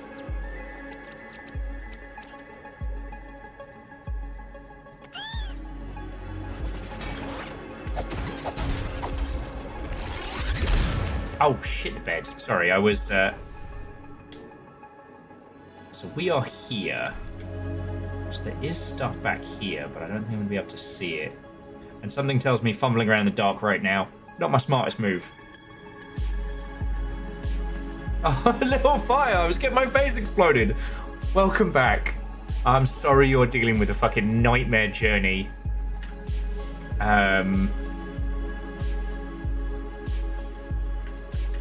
Tiny gremlin with sad noises. We've been playing Tunic this afternoon. I have consumed a near industrial quantity of coffee. Like, I made the proper, like, I forget what you'll call it, because apparently Nexus is going to accommodate you. French fucking terror. Not everything is a conspiracy. Oh, we just did cookie cutter sharks, didn't we? Horrifying.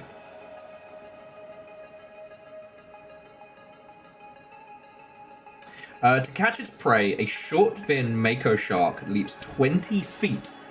Leaps 20 feet into the air above the water's surface, and that is taller than a giraffe. A mako shark can do a giraffe height and then come down on its prey. I'm so glad to hear those aerial shark facts. Oh, shields.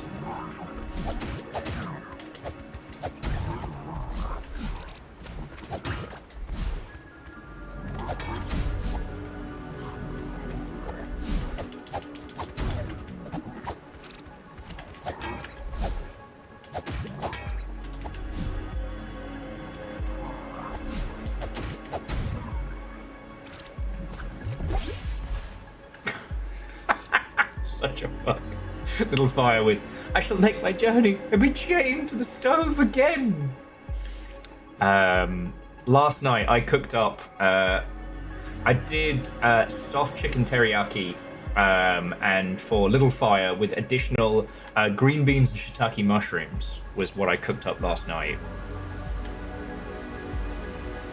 I am not saying that times are easy, but I am definitely saying that Little Fire eats well. Do not. So, what you are saying is Mako Shark Samek pilots. You know, death from above? You know, I want you to be wrong, but you're not.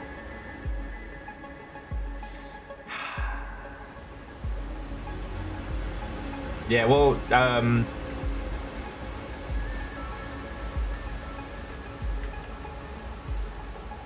oh, okay, I can jump up this side.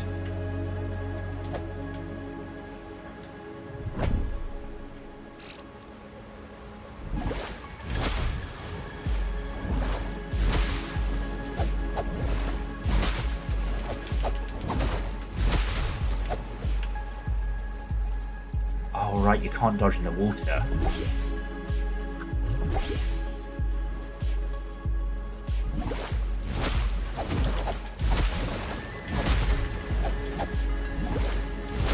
Why are there tentacles? Oh, this is the worst. Why is everything in this place bad? Okay, where the fuck are we? We are here. We are so far away from.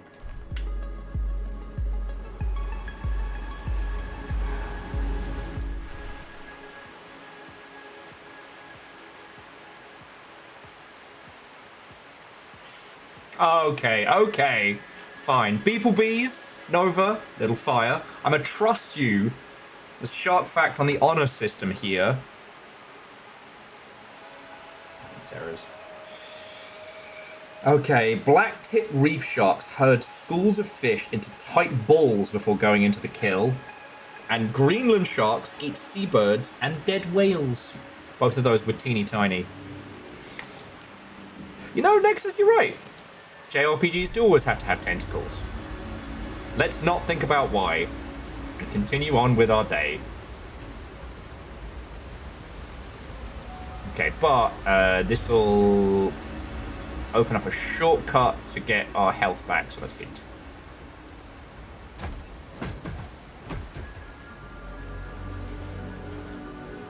I think. Okay, so this is a little shortcut. There we go. Oh, lordy.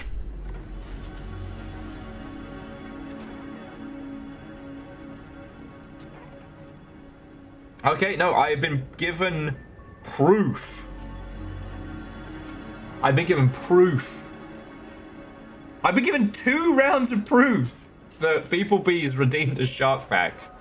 Okay, I apologize for accusing you of shark fact forgery. Chaos. Right.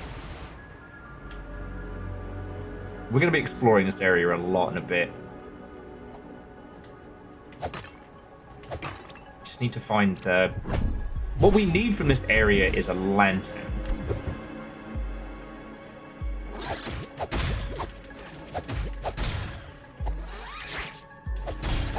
They put tentacles in skulls and I hate it. Note to self, buy more explosives.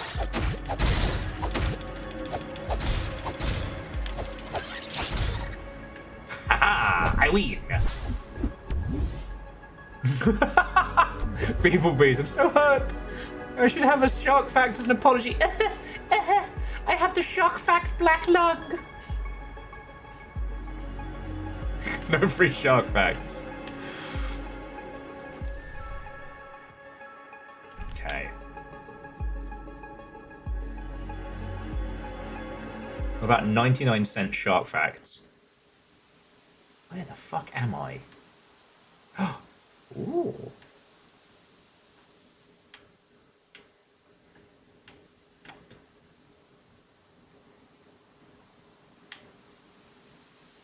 Poundland shark fact. Alright. Done. If you want shark facts for 99 cents, go for it.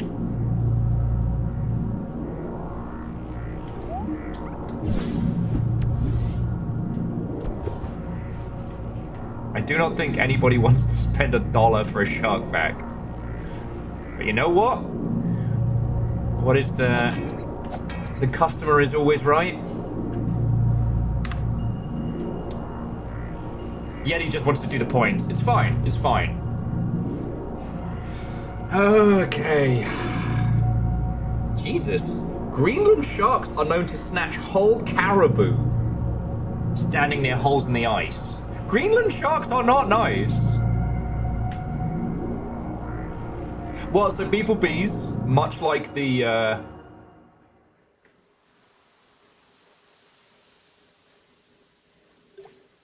hang on.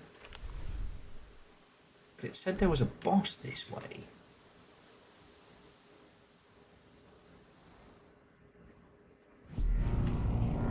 Oh, it's on a little belt. Okay. It didn't say anywhere else we could go. I will do genuine shark facts for $1.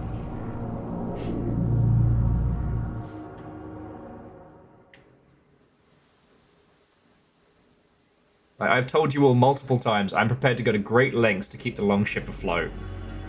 Ooh!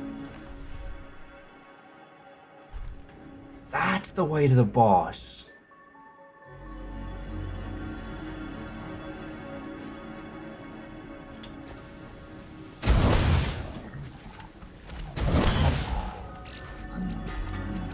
Job's done. Killed the boss. Oh shit, Virals, you didn't tell me you knew Slorm. Yeah, like I know I'm usually the one who says, like, you know, we don't name drop over here, but damn, you know Slorm?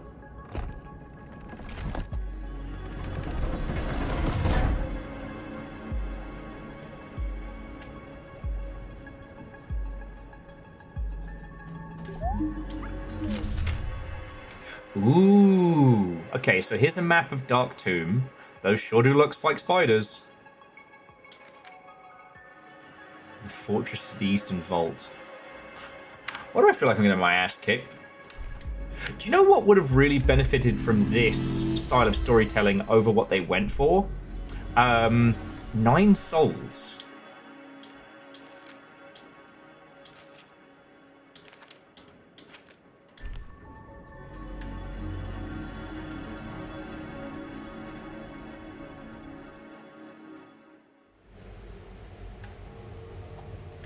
Oh, how's this for a cheeky shortcut? Anyway, I want to go back down into the sewers because I know there's one area I didn't explore. Now we have the lantern.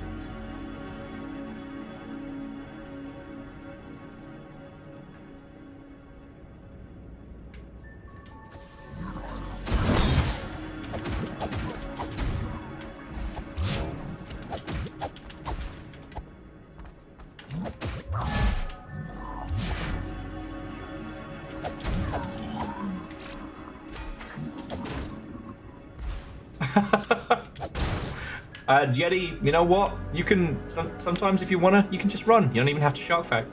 But, lovely hanging out. Get some good sleep. Someone around here has to.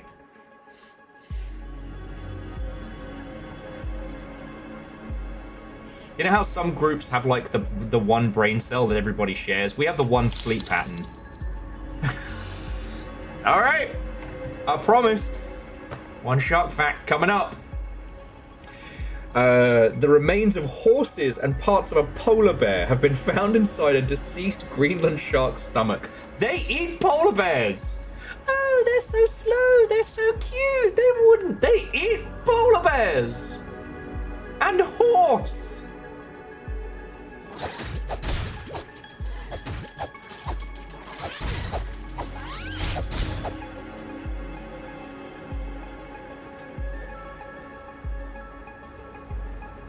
Eat horse.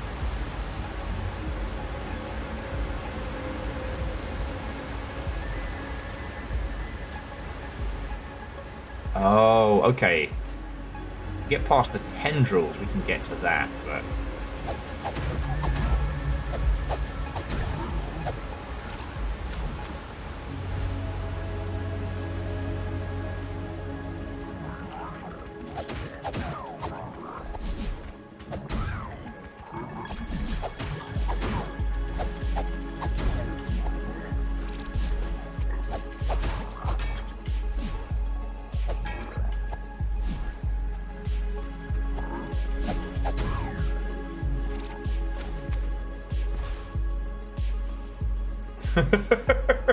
Look, Beebles, I'm not trying to tell you that polar bears are perfect and innocent with no flaws. I'm just saying.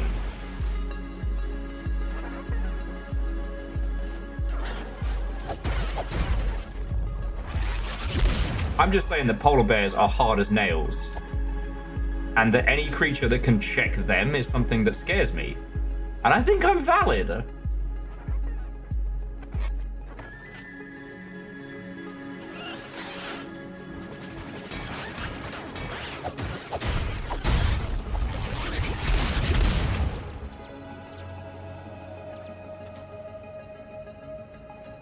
Like, I don't think I'm the lunatic here for saying, you know what? Maybe things that can fight polar bears.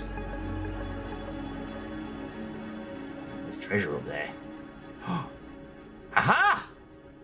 I'm a tiny genius fox! It's hard being this smart all the time.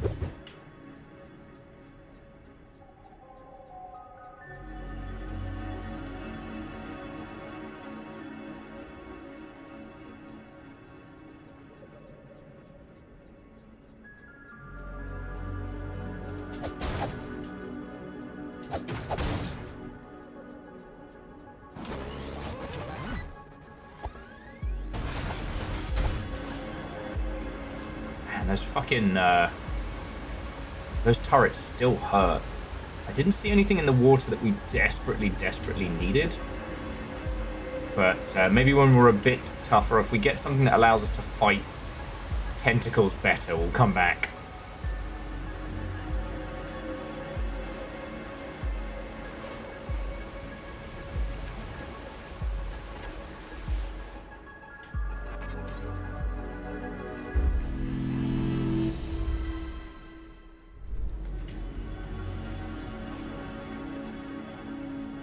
Huh. That's kind of fascinating. Sorry, so Garrett was saying that it's suspected that moose are the reason that killer whales and porpoises don't go into large waterways. Don't go inland into large waterways because the moosin will fuck them up. It's understandable.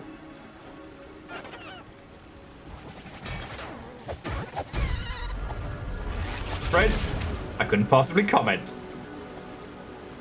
I realized this was a place of judgment. Oh. Okay.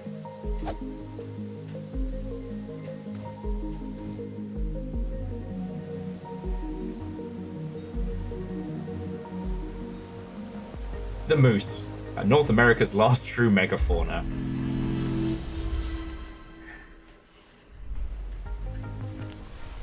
Okay. So we have the path to the Dark Tomb as it comes up. I don't think there was anything else.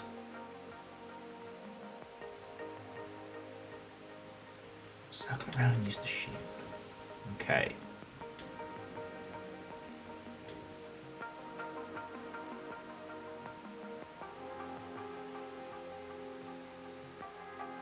Okay, so to ring the West Bell, West Garden, then Dark Tomb. We did East Forest. Because East Forest was the first bell. Yeah, so we did ringing the East Bell, East Forest Hero Grade Guard Captain. Ringing the West Bell, Old House, done. Flooded Well, just did. Dark Tomb, heading to there, then West Garden. Alright.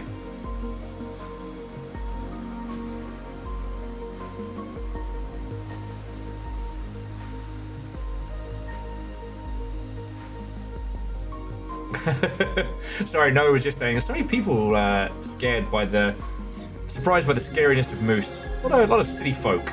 Yeah. Moose are no fucking joke.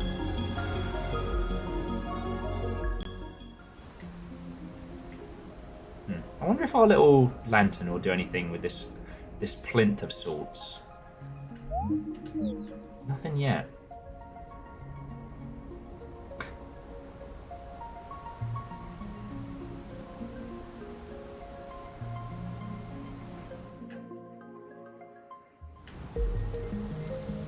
Aeon says they don't remember so many skulls being there. Look, I know what I'm good at.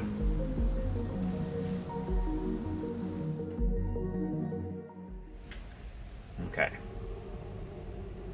See, now we have our cute little lantern. Also, they did not have to go this hard on the lighting for this game, you know?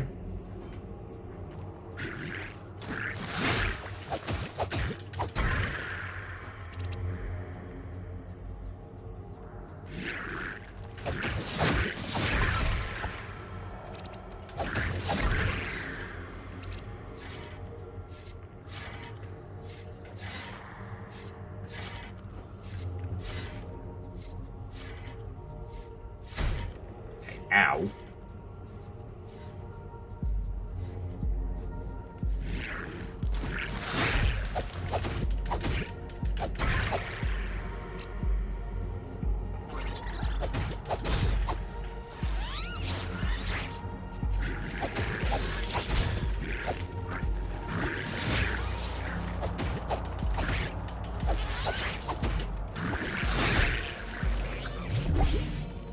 You got this, little guy.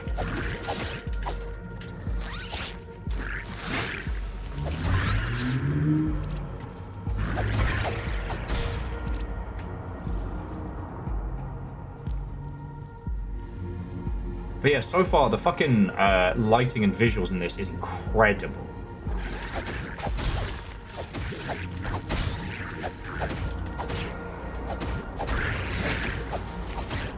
I'd be really curious to know how the speedrunning scene is around this game, because I realize I've not really looked at it.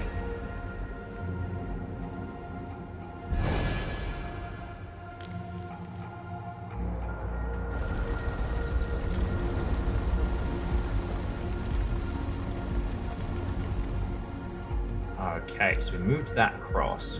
So that opens up the pit down, and then we can get to this one. And Caffeine, welcome. How goes it? How was your birthday bevies? I hope you had a good one, friend. I really do.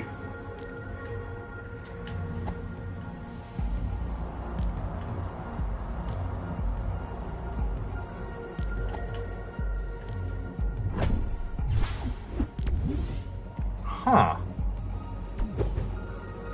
So the any percent of this is 17 minutes. Holy crud. Caffeine, so Tiny Fox Adventures is going great. There may be some tentacles. It might have gotten weird.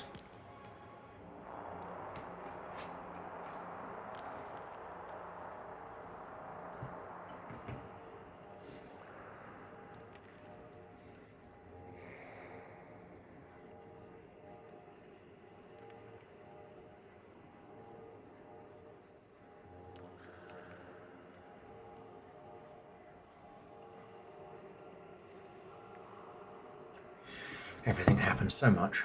I know, Caffeine, a game on this channel, the gasp.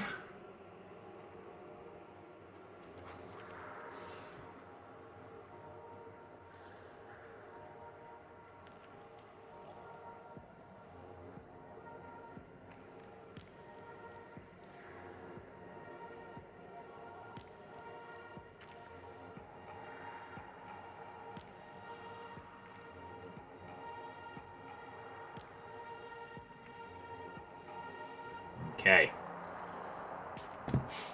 Sorry about that.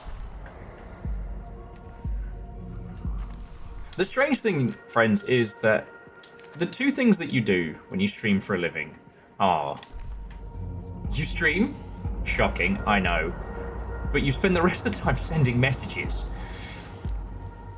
And I'm trying to get better about staying on top of stuff because, you know, I told you all, you know, the schemes and plans we have in place. Those are deadly lasers. Okay. And I want to make sure all of that stuff happens, you know?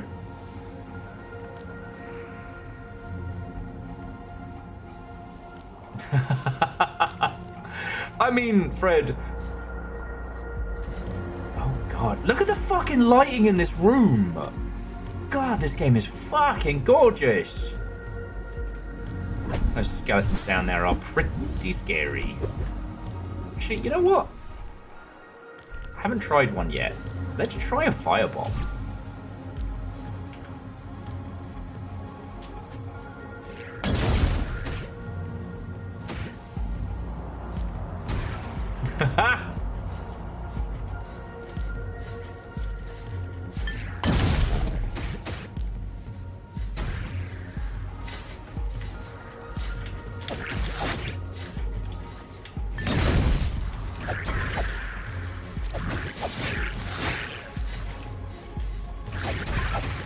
At least they aren't Dark Souls skeletons, like they actually stay quasi-dead.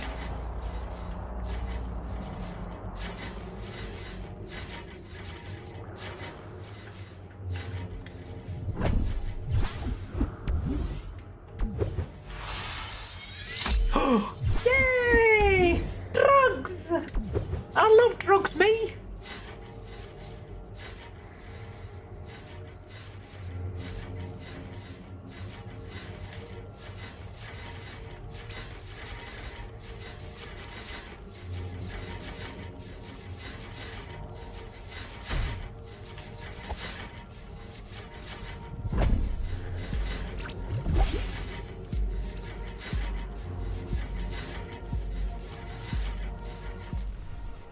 Okay, so we're here. Oh, we go through this way to get through the lasers. The room of lasers.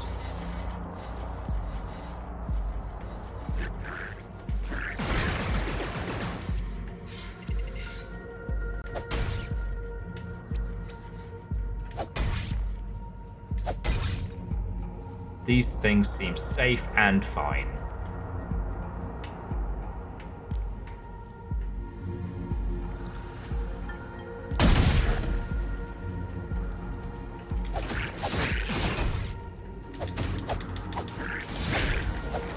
Fuck.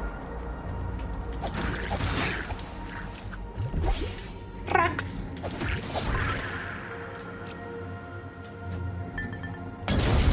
Oh, wrong button. Will explosions defeat the monster? I'm sure fire works. Fuck. Akira Zero, thank you for the bits. There was me getting woefully distracted.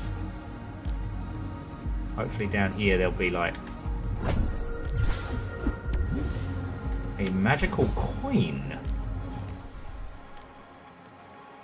Oh look, there's a tiny little detail that says go that way. Alright. We'd love to see it.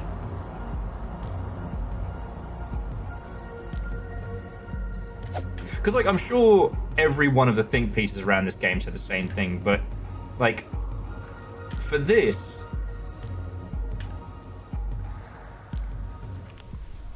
like they've captured that Zelda feeling. I want to see what this is.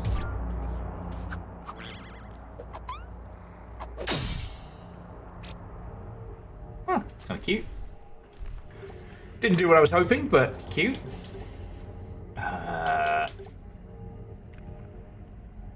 Fuck it.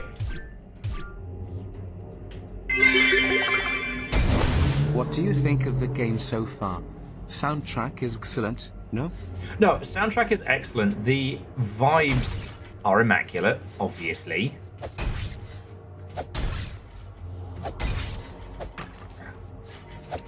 The thing that cannot be overstated, though, is the lengths to which this feels like a game that came out in like '85, and we just stumbled upon like a mint copy somewhere in like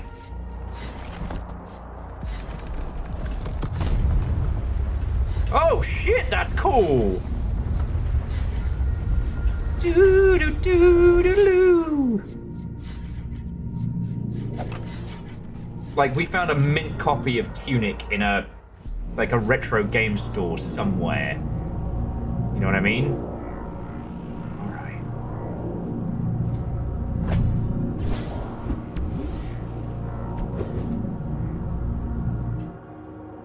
But it's interesting, Vanderbeest, because there are so many games out there that are air quotes Legends of Zelda inspired, and yet very few of them actually fucking get it.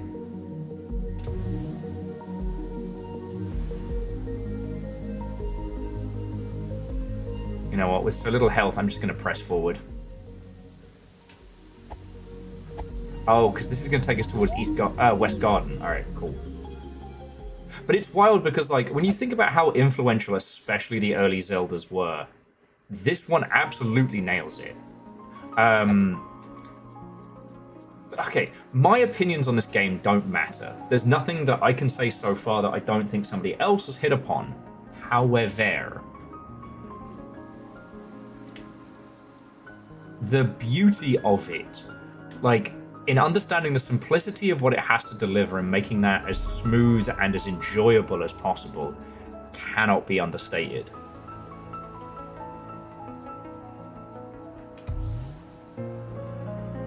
In a strange way, like, far more so than, like, Hyper Light Drifter, this gets it.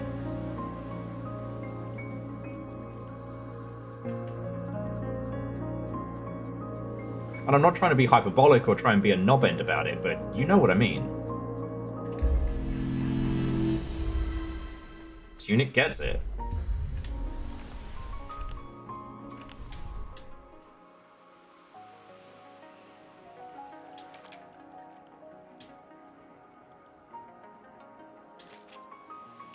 we've definitely not found anything that...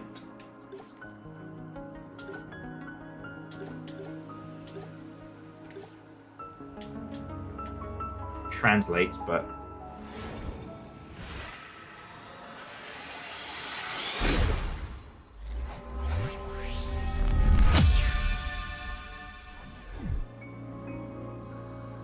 Like, I really do need to spend some time with Hyperlight Breaker.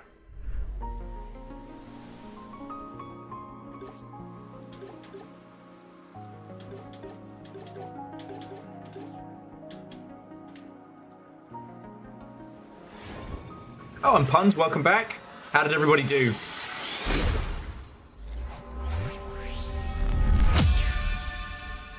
Ah, okay.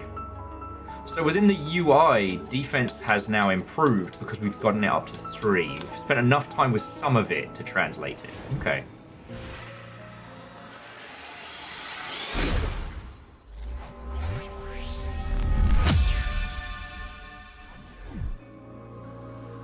Puns, what do you mean, technically lived? Sounds like one of my lines.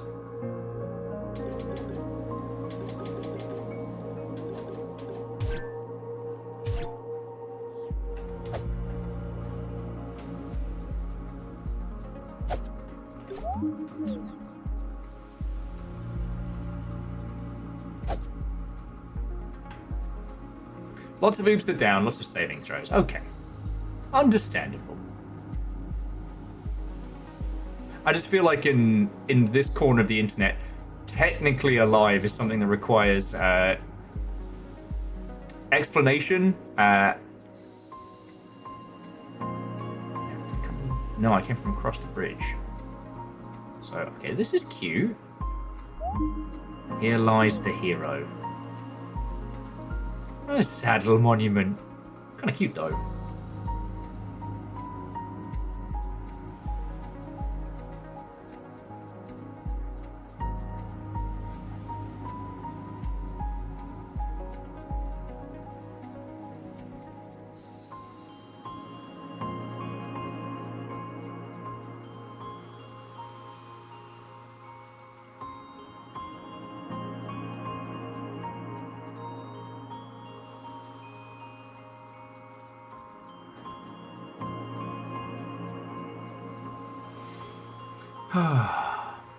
Oh yeah, sorry. So jumping back.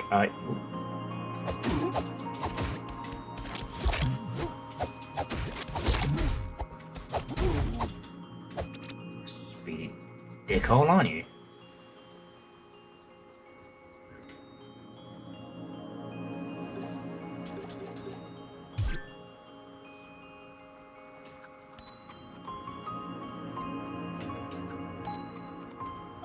Interesting.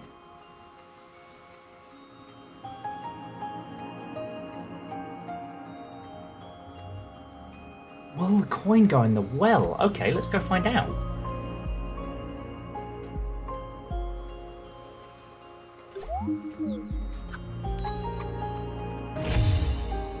Aha! Coins thrown, 1. Alright. Did I just waste an incredibly valuable object? Or am I a fucking genius? Only time will tell.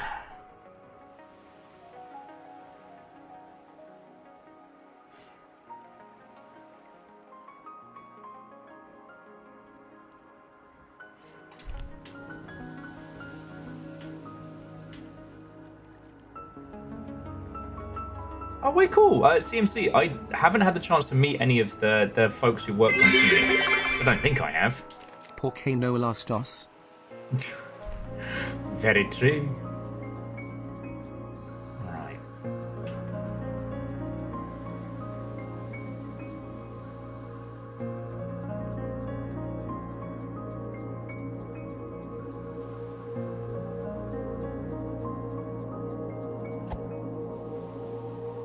Did I derail myself? Is there another route I was supposed to go? No. Okay. We run it. But no, I'd like to spend some time with Hyperlight Breaker because one of the interesting things about Hyperlight Drifter was, at a time when, Zelda clones and things were still a pretty newish idea. It had a stark and interesting art style, like pretty much unlike anything we were seeing leaping around.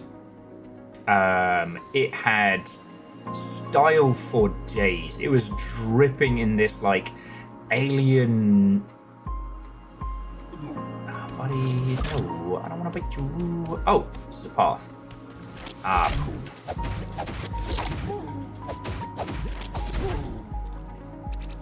Okay, I didn't know I'd be able to waddle over here. And then he waddled away, waddle, waddle. And puns, thank you for the bits again. You would have been super fucking cool today. I'll quite say thank you. But the thing that I find interesting looking back now at Hyperlight Drifter is how, with the art style being as gloriously weird as it was, this kind of unexplained hyper future nonsense. Sorry, friends. Bear with me just a second. I need to go let a little fire in the apartment. I will be 2 seconds. And then I'll finish that thought and we'll talk about why this game is gorgeous and great and brilliant. Alright? Alright. Look out.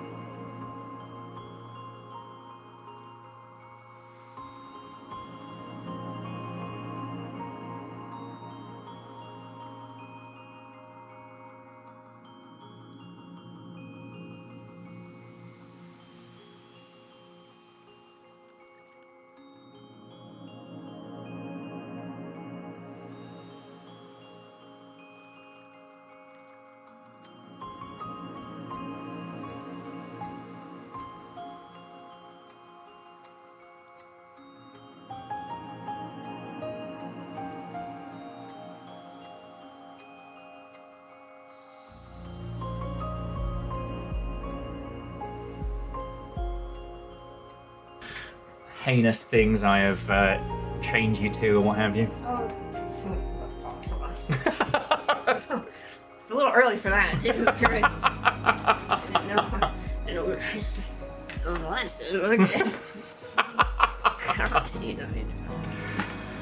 Oh, look Alright, what I found. What is this game even? So it's, imagine you found like a Japanese Zelda game and you just have to work it out. Oh yeah? So like, you play as this cute little fox, you start just like on a beach. No explanation, no nothing, you're just a cute little fox on a beach. You find fragments of the manual to the game, Oh, okay. but it's all in this strange language. And whether it's translations or otherwise, What do you mean? It's just Spanish. What are you talking about? You can't read Spanish? however, where's a good example? Okay, not there. I think it's on the map. Okay, so on here there are little biro writings. Thank Like you, you- Unholy. Thank you. I'm listening to you. I'm multitasking. It's okay. People are glad you're here. Thank That's you, cool. Virals. See, Virals gets it. It's just Spanish.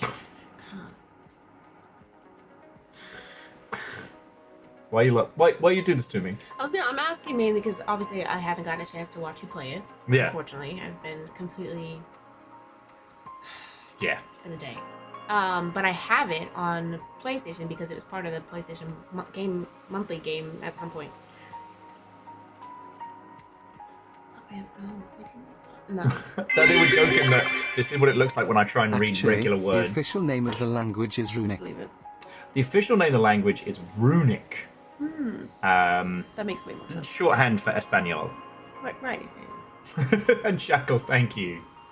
So yeah, there's little parts of it that are like you got this game secondhand, and there's all these little notes and details that have been left in. That's neat. What the hell is a storm?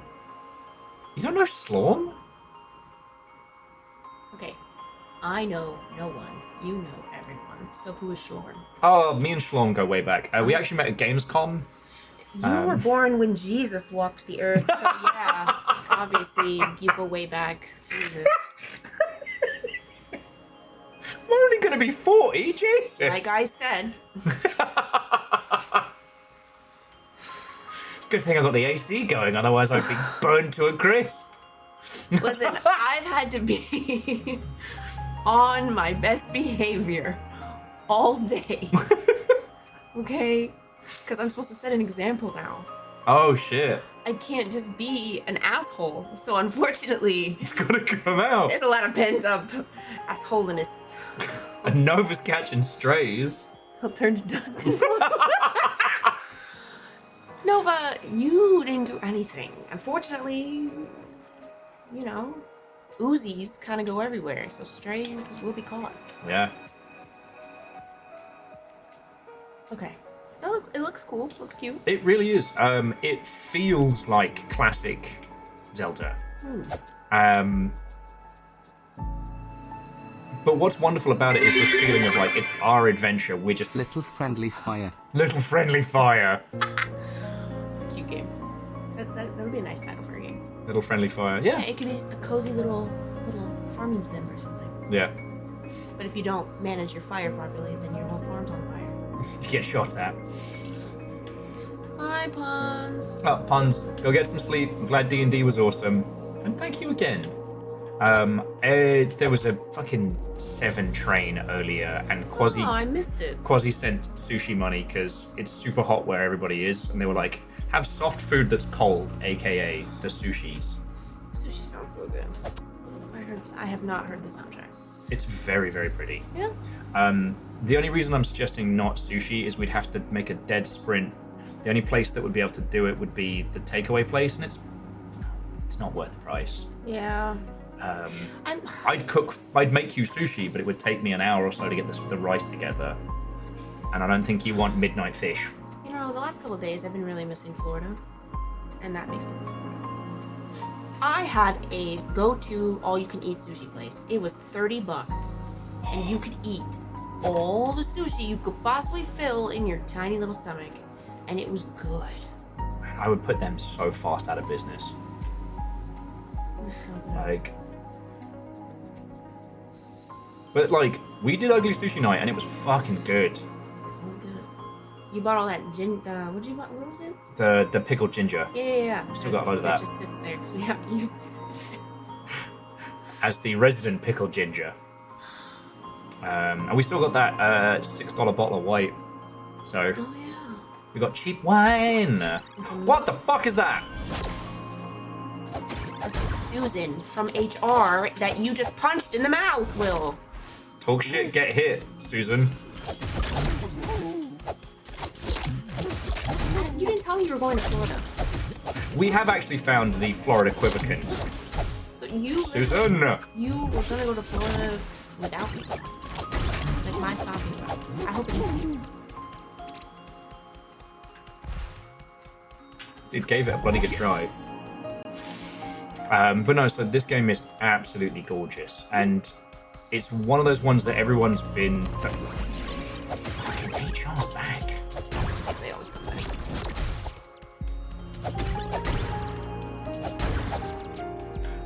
I've been pretty good about like avoiding spoilers and stuff for. Exactly, people. You punched her in the mouth after you forgot her birthday. That's insane. She shot me in the arse. She started it. No, but Nova, what about the deep fried stuff? Yeah. The, like dynamite rolls and stuff, and the weird dragon rolls. Like, I can't have it, but I want to try the deep Remember fry. the most important tip in the manual. The stuff you can do in the air Everything fryer hurts more when I'm downstairs. tired. Because, like, you know what? Shackle's right. The most important thing to remember from this game is everything hurts more when you're tired. Freddy's do like a sushi roll. You can just throw in the deep fryer, and it's good. It's not classy, but it's good. But yeah, the reason I've been calling it ugly sushi when we make it is because I don't have any good knives, so it's just blunt cutting. We did pretty good though. Yeah, especially, and I was telling about the swordfish, which came out so good. That was so good. Well, Beeplebee's, I didn't escalate it, Susan did. And now Susan's dead. All Susan did was come around the corner, like, "Hey, Will, what's up?" And Blam, you're blam, blam, blam. You're already on a behavior plan right now. The last incident, so. Well, there's one way to solve this.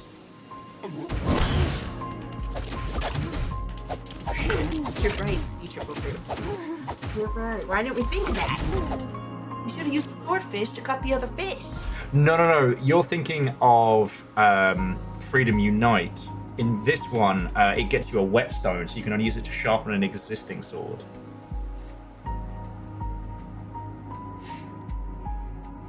You remember when you thought you were playing one Final Fantasy game and actually it was a completely different game?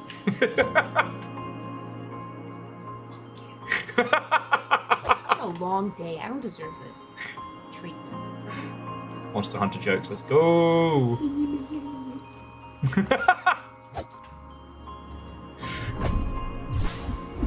The old Mockingbird special. Exactly. I'm putting that on a t-shirt, Nova. Can't be mad at me, I'm playing as a little guy. I'm just a little guy. No, he's a little guy. You're a fucking asshole. Oh, I gotta remember what they are.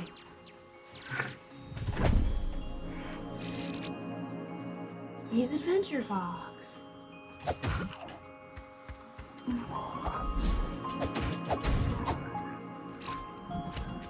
But yeah, what's been lovely about this is that it's genuinely content to just let you like explore, look around, like find it yourself. That's nice. You forgot a chest down there. I don't know if I can get down there yet. Oh, have you not met me? Hello, hi, resident gremlin. Oh, Archer, has it been? Yeah. I am only here for chaos. Susan's being a jerk. No, well, yeah, if you broke my jaw, I would be a jerk too.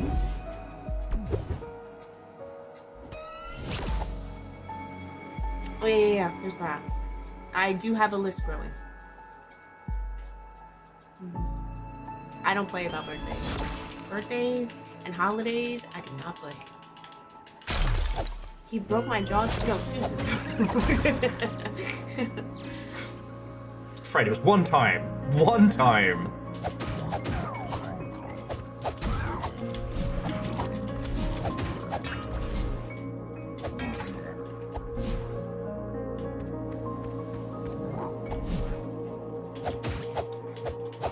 I still remember the first time I saw at a convention someone who had one of the Navis in a jar, and it was like $5 all you can shake. Take out your frustration on the world's most infuriating sidekick in video games. Good times, good times. My birthday is the 19th. And my current plan is for Peeps Local, I'm going to get a bunch of folks together and we're going to paint pieces of a Gundam. Well, we're all going to take turns on it. It's going to be great. It's going to be great. It's totally not sad at all. No, I've had this project kind of like kicking around in my noggin for ages. I love the idea of like each little piece being a weird little like scribble or drawing or art or what have you. Big yawn. I swear, I'm listening. And that's actually showing up on Saturday, not on today, which I was hoping. Yeah. Wait, what about what about the kitties treats? That means tomorrow too? That means Saturday as well. Or I mean Saturday. Yeah. But they have the supplements that they need, which they think are treats, so it's fine. Yeah, but they're conditioned already. I'm gonna scream.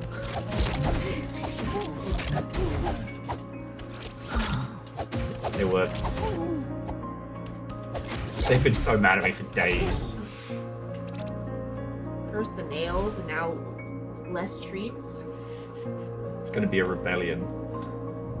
We're gonna wake up and they're gonna be staring at us.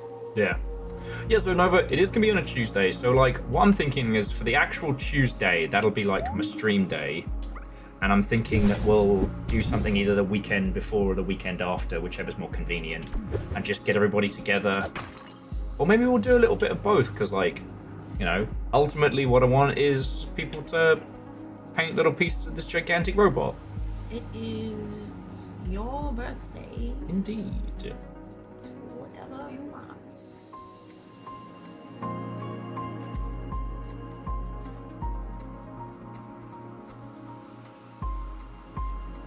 You know what? Those are some big dudes. Maybe.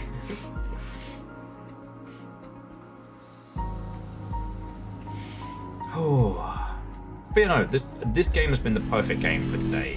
Like, boy howdy.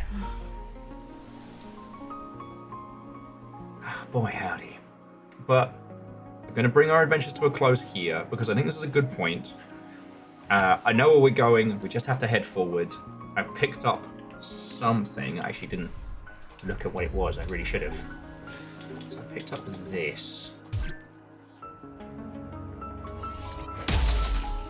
Oh. Oh, I got a magic attack now. Ka-chow. Kapow! Oh, I'm gonna do some chaos with that.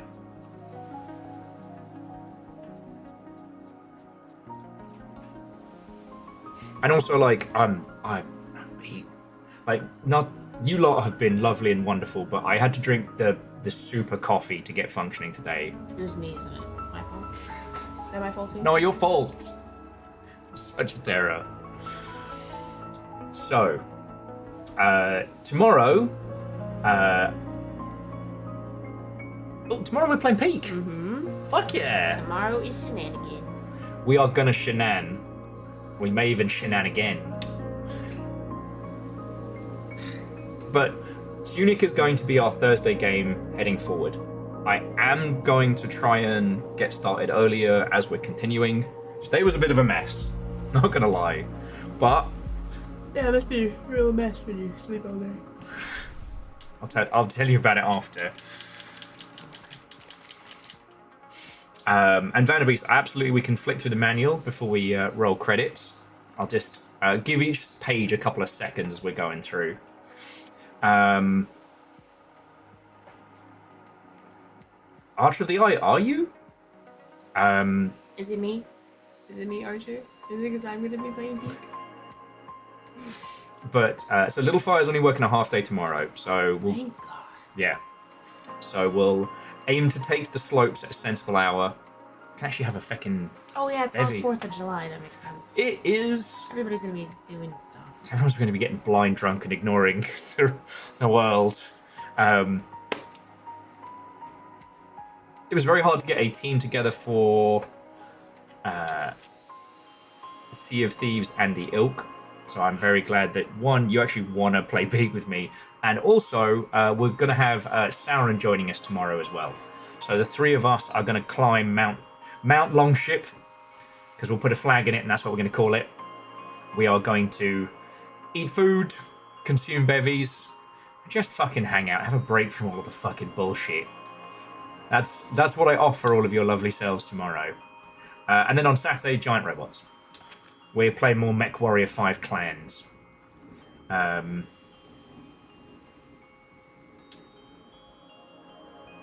So. Oh, God, I am fried. I'm so fried. I'm going to focus on Tonic so we can't do it. Got it. I'll remember that. It's the invulnerability window if you're aiming for it. Just remember, when you're tired, you take more damage.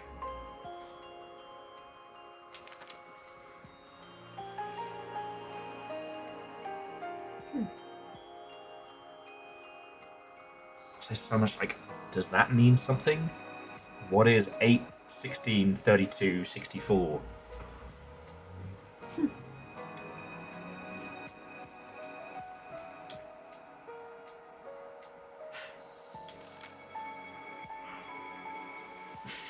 You can do it! Oh. Fried man deserves tempura. Oh. Yeah, no, I'm so sorry, friends. I am absolutely fading. So, tomorrow's peak will be a lot of fun. If you need to take a break from all of the bullshit, we will be providing that as best we can. Steam Sale is still going on for another 3 days. So if you haven't checked out, please go have a look at the Great Hall in Discord. Because there are a lot of exceptional games that either may have passed you by or... What are you up to, Nexus? What are you up to? Does Tired Will take more emotional damage? Abso-fucking-lutely. Abso-fucking-lutely. That's why I made the big coffee today. What's in the frog's domain? I have no idea, but we'll find it out. So, I'm going to roll credits in just a second. Hang on. I'm going to roll credits in just a second. But first, let's see who I'll be passing you all over to after this. Damn it, I hit the button that makes it go faster. There we go. No, that's better. So let's see who I can pass you on to.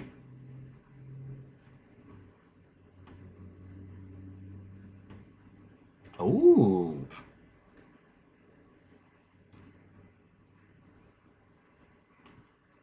Got loads of folks going. And Dustin, Watto, and welcome. We are bringing our adventures to a close, but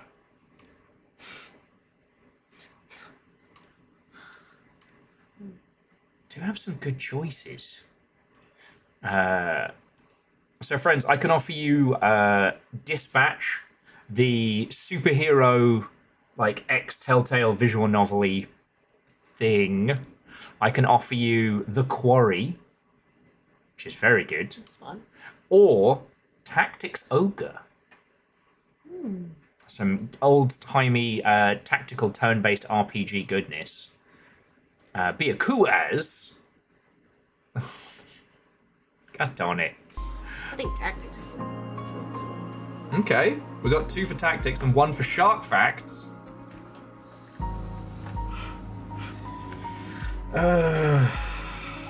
Tiger sharks gobble up fish, other sharks, seabirds, iguanas, sea turtles, and even garbage. And dead animals. A great run-on sentence of things that can...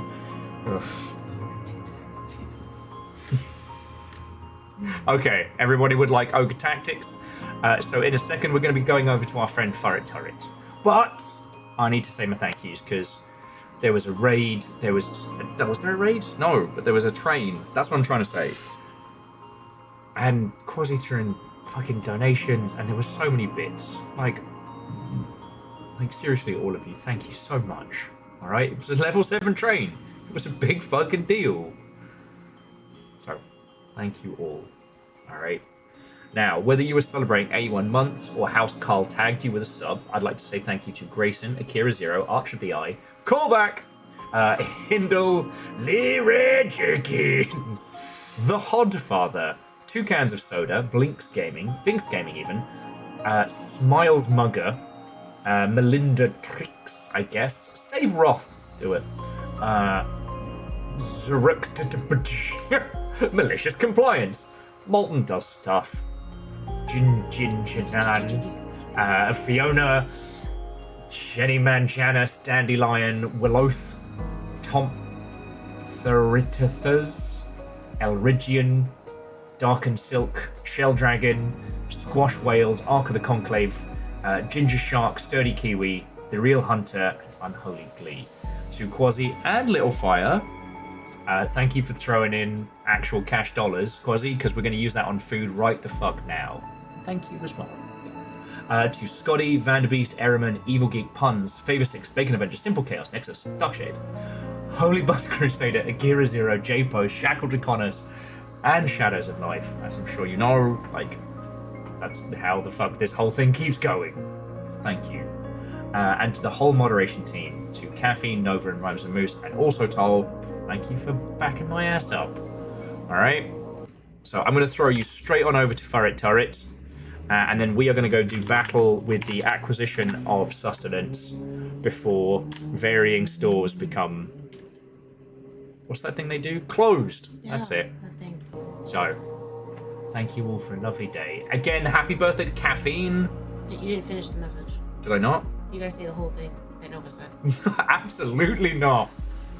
Damn it, I tried. I was trying to get the sound clip. I'm sorry, okay? That's not free. Okay. But yeah, friends, whatever you do, have a lovely rest of your evening. Thank you for... You know what? Thank you for sticking with for over 7 years waiting for us to get to this game. Exactly. There's a price. We can talk about that tomorrow. He can be bought. There is very little I won't do to keep the longship going. All right? We have talked about this before. All right, friends. I'll see you tomorrow. Playing Peak. I hope you have a lovely rest of your evening. Bye. Caffeine is coming. Sexy Roman's coming.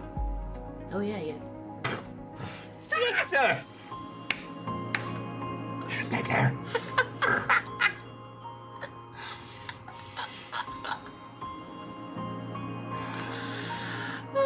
We've got that one going.